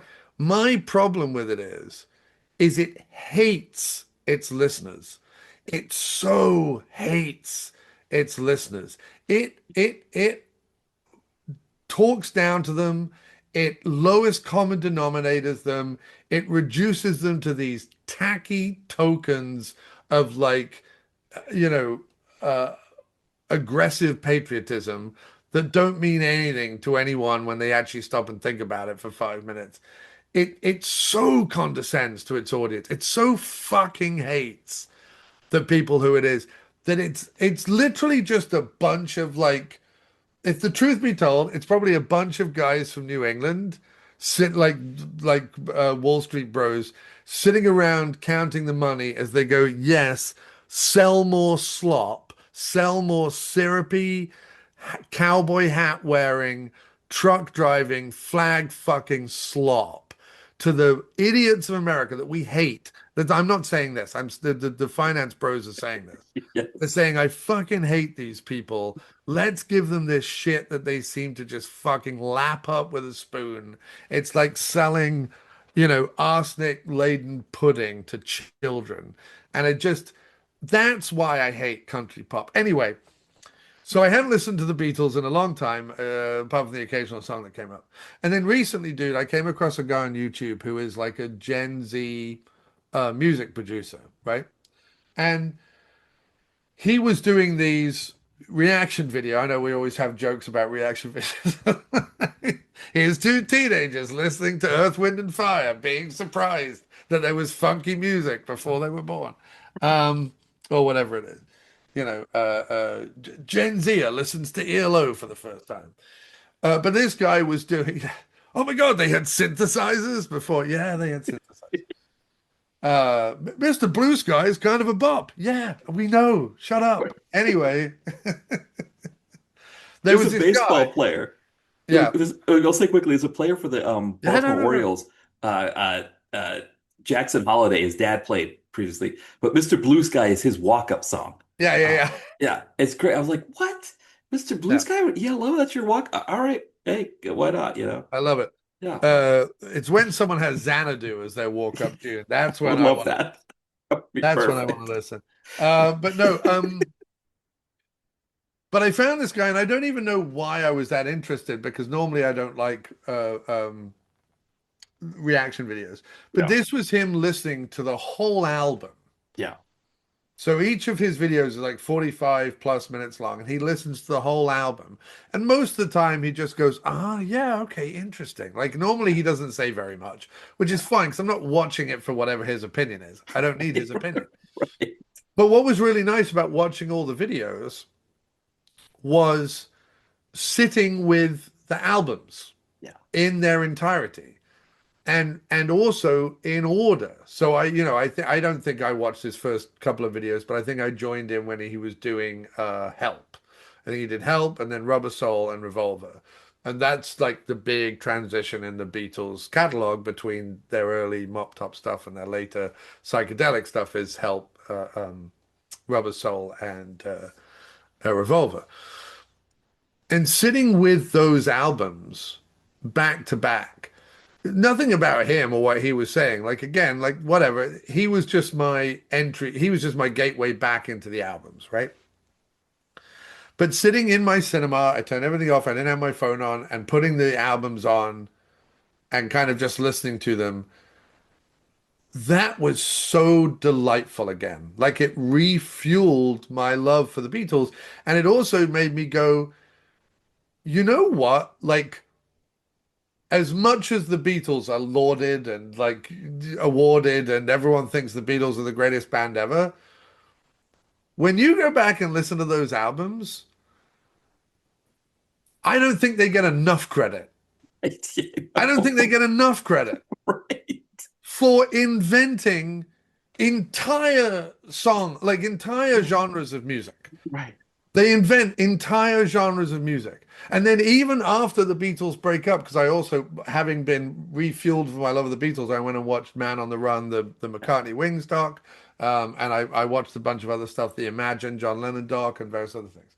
The George Harrison doc, the Scorsese did, which is Oh, I've got to see that. incredible. Yeah. So good, dude. It's so good. Again, Scorsese reminds us that Beatlemania was like punk. Yeah. People like the way Scorsese. The best thing about the George Harrison documentary is it's Scorsese going, I get to make my own like Beatles documentary, and I get to paint the like mop top Fab Four as like badass leather pant wearing punks, because he focuses on Germany for like the whole Yeah. first episode. Right. And you're suddenly like, yeah, the Beatles were like badass, man. Like I know Rolling Stones has a reputation, but like fuck the Rolling Stones. Like, the Beatles were badass, man. They were Yeah. like tearing up Hamburg stages and singing like the punk music of its day. You know, Yeah. they took the very studio friendly and middle America friendly rock and roll, which was still great, was still revolutionary, still incredible. But by the time the Beatles come along in the 60s, it's been popified and homogenized a little bit to suit everyone in America. Um, and they take that and they rough it up again. They take that and they garage band it or punk it or whatever you want to call it. They take it back to its screaming blues roots to some extent. And then every album after that, Yeah. they just add layers and layers and layers. And yes, of course, they're influenced by Brian Wilson. And yes, of course, they're influenced by Bob Dylan. And yes, you can trace other people in the zeitgeist at that time doing other incredible things. But you will never find another band in the history of music that in 7 years, it was 7 years, that was it. Yeah. 7 years, 8 years if you want to give them like their very early days. But like it was 7 years from start to finish, and they invent entire genres of music and do things in the studio that literally nobody else did. And then when the Beatles ends, the first album McCartney does invents home recording. Like it invents lo-fi home recording and makes that 100% acceptable as a music genre, which by the way, now 30, 40 years later or 50 years later, what am I still talking about? 55 years later, is now one of the biggest industries is lo-fi home recordings. It's doing gangbusters on Spotify. Like everyone wants that. Like, Billie Eilish is the fucking like starts out lo-fi.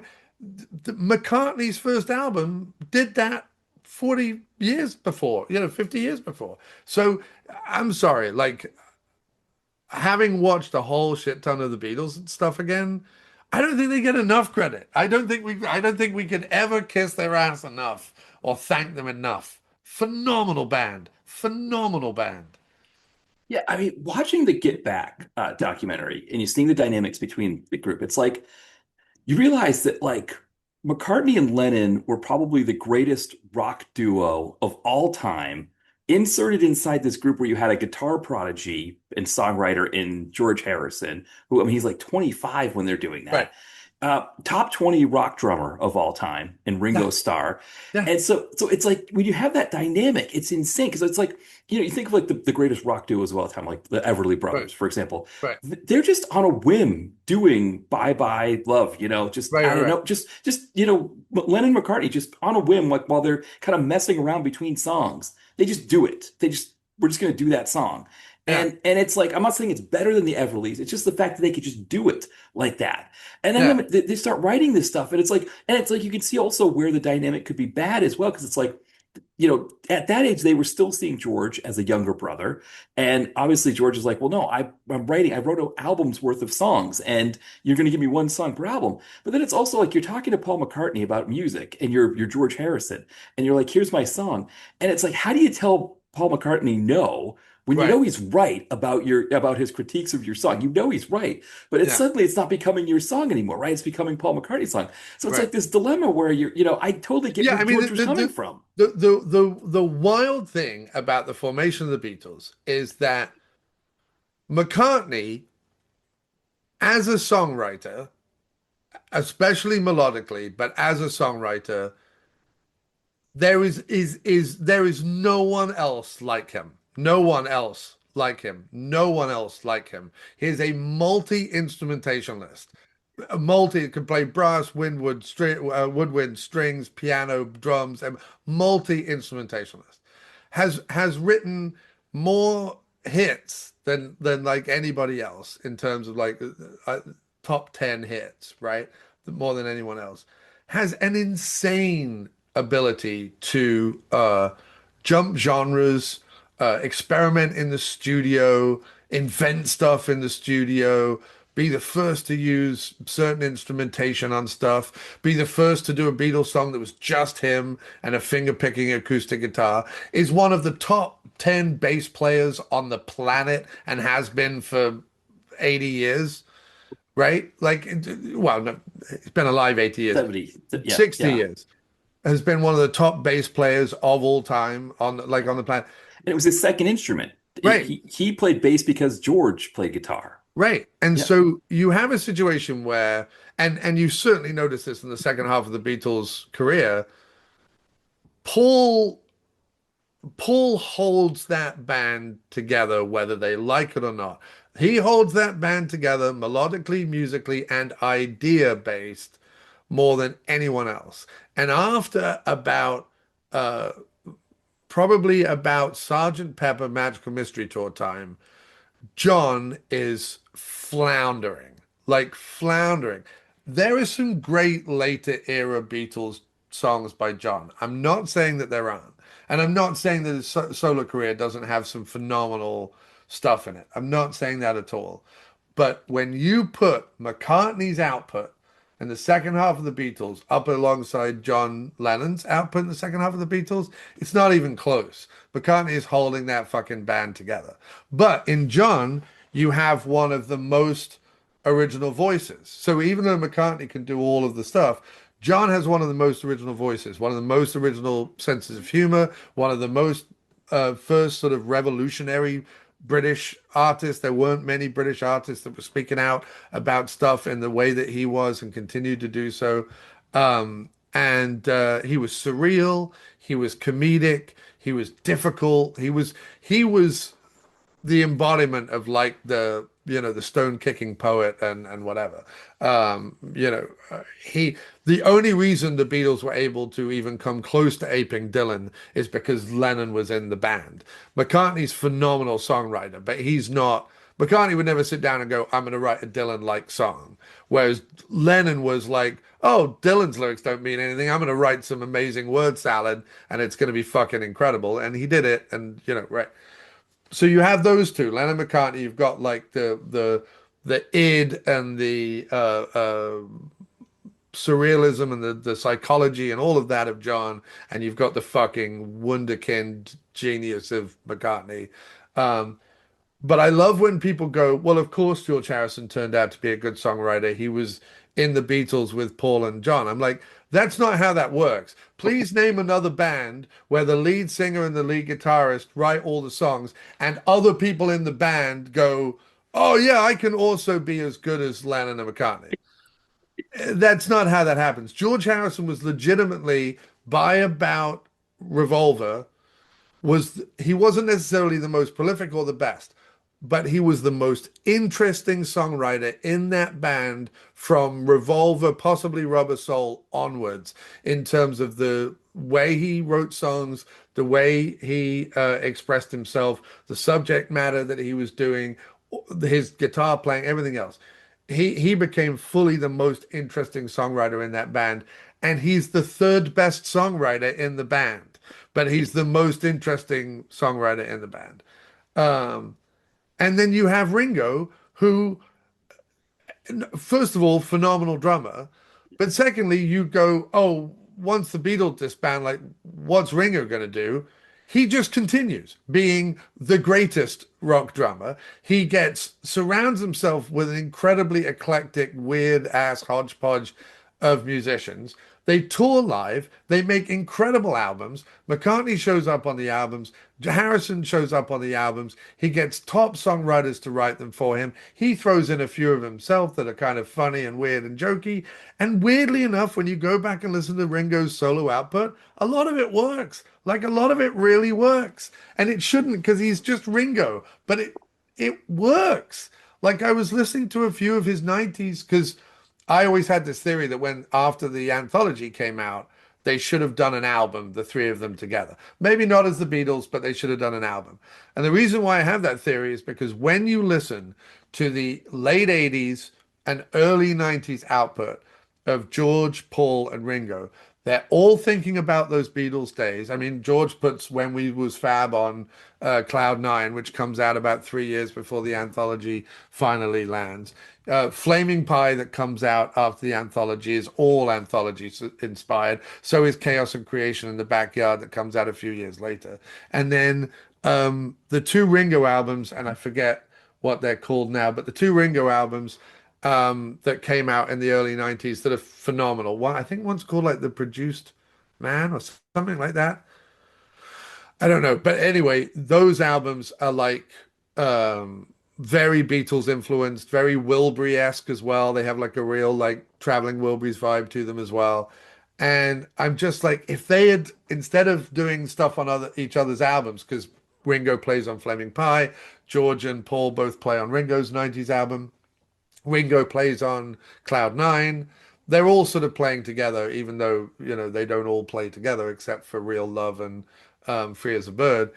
I think there was so much going on that if you had put the best songs from like those three albums and made it one album, it would have been the greatest fucking album of all time, I think. Yeah, no, I totally agree. I think it's, it the Beatles are kind of this gift that keeps on giving. And I think, like you said, I think this is, to your point, I think other people have said this, actually, I've heard it in other places as well, that like Jen and I, we always joke about like, people being, like kids today, if they haven't heard an artist, like somebody was saying that George Michael was underrated. And Yeah, it's like, if you look at the first two paragraphs of his Wikipedia page, he's not underrated. He's pretty well rated, yeah, it's just because you haven't heard of him because, he right, hasn't put in an album in 10 years because he's no longer with us. yeah, That doesn't mean, but it's kind of the Beatles. You can kind of maybe make that point that like, it's possible that they're underrated because of how great they were, that yeah. like it's a crazy concept because people think of them as the greatest rock band of all time. Um, but even then, yeah, it's It just doesn't do them justice. right. And I tell you what it's like. It's like this. When someone talks about Mozart and Beethoven, or Brahms or Chopin or whoever, but when people talk about Mozart and Beethoven, the biggies, right? The big two, right? It is in such like there is allowed to be true reverence for their music, right? It is put in hallowed places of performance. It is put in, ancient churches and Roman amphitheaters and these elegant structures. This is where we deem and these big old opera houses, this is where we should be listening to serious stuff like Mozart and Beethoven, right? It's put at this level. And I totally understand why.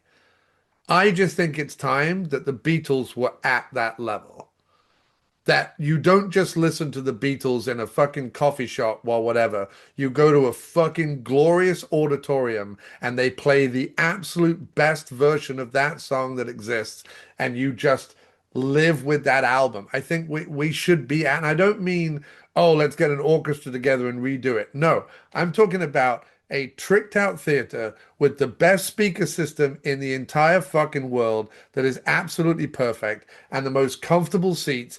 And you go in there and they play the entire White Album. And you're not allowed to look at your phone and you're not allowed to do whatever. It is treated with reverence and integrity in a way that it deserves. I think we're there, Matt. That's what I'm talking about. I totally agree, and I think it's the kind of thing that I would attend. I think that that would be an experience. Yes. If I think the movie theaters, people having trouble getting people to go to movie theaters, because of whatever. But I think if you made it, and if there was a way to make it a visual experience as well by having maybe like footage of them or Yeah. whatever.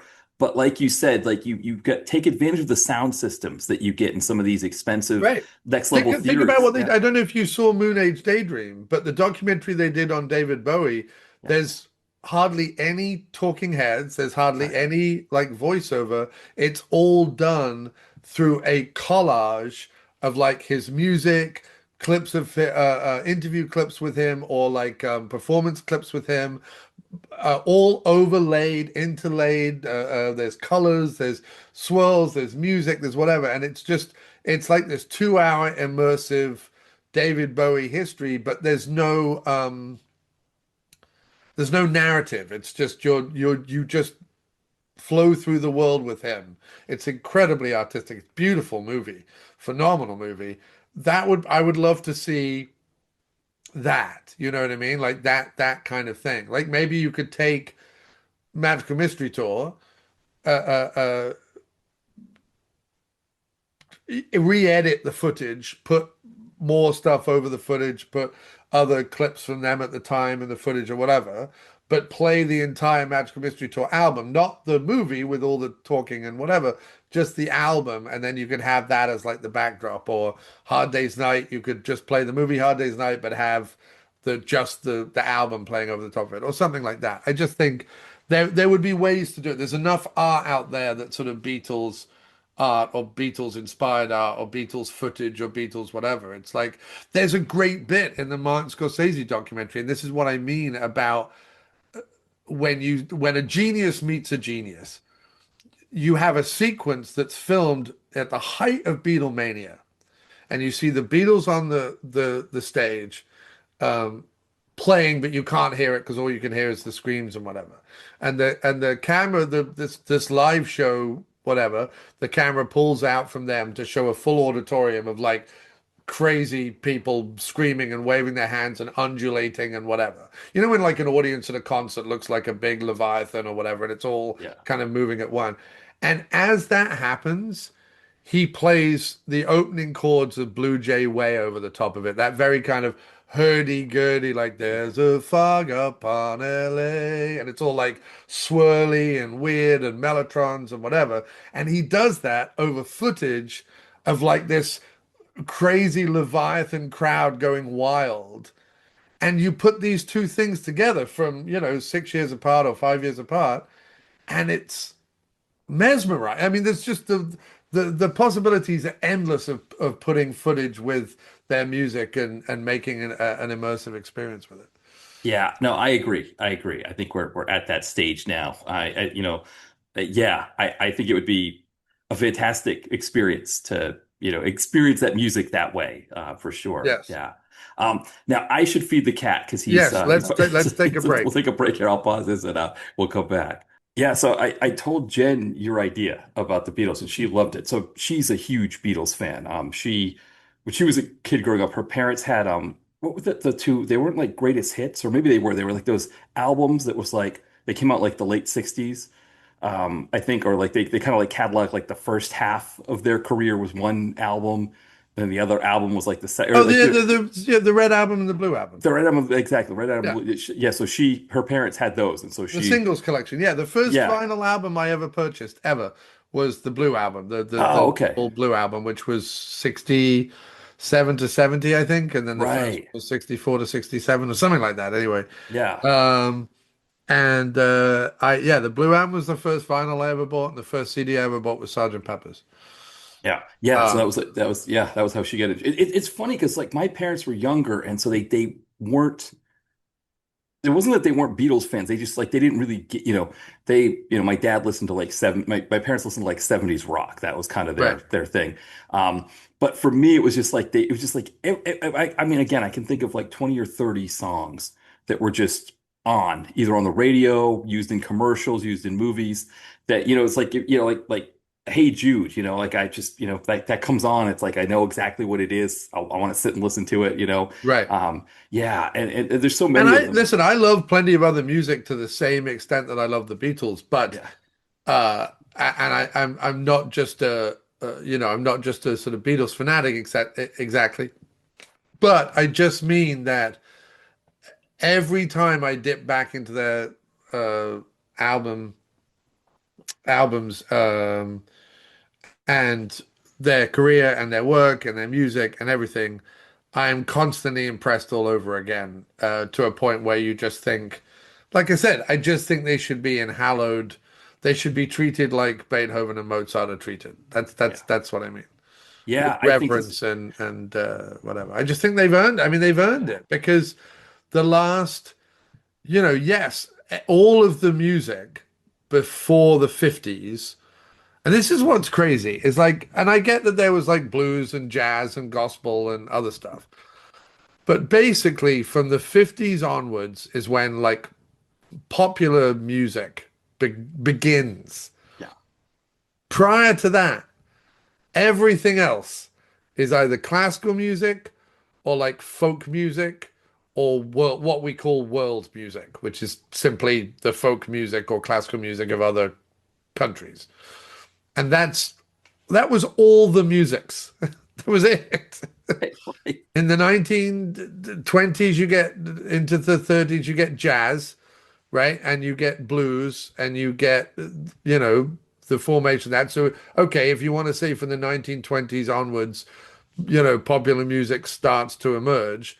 But before that, for hundreds of years, the only music was either, the music of your clan or tribe or group or whatever. So Irish folk music, Nordic clog dancing music, whatever it is, that what I would call folk music or world music, and classical. That was it. Yeah.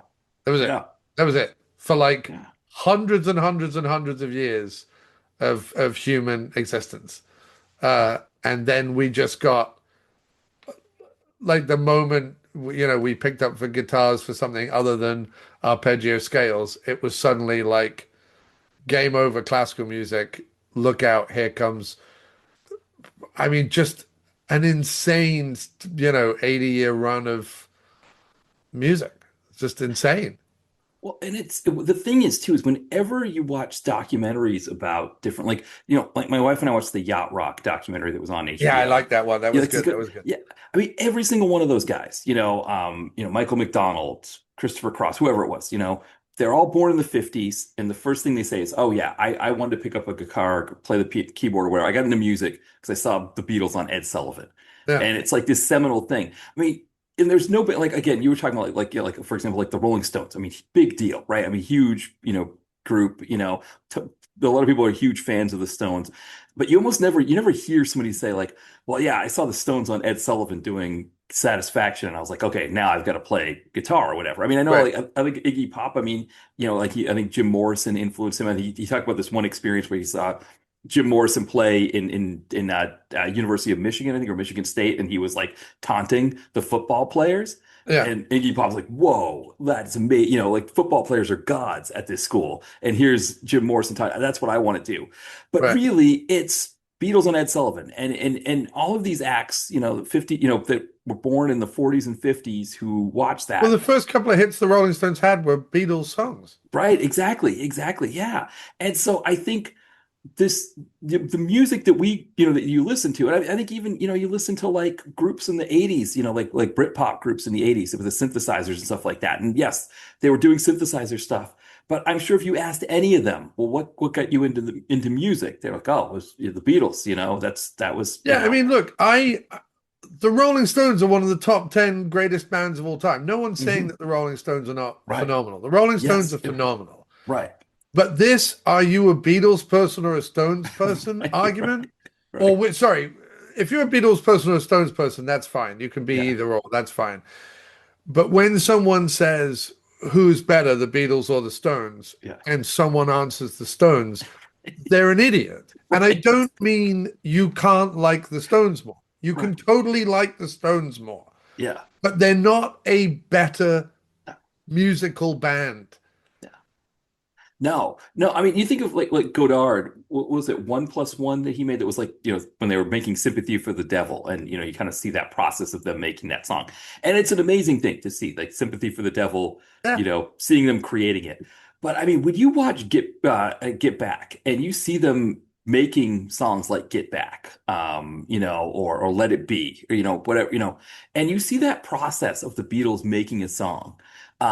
It that alone should tell people like what you're seeing there, and I yeah, mean, again, when you're hearing Paul McCartney giving George Harrison advice on his songs, and he's even self-conscious, but he's like, I'm not trying to give you a hard time, I'm not trying to, and George is like sitting there like, I'm not mad at you, because part of George is like, yes, this advice is right, this is, it's correct, and yes, he's doing something different with my song, but it's like you see this whole process of how this whole thing works, and it's just like, man, like this is why this is like this is where this stuff comes from, is these yeah, guys, how they put, and it's like another level of yeah, creativity that that we might not ever see that. I mean, I think of, like, you talked about McCartney doing the lo-fi album. My favorite Bruce Springsteen album is Nebraska, right. which he did completely on his own, lo-fi and all that stuff like that. I mean, I don't know how you get away. I'm sure part of how he was able to get away with that was to say, well, Paul McCartney did it, so Right. I'm going to do it. Right. And also, yeah, I mean, I also think there's something in a songwriter that wants to see if their songs stand on their own. Like every so often, and again, I'm not putting myself in the realm of McCartney or Springsteen, but every so often I'll put out an album that is just the way, or I'll put demos on albums as like special tracks to show A, where the song began, but also to show myself a little bit like, does this song work if it's just me? Does this song need all this other stuff, or can it work just me? Like there was I did an album, like my first few albums that I did when I first discovered like recording on a computer, it's all like 20 tracks of me like playing all these different instruments and making it sound like ELO and whatever it is. And then I do an album called Found in the Shed, where it's literally I think there's only 4 tracks. Uh and the main track, the rule I put on the album is the main track of me singing and playing has to be live all the way through, rather than breaking it up or rather than singing over the top or changing the thing or being able to change it. I had to be able to sing and play the song as if I was in the corner of a cafe playing and singing the song, and then I would overdub only little bits just to whether it was like a little lead guitar or a little whatever. But I didn't do drums because I didn't have a drum kit at the time. It all had to be stuff I could play. It could be synthesizers, it could be whatever. And so every so often I do that. The Banjalele album, I was like, let's see if I can write a whole album just on the Banjalele and make it compelling. Don't just make it like a Mumford and Sons, twangly hipster folk thing, but make it something where, oh no, this is a rock song, or this is a an emo indie pop, indie lo-fi song, or this is whatever. Can I do an album where I'm writing songs that seem darker or weirder, but using essentially like a light folky as well. So every so often you challenge yourself as a songwriter like that. So it doesn't surprise me that albums like McCartney and Nebraska and stuff get made, or even sort of like the Johnny Cash later like American sessions or whatever that the Tom Petty and uh beardy guy who Rick Rubin Okay. produced. Like that, those are very simple arrangements. Like when you listen to Johnny Cash's Hurt or whatever, it's just very stripped back. And good songs stand on their own. Good songs you can lie out in the sun naked and they hold up. Yeah, right. No, no, I totally agree. I totally agree. Yeah. Yeah. I think, it's the Beatles are just again, and it's like like I said, I don't know them as well because but it's like I think like there was that the Pulp Fiction, you're your Beatles guy or an Elvis guy, and I've always kind of just like I've always been a fan of Elvis. I've always kind of liked Elvis's music, stuff Yeah, like but that. But it's apples and oranges. You exactly, can't yeah, compare the two. no, and I think it's the thing is it's like I like Elvis and I really like stuff like that, but it's like you can't you can't deny what the Beatles are. It's like it's not. Elvis was a very good singer performer, Yeah, and that's it. right, right. He had the benefit of being one of the first. He had the benefit of being one of the ones that had the most compelling stage presence and the most compelling vocal sound. Yeah, And you can't deny what Elvis was in terms of popularity, in terms of making rock and roll and blues and swing palatable to everyone, yeah, etc. But he also stands as the first guy in that era to be like a puritanical American flag waving, hanging out with presidents and whatever type guy. Like nowadays, this would be Luke Bryan or one of yeah, those guys. I don't even know yeah. if I'm saying the right name. Is Luke Bryan a country and western? I think he is. I think you can. I think there are a lot of two first name Yeah. guys. Yeah. And then, but, you know, so for all the great songs that Elvis sang, all of which were written by other people, Yeah, and the big band arrangements from the 70s that I absolutely adore. But again, they weren't anything that Sinatra hadn't done before them or Louis yeah, Armstrong hadn't done before him or whatever. Like this was just Quincy Jones orchestra type stuff, which Sinatra used, Elvis used, all the acts that were still doing basically singing performance in the 70s were using these very stylized big band orchestral arrangements. They sound phenomenal over rock songs, but it's not like someone sat around and came up with it. Whereas the right, right. Beatles sat around and came up with that. Yes, Like literally like while McCartney was writing a song, he was like George Martin, the producer, like I don't know why, but I hear like a little chamber string orchestra here with this song. And George Martin, because he was an old traditional, like, you know, British radio producer, was like, oh, we'll do that in our sleep, dear boy, And they brought in a chamber orchestra or whatever. But like other bands weren't doing it. Other bands immediately started doing it the moment the right. Beatles did it. But, and that's before you get into the fucking tape loops and use of Yes, distortion and, anyway. Um, so Elvis is the old school happy meal of music. In other words, everyone loved it. You got a free toy, and back in the 80s, it tasted like childhood. You know what I mean? yeah, He's the happy meal of music. But to be like Beatles versus Elvis, right. No, it's night and day. Like no. it's apples and Eh, oranges. It's completely yeah. Well, and also you watch that Get Back documentary, and I think at one point McCartney and Lennon just start doing Elvis. yeah. And again, that's the thing is that you see them again just doing the Everlys, just doing Elvis. Right. Like they can just do and I mean I think they at one point they did a Rolling Stone sign. I can't remember, but but they could just do any of that stuff. Yes. And it's like so they could it's like almost like this thing where like they can do your music and Yeah. do their music. Yeah. It's like it's and I think it's part of why they became so big to start with, right? Because they were doing, Yeah. hits that people knew. You can't deny the influence that Elvis Presley had across the world. Yeah. And Elvis, like, I tell you what, Elvis like the Beatles. Here's where they're very Yeah. similar. In terms of celebrity, in terms of just ubiquity and fame, the Beatles made all the mistakes that a band could ever make so that other bands could get it right. Yeah. The Beatles did a whole ton of stuff first, whether it was merchandising, whether it was diversifying their portfolio and going into electronics and clothing and other stuff like that, all of which every single actor and musician does today.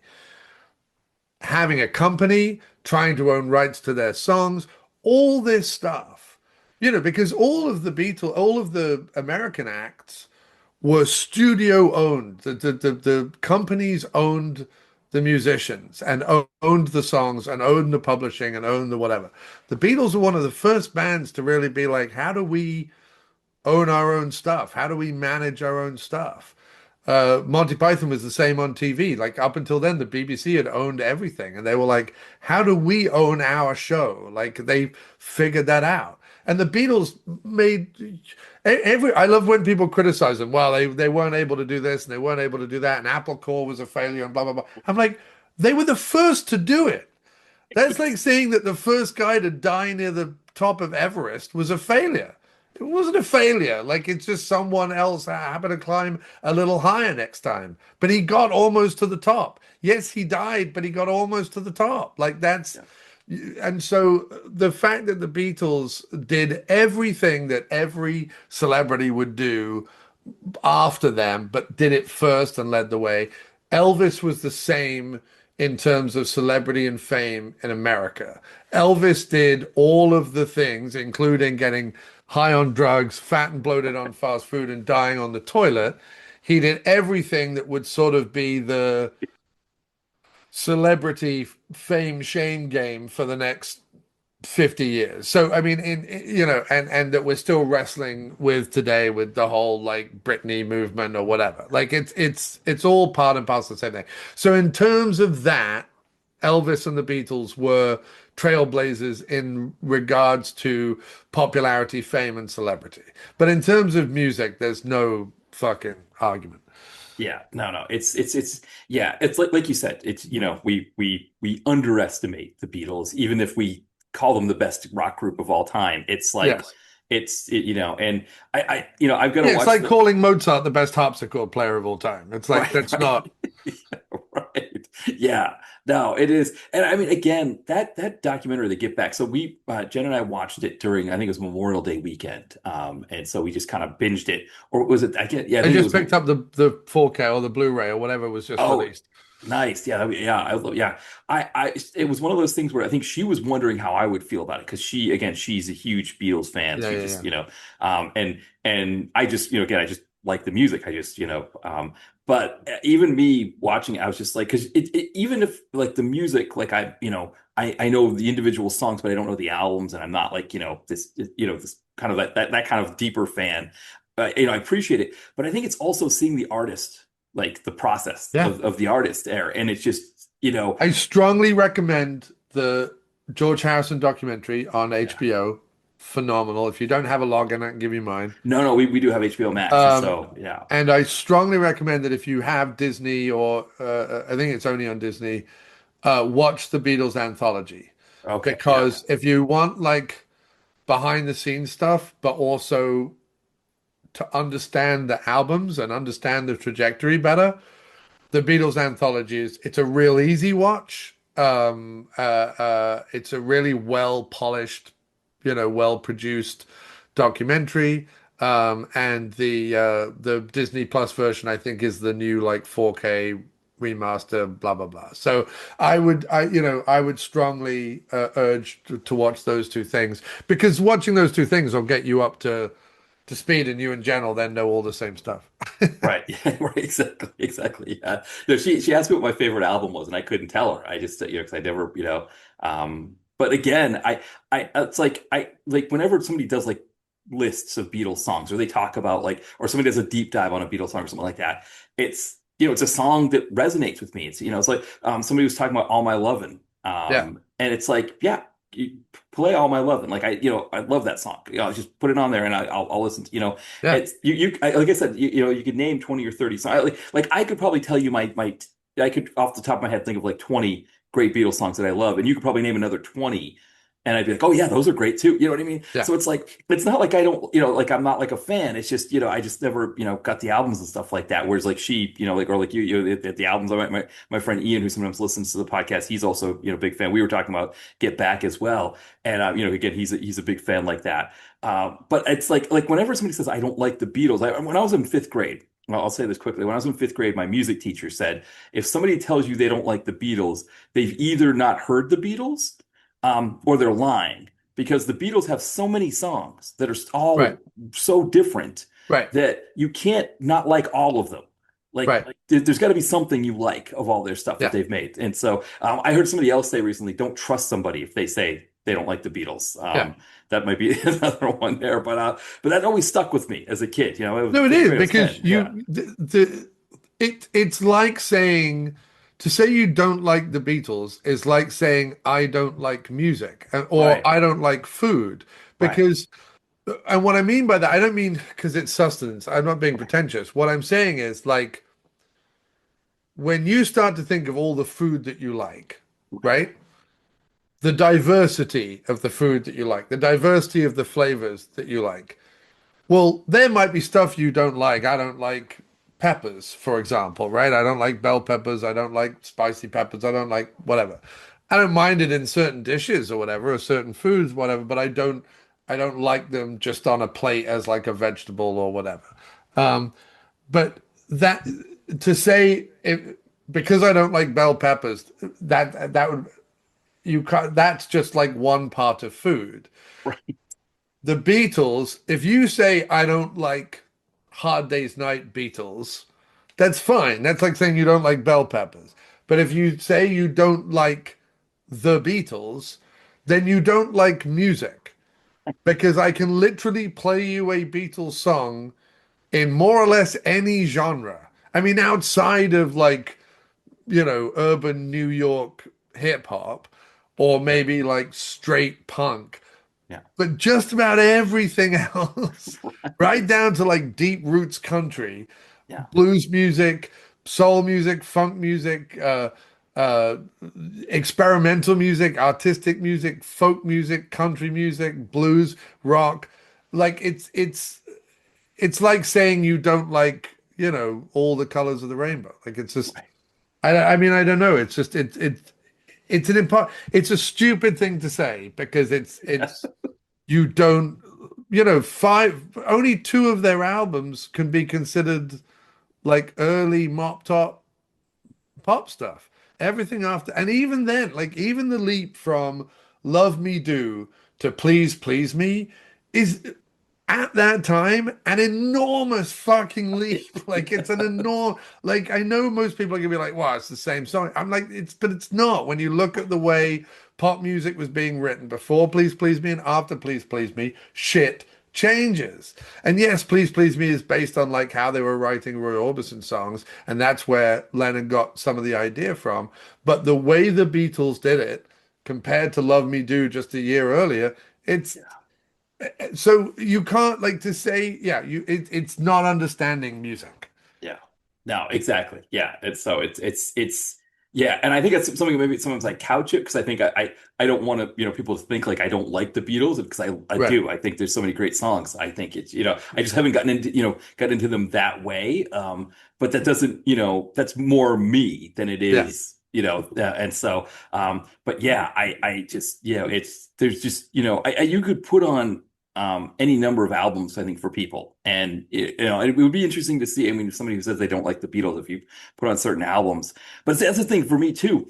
I can't think of a song I don't like by them, because just songs that just get played. It's like those early ones. I love those early ones too. I love No, love me do stuff like that. I've said this before that I have seen extraordinarily diverse groups of people stop what they're doing when Hey Jude comes on Mhm.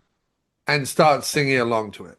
Yeah, Vast, diverse groups of people yeah, I have seen stop what they're doing at every age as well. I remember in school coming into the rec room and a whole group of kids from all different walks of life, all different backgrounds, sat around a boombox listening to Hey Jude. yeah, I've seen like at every age I've seen people enjoy that song. So even if that's the only song you know and the only song you like, then you like the Beatles. You Right, know what I right, mean? exactly. One of my favorites is my friend Petrowski, who actually sometimes listens to the podcast. Whenever we worked in the kitchen together, and whenever somebody would have a fit over something, he would start singing "All You Need Is Love," Yeah. which just made it worse for them, right? Because Yeah. he was like rubbing it in more. But Yeah. it was like the thing that would come to his head, like Yeah. oh, you just spilled a whole bunch of whatever cups of whatever, now Yeah. you got to go clean it up, and you're angry about that. He just starts singing "All You Need Is Love," and it's like, but it, But it was particularly odd to me, I think, that because I was a huge Python fan and a huge Beatles fan. Like I was huge. And even though I like a lot of what is considered sort of, outsider art or fringe stuff or grindhouse stuff or B movie stuff or whatever it is, my two biggest loves in my life culturally were two of literally the largest things on the planet, the Beatles and Monty Python. But it always surprised me because within those two behemoth pop culture icons, there's so much diversity. Like Meaning of Life is completely different to the first series of the TV show, and Life of Brian is completely different to, Holy Grail or whatever to some extent. Um, it was always interesting to me that Hey Jude and Monty Python and the Holy Grail played and worked everywhere. yeah, Like Elvis was a huge Holy Grail fan. yeah, Like you just don't like when I came to America, even people who didn't know Monty Python knew the Holy Grail. yeah. And so there's something universal in that and Hey Jude that seemingly works anywhere in the world. I Yeah. that's been my experience. Yeah, no, for sure. I mean, Holy Grail, I think, I mean, I remember when that one aired on like the Movie Loft when I was growing up. That was like the channel 38. They had this, show called the Movie Loft when there weren't Red Sox or Bruins games on. This gravelly Right. voiced host, Dana Hersey, would play movies. And I mean, that was how I first saw Holy Grail. And I mean, to me, the thing that struck me the most about Holy Grail, there's all the iconic moments of whatever. And if somebody's listening here and they haven't seen it, I'm going to spoil the end of Holy Grail. So I'm sorry for that. But that Yeah, scene at it the doesn't end, matter. no. The ending is the worst bit of Holy See, Grail. I loved it. I loved it when they get arrested and they're Yeah. all getting, yeah, I thought that was hilarious as a kid. I thought that was like the best. I was It like, is, but it's like Blazing Saddles. Mel right, Brooks doesn't know how to end the movie, right, so he right. just So I had thought that was the way to do it. I thought that was the best way to do it was just, right. I think my problem with the bits where modern day breaks into Holy Grail in the yeah, same way that it bothers me at the end of Blazing Saddles is that they had maintained such a delicate balance yeah, between modern comedy and costume drama. So like the yeah, the costume of the Western or costume of the knight sword and sandal epic. That they had maintained it so nicely that when you break that fourth wall, it ruins more than just like it does more than just take you out of the movie. Do you know what I mean? It almost ruins that. It's why I think that Young Frankenstein is a far better movie. I think the first half of Blazing Saddles is a phenomenal movie. But Young Frankenstein sticks with its story, its premise, its aesthetic, its jokes, everything all the way through. It doesn't break the fourth wall and suddenly, go into color or run out of the film studio or whatever. Now, I like those endings for different reasons, but there's still a part of me that wishes those endings were on a different movie and not on Blazing Saddles and Holy Grail. yeah. No, no, I see what you mean there. Yeah, for sure. I mean, Monty Python, Flying Circus. I remember when we first got Comedy Central. There was a marathon. I think it was like a long weekend marathon where they just played the whole series back to back. And my friend, that same friend Petrowski, the All You Need Is Love guy, we were coordinating between. I think it was the two of us. Maybe there was a third person as well. We were coordinating recording the whole thing.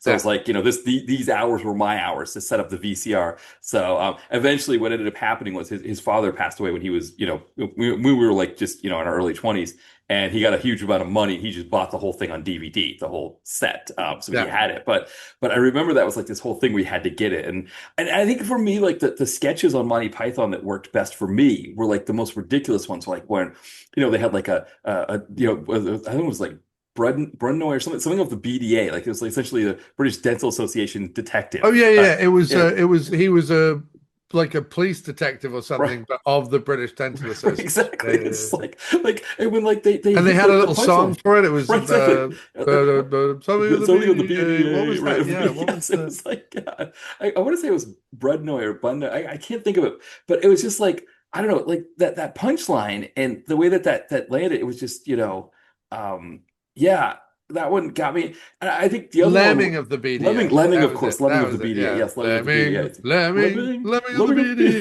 right, Yeah. exactly right. And there's like trying to find like gold fillings or whatever. There was that, and then when John Cleese played a former football player doing commentary, Oh yeah, and like yeah. he would just start everything like, "All right, Brian," and that was it. Broad, Like broad. Yeah. it's A like, and it kicking was ball. It went in the back of the net.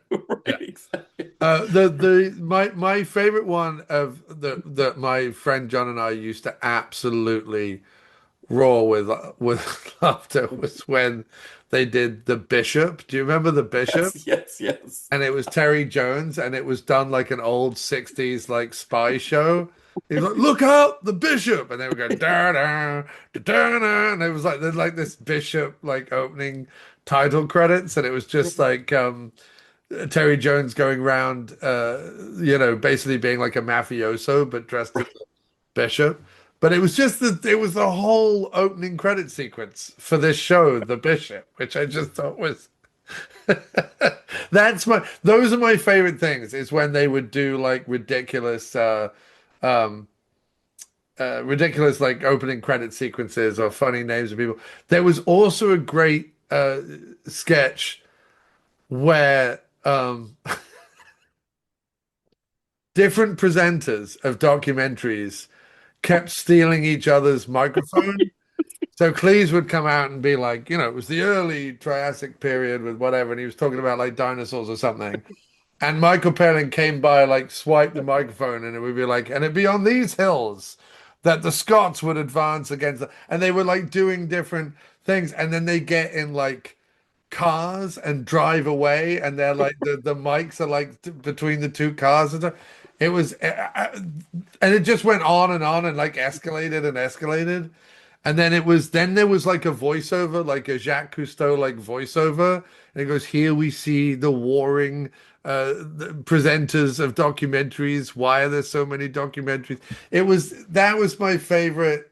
That was my favorite thing, was when the documentaries ran amok. That was such a great idea.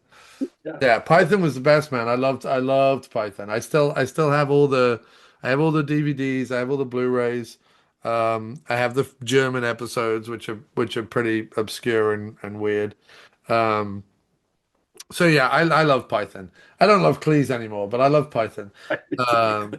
Back in the day, back in the day when they were lefty, not now when he's a fucking reformer or whatever he is. Right.